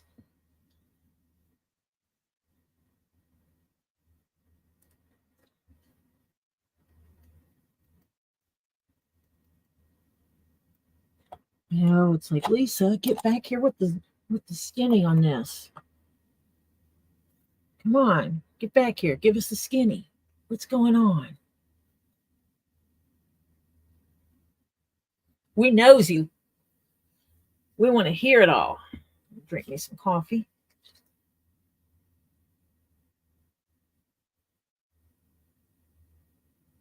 As you can see, I use travel cups even in the house because I'm the one that knocks things over.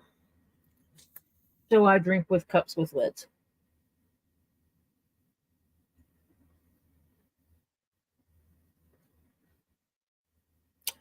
Thank you, Phil, for letting us know because you know we worry about you. We're family, and that's what we do. Family worries.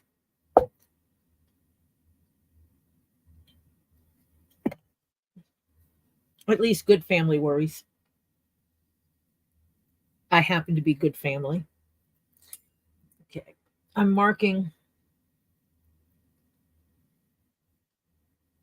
See that little white dot? Yep, that's a measurement of where this is. The halfway point, side to side. And because I'm gonna have to get another pin, the point to this one got pushed inside a little bit. And I don't think it's going to let me pull it back out.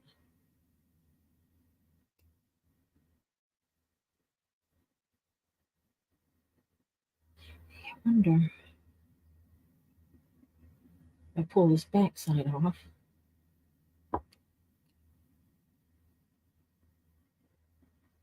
Which is funny because a lot of times these just wind up popping off even when I don't want them to.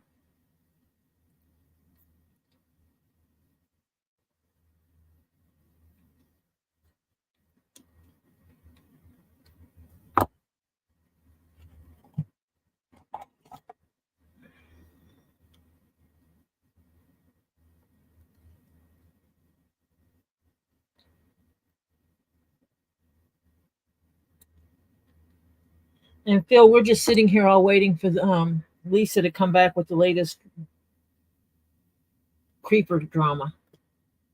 There it is. Now I'm wondering if this will reach enough to.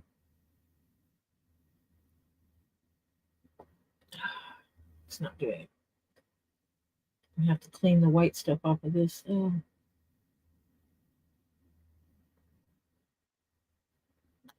It is not gonna. Ah, it did. It came down. And that means this one should push down farther as well. Didn't need it that far out. Okay, as long as it writes.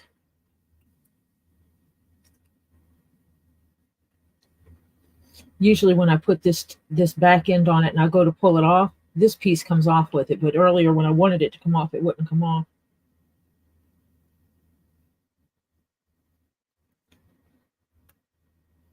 See, like right now, it's coming out. But when I tried to pull it out, it wouldn't come out. And I'll mark this little boy. Be still.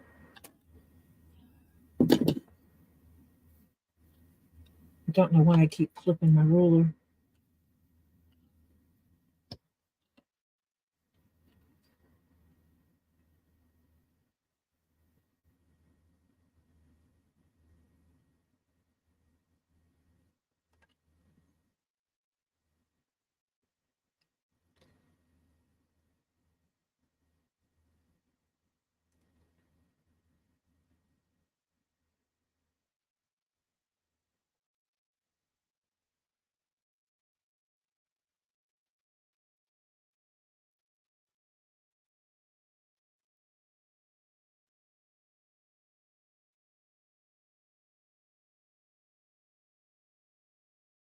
I do, Sue, and I think, let me scroll down here. If you go down below the video, I do have it on there. And yes, it is extensive. It is all things that I use in my leather crafting. Okay, there might be some things in there that are not leather crafting. But most of them are. And there are things on there that I don't expect that anyone's going to buy for me. I use my wish list for multiple things, not just a list of, oh, you wanted to buy me a gift. Here's a place where you can buy something. But it's also a place where I can say, hey, I want to get this in my future. And so I'm going to hold it here. And that's what I do. The edging machine that's on there, I think it's like $160 something. It's something I absolutely want. It's for when I'm making stuff and I'm not, and the edges aren't going to be finished, like this is folded over and finished. It is a heat method that you use to basically burn the leather and finish the edges, so it's a rough edge, but it's nice and smooth and shiny. And I don't have to burnish it, which means using a special tool to rub the edges to make it smooth.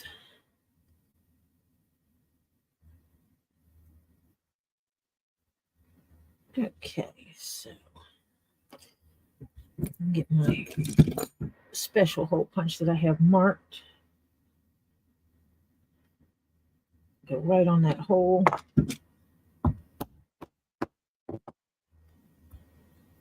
I use it. I'm not going to use. I think I'm going to use a two-headed. I have rainbow rivets. Just remembered I have rainbow rivets that might look cool with this.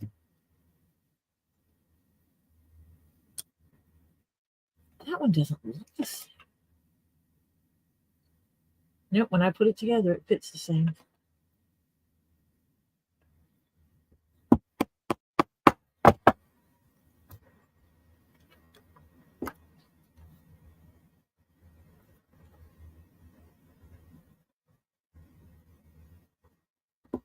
That one definitely does not look the same.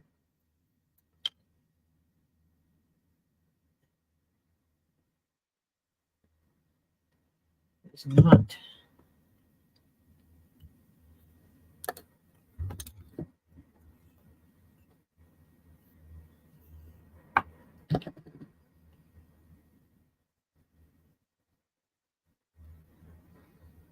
That one was off.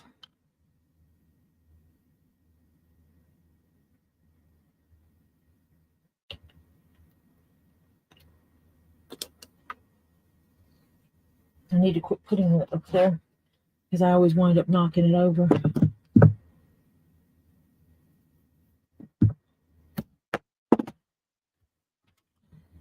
Now that I have 4 holes, well, that will not fit in there. Those 2 line up. And those 2 line up. So this hat band will work. Now, I'm on a mission to find those rainbow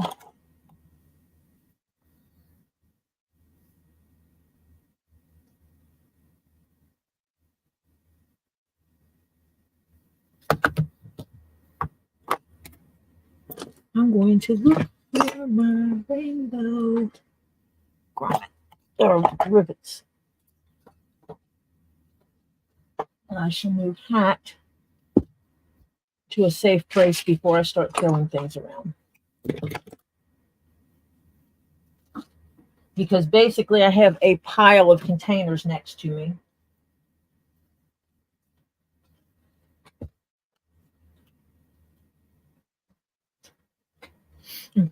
One of my little trinket boxes that I made.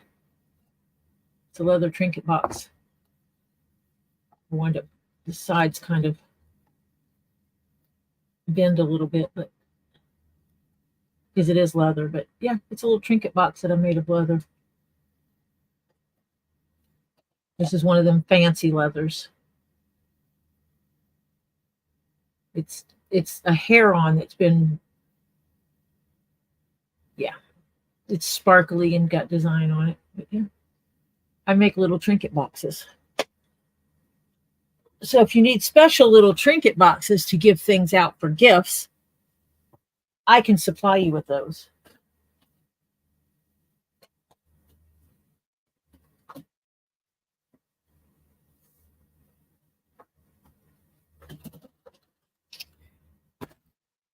Let me see if it's going to be worth digging them out.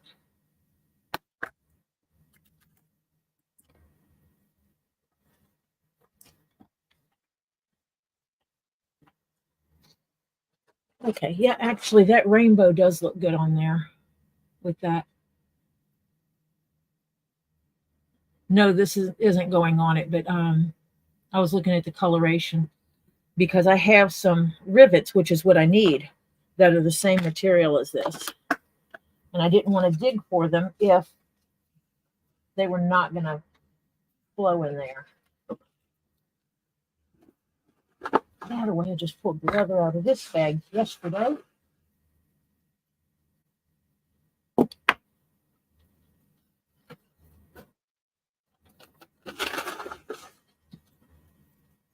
Tape.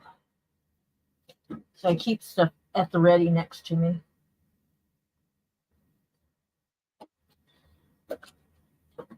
I do need to get a rolling table to put over here, though.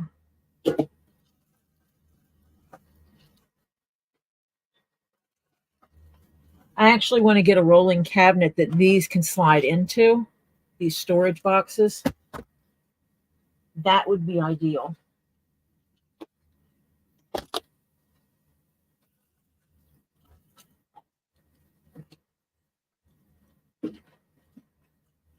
That way I didn't have them stacked up next to me.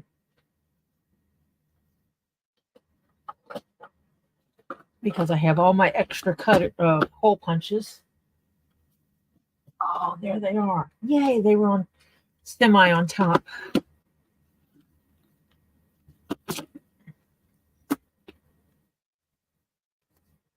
Oh, come on. My right thumb is giving me hell.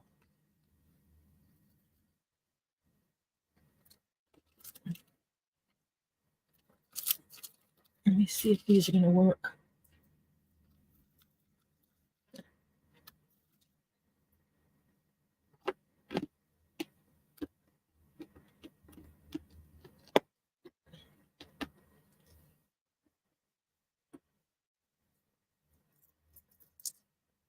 I'm actually going to keep these to the top.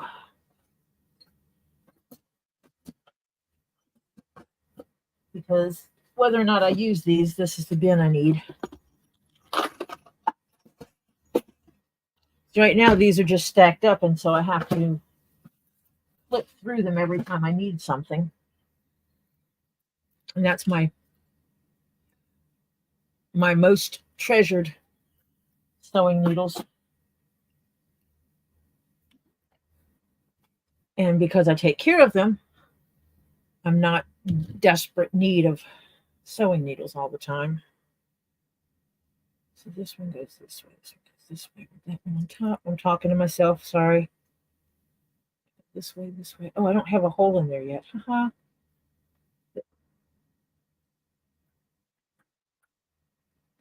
That's one of the rainbow rivets.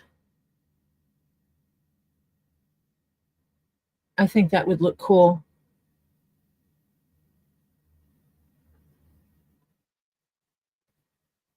I think it pulls the rainbow through on the other side.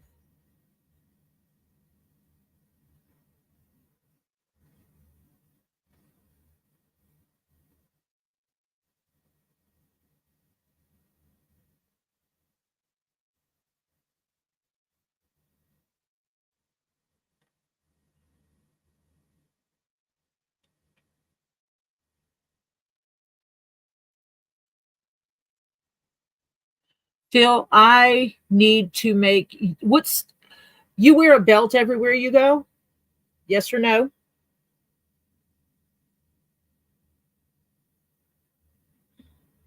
Otherwise, I can make you a basically it's a thigh holster, but it's a pocket.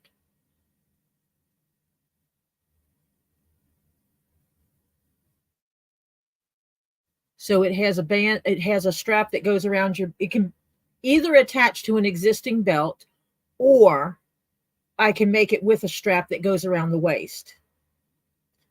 And then it has a strap that goes around your thigh, and it's a pocket.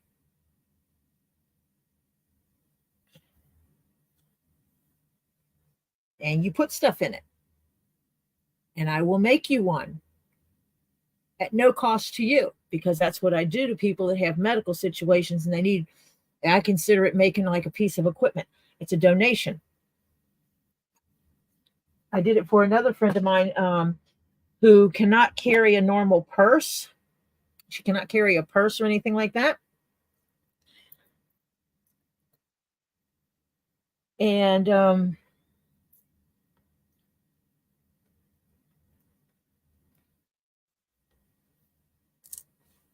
she needed something that she could carry her medical equipment in for her pain relief stuff.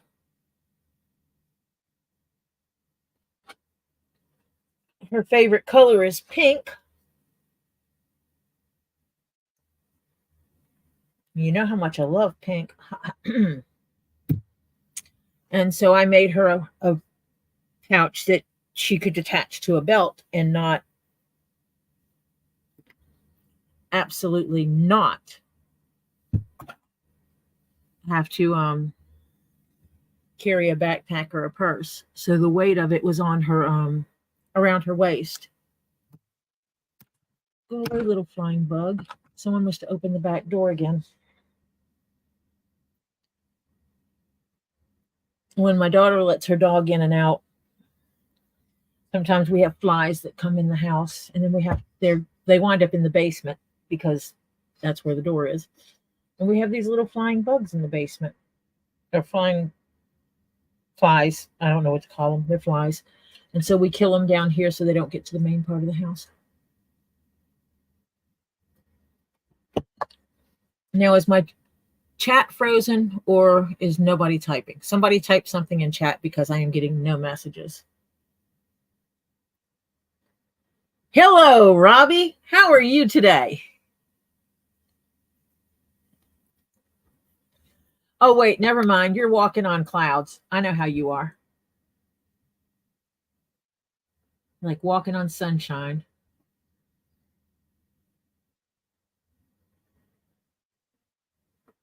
Actually, that is going to work out perfect where I marked that hole with the thread lines up perfectly with the hole I put in the strap on both sides. Sweet. And I am going to, I don't know that the white is going to mark it.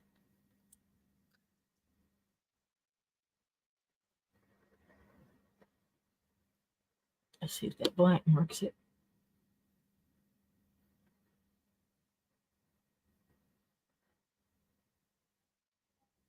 I can barely see it right there. That should work for me, though. Yeah, that will work.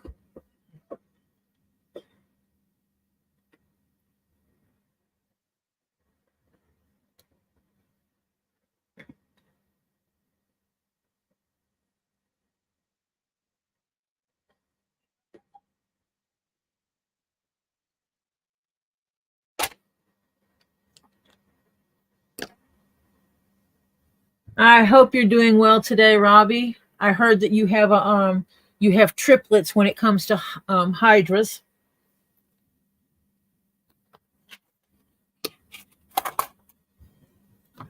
Now comes the real fun part is I have to put a hole right there. So again, I'm going off screen because I have to do this off the edge. It's the only place I can get the hat on.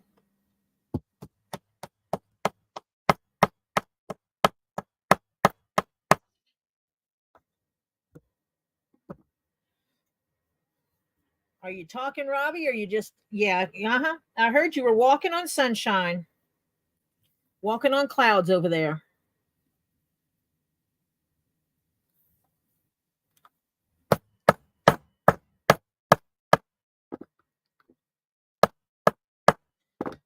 So how much did the value of your $450 croc skin smoky quartz go up? 10 times?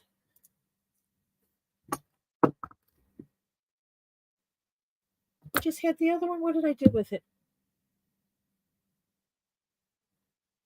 I literally just had the other strap. Oh, there it is. The longest strap goes on top. This one goes around. That way.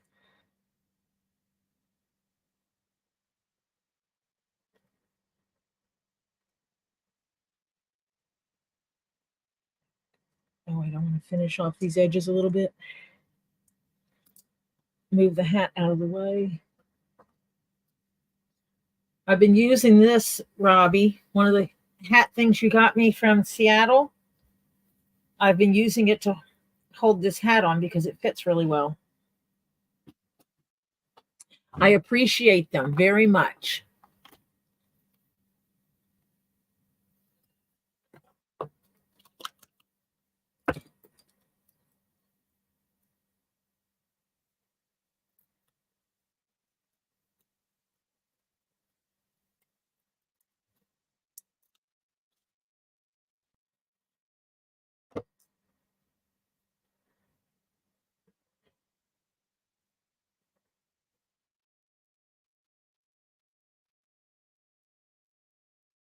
I'm putting a little bit of the leather paint. I'm putting it on this edge just to create a more finished look on the edge of these straps.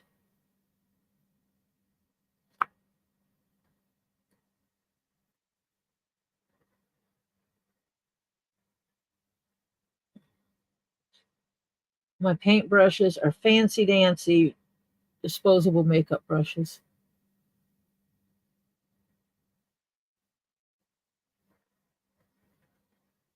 that if you were selling makeup and having a makeup party, you would buy.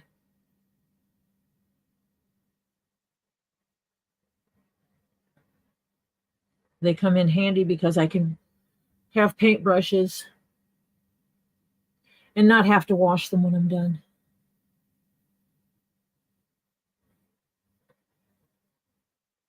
Robbie, I know you were not driving down the road and typing in chat.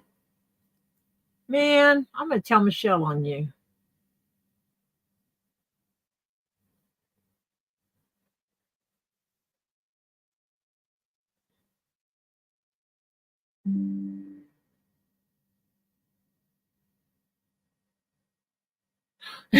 My husband just texted me and he said the crack pushers are at Walmart. He means Girl Scouts.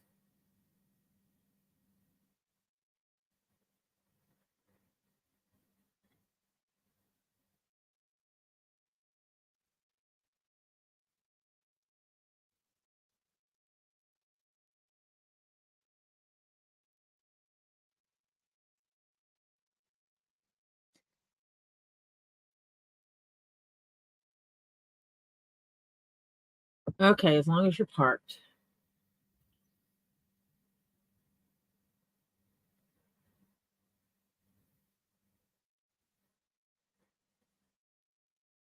I don't need you getting in a wreck or anything. You won't be able to enjoy your triple hydra. Your triplets.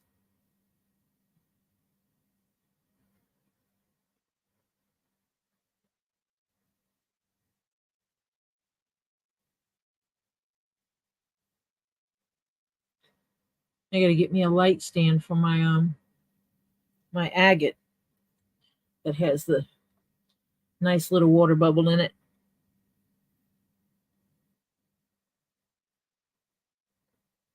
So that it can show up. Just needs to be bright.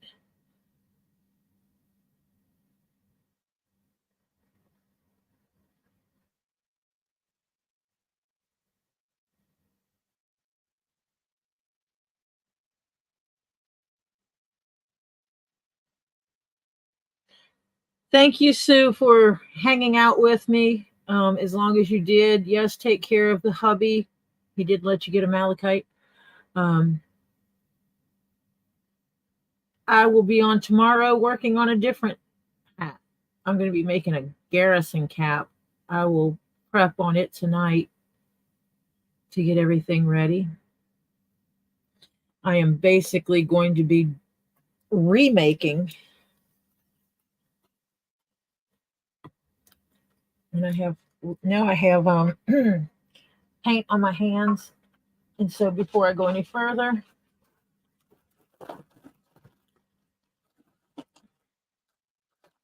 I need to pull out my baby wipes.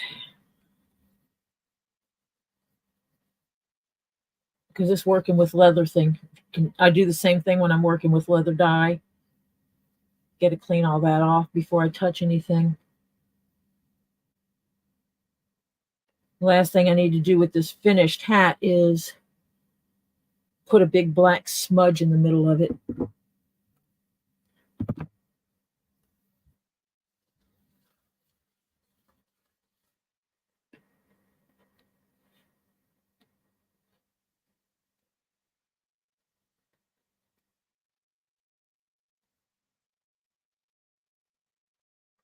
I was just using the Angelus black.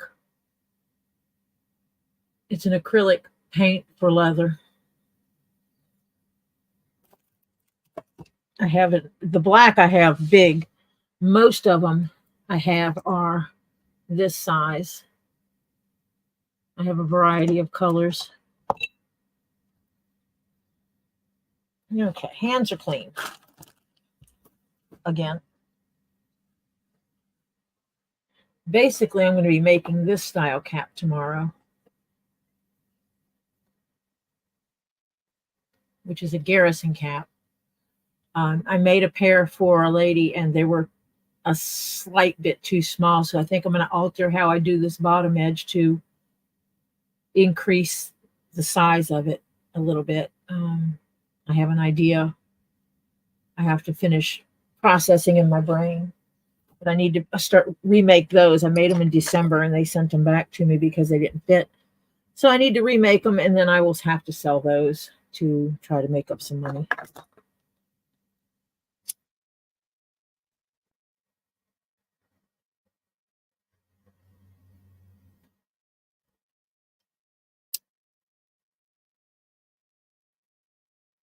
Get those threads.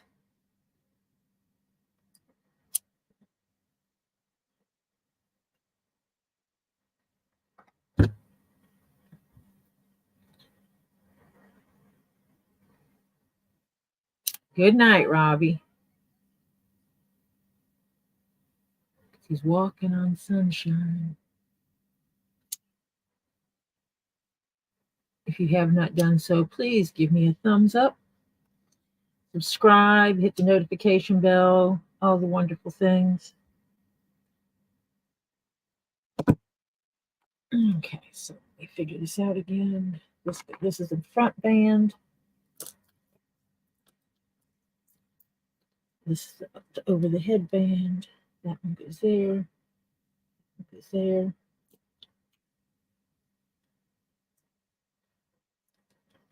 In the hole, in the other hole.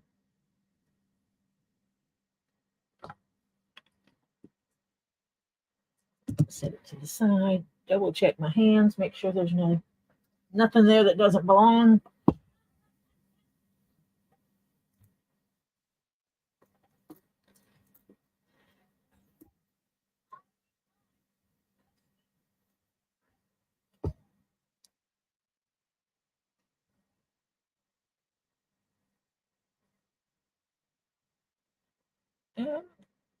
In the hole.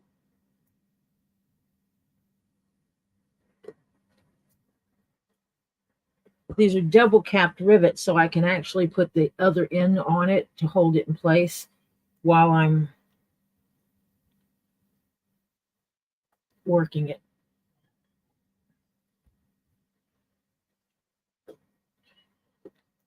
To get it in place.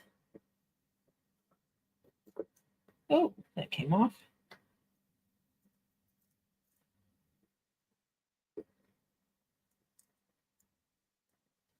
Because I have to manipulate this top.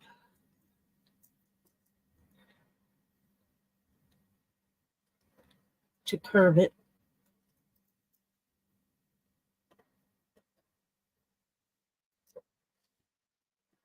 I will do the actual physical shaping of it after I get these ends connected.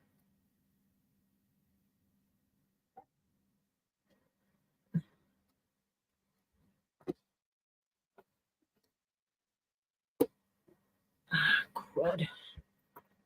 The fun part.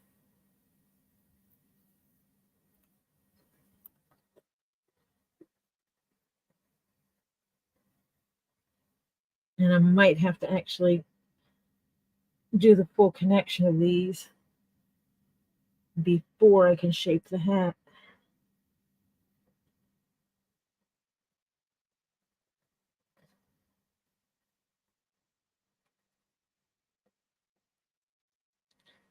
Yeah, that one popped out too.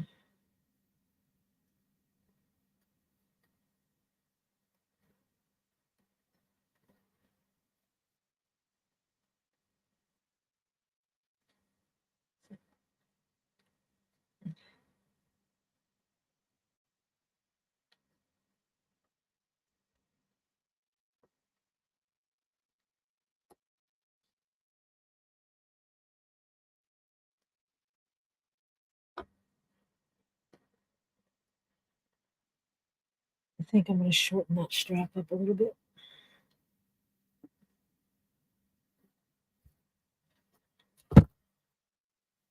Believe it or not, I'm going to shorten the strap up a little bit.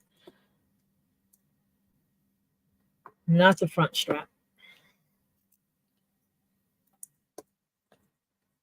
but the over the top strap.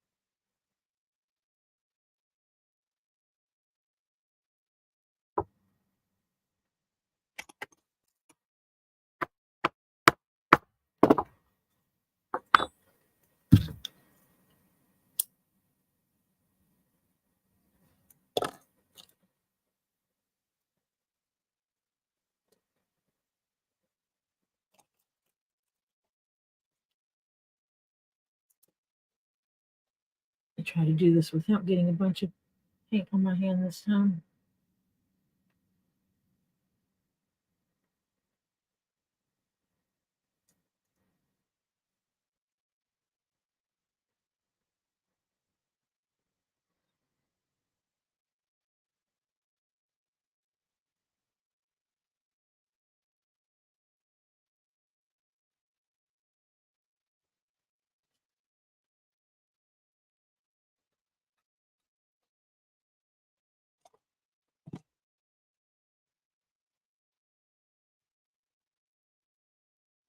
That's one of the things I like about it is it has these plastics. So now I've closed it up so I'm not going to get paint all over everything.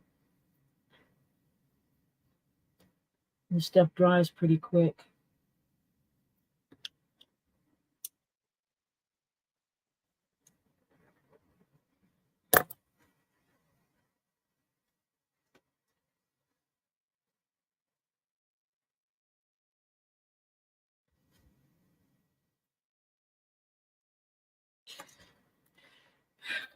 Okay, so now what I'm going to do is I'm going to pull my little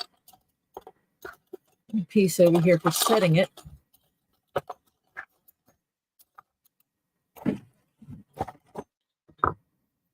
My little anvil. Best little piece of equipment I ever bought. Tiny little anvil. But it's great.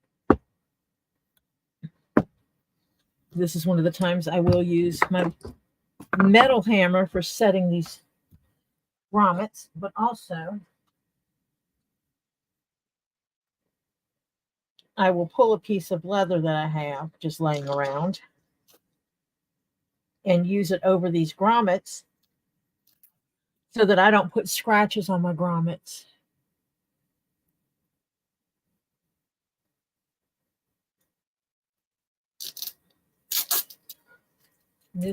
I use this on a flat cap. I was doing the bill of the flat cap, and so I was bonding 2 layers together, and this is part that was left over. So I'm going to do this.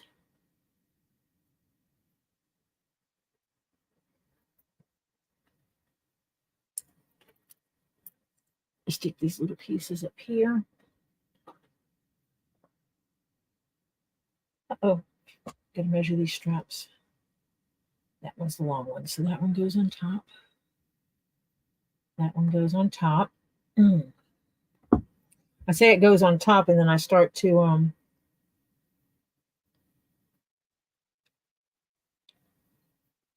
still started to put it around the front. Then I'd have to pop the rivets off, and that is a pain in the butt to have to pop the rivets off. Find me another scrap of leather. Actually, I don't need but one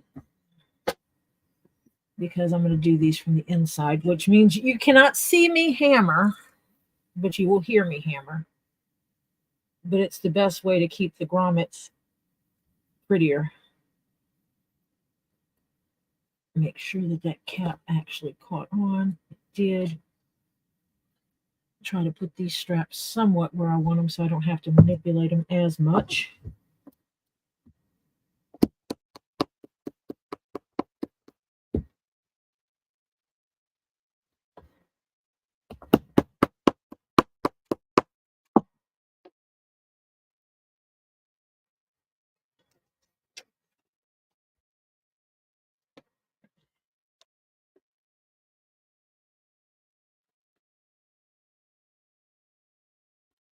And I'm just going to have to pinch it down until I forgot to put my hole in the end of it. Dead blasted. Knew I was going to forget something. That's okay. You sit right there. Where's my ruler?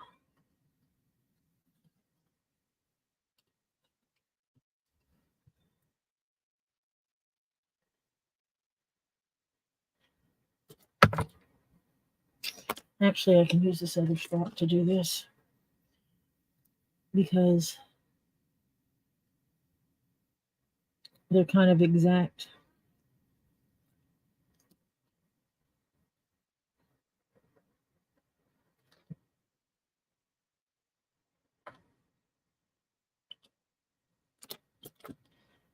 That's all I need is the tiniest little mark. Put that there. I do not use my metal hammer on these because these are metal and it will tear up my metal hammer, which you can see has already been done a little bit. It's got dings in it from somebody, children, using my metal hammer where they weren't supposed to. And that hole lines up perfect.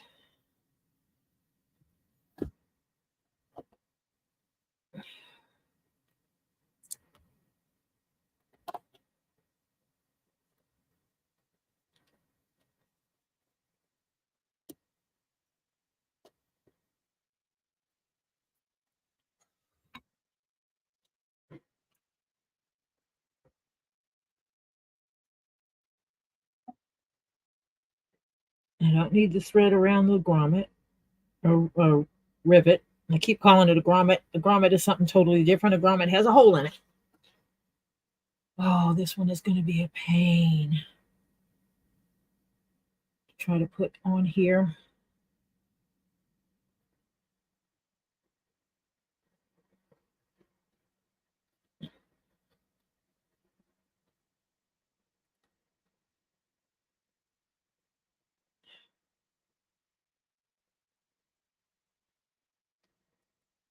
Hold until I smack it.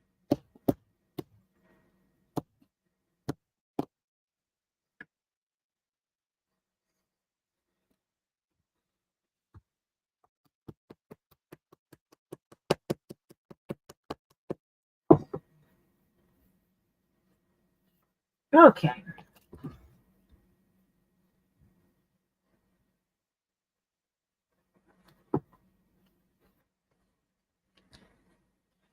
Roll this, pinch it.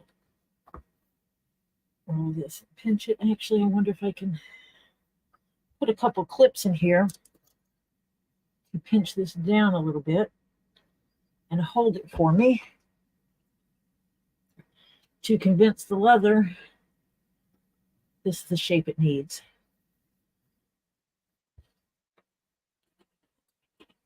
I literally have a bucket of these clips.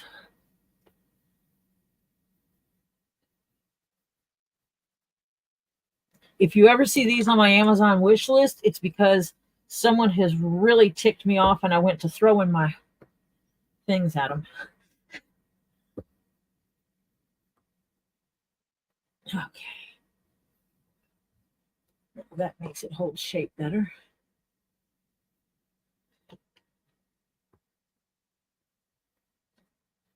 Let me put this on a little headpiece.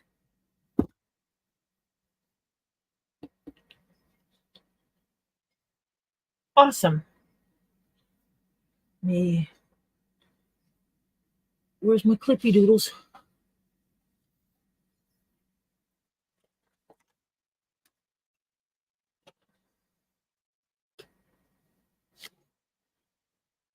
Now, after a couple of days, I might go in and dampen the leather because I have these red clips holding it in place. So I might wind up dampening the leather and then putting the clips on it again so that the clips help mold it to the right shape. Because these are like the old military hats. And traditionally, this strap that wound up on the top of their hats used to be the chin strap. And they would flip their chin straps and put it over the top to get it out of the way when they weren't wearing it. And so it would bend the hats on the sides and create this look. And I would probably go in and hammer this a little bit more.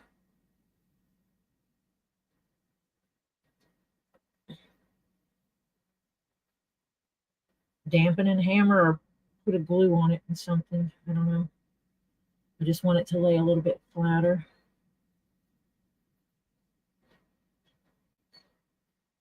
I'll play with it some more, but for the most part, this hat is a done deal.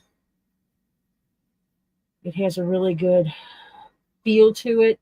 The weight of the leather that I chose to line the thin piece with. I like the fact that that green kind of just looks good with this. I'm happy with the way I chose to put the belly strap up and down on this piece, but around this piece. And the belly is on each side of this one, just because of the repeat pattern. So I'm happy with how it turned out. And I am glad I was able to share it with you all.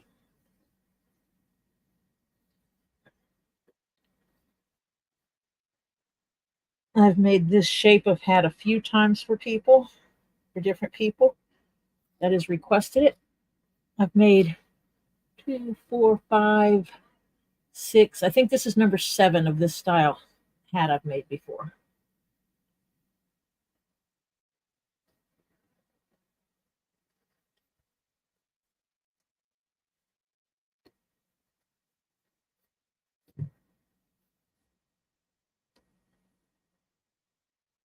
I'm trying to fit it on this hat thing so it keeps it a good shape while these sides mold. And those clips are not causing undue stress anywhere. I love the way the top of this is such a smooth surface. It came out really cool. I'm really liking it. I'll have to set it up to take pictures later. It has to have pictures taken before we send it off to its new ownership.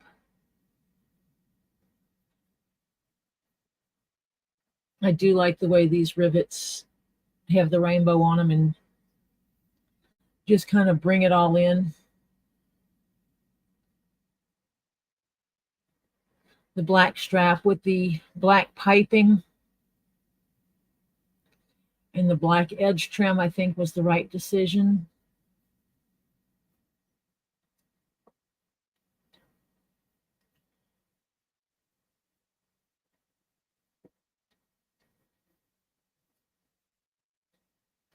Okay, Marcia, thank you for hanging out with me for the last 4 hours.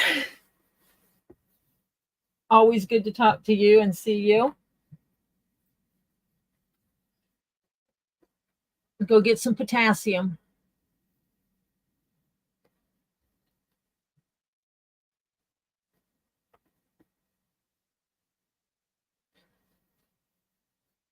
Because if you're low on potassium, that'll cause you to cramp.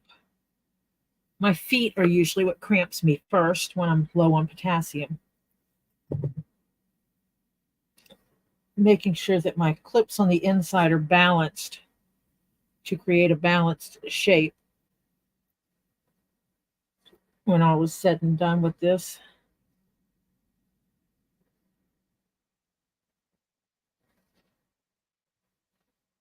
And that's all I'm trying to do is when I'm looking at it this way, I want left and right to be the same in front and in back.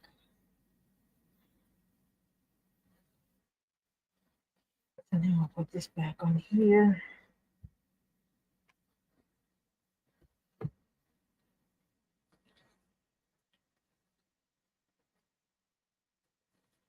Can really put it in there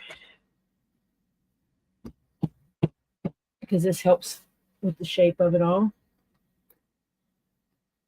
And that's lopsided. There we go.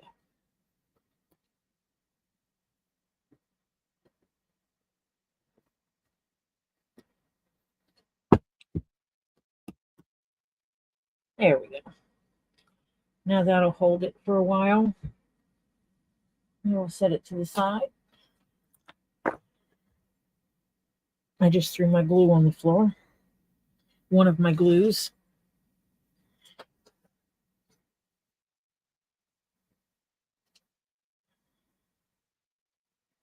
For small gluing things, I use some E6000.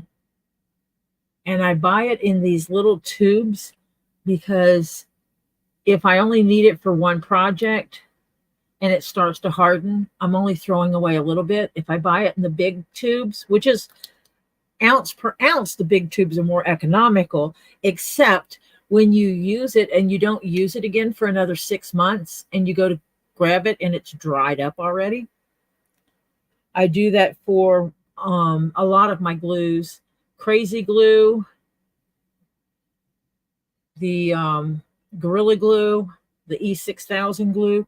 I put all of them, I buy all of them in these little tubes, and I need to put that on my wish list.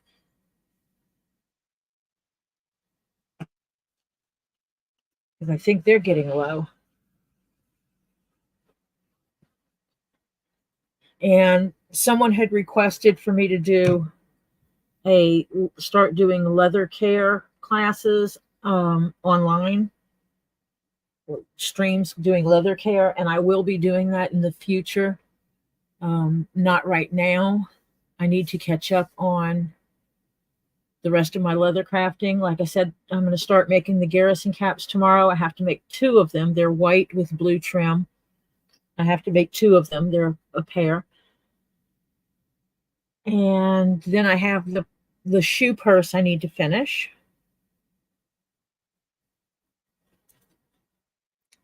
And let me see what else I have to do.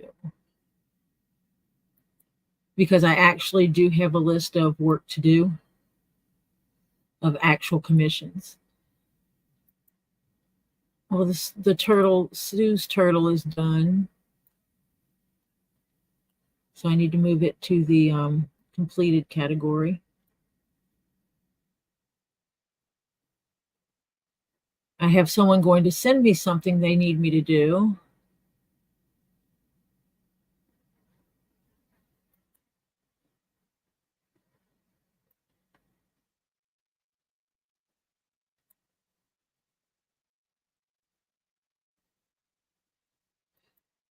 Actually, the lady is absolutely going to send it to me. We're going to do it. We're going to barter. She actually makes some leather care products that I use. So she's going to send me those supplies, and I'm going to do some leather work for her because she just can't do it herself anymore.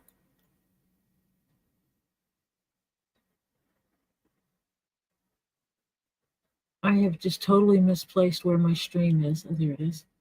So, yeah, so I've got this hat finished. I've got the 2 garrison caps to finish, the shoe purse to finish. I don't know when the other thing's going to be sent to me. She'll send it when she sends it. I need to look up some stuff to see if I have any of the green ostrich leg left over from Scott's hat and see if there's enough to make a keychain with, or if I have to buy a leg, and get with Heather on that. I have an email from I think it's Sweet Cheeks, about no,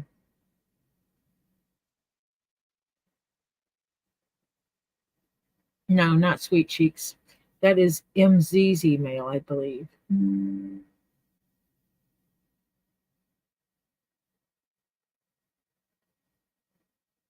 But I need to see.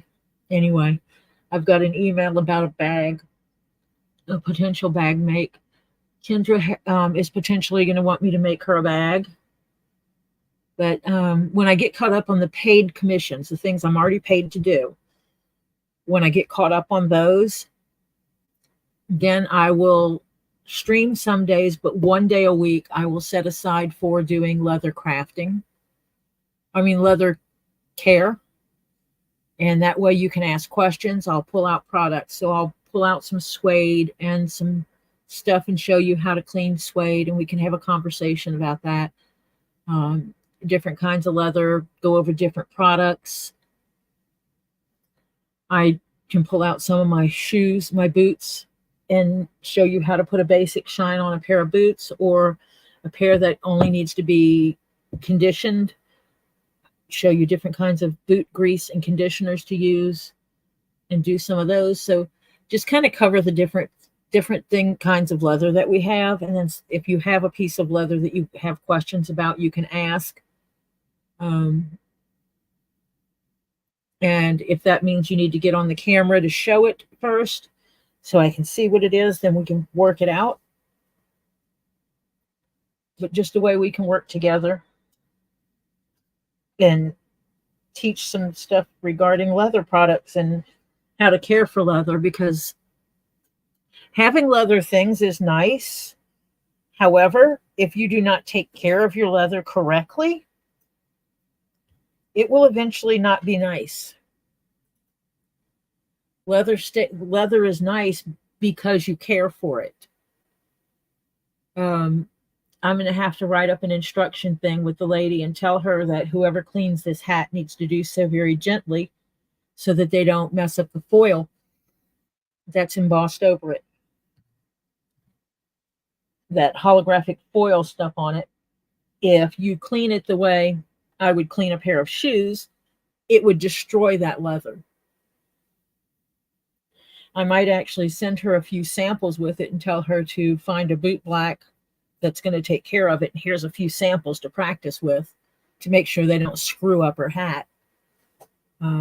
Because if it gets screwed up, I don't know that I can get that exact leather again to remake it.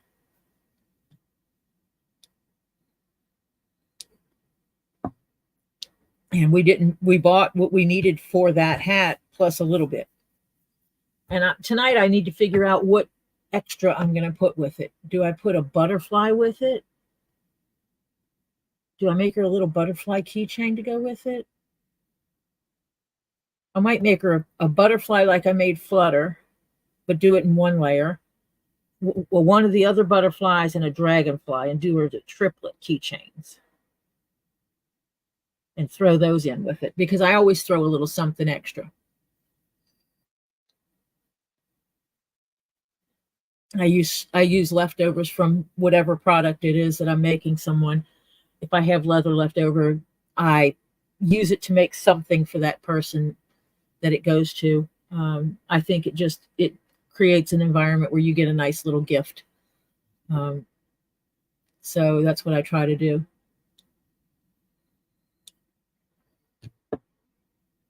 Oh, I think I know what I want to do.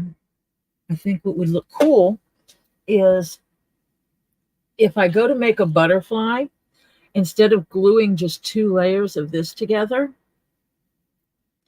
going in before I cut out the first wings and then go in and put some different shaped holes in it, then glue it down and cut out the second wing. And that way from the front, you would have little cutouts and you would see black inside of it, little black suede inside of it. And that way I could make it with 1 layer and it would work. Ooh, I think that would be cool.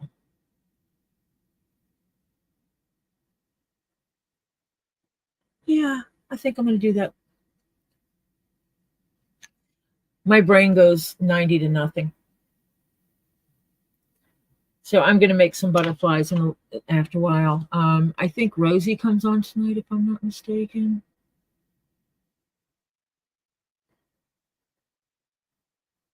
Let me look that up.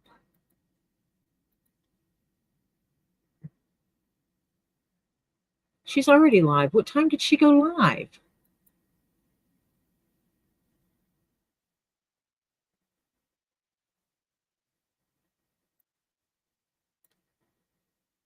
I thought she went live at 7 on Saturdays.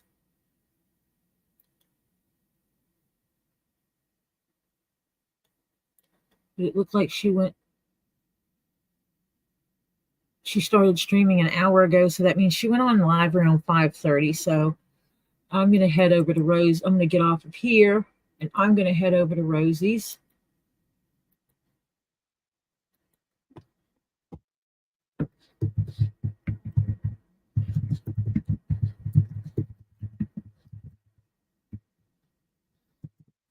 I'm going to head over to Rosie's now, and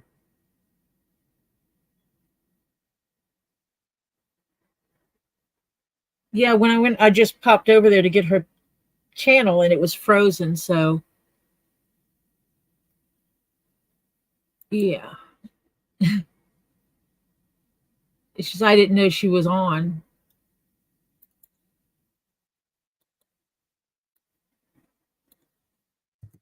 So I'm going to head over to Rosie's.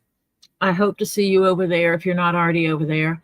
And you all have a wonderful, wonderful evening. And I will be on tomorrow at 2. I will check with Rosie to find out what time she's going to be on tomorrow so that I don't overlap her stream.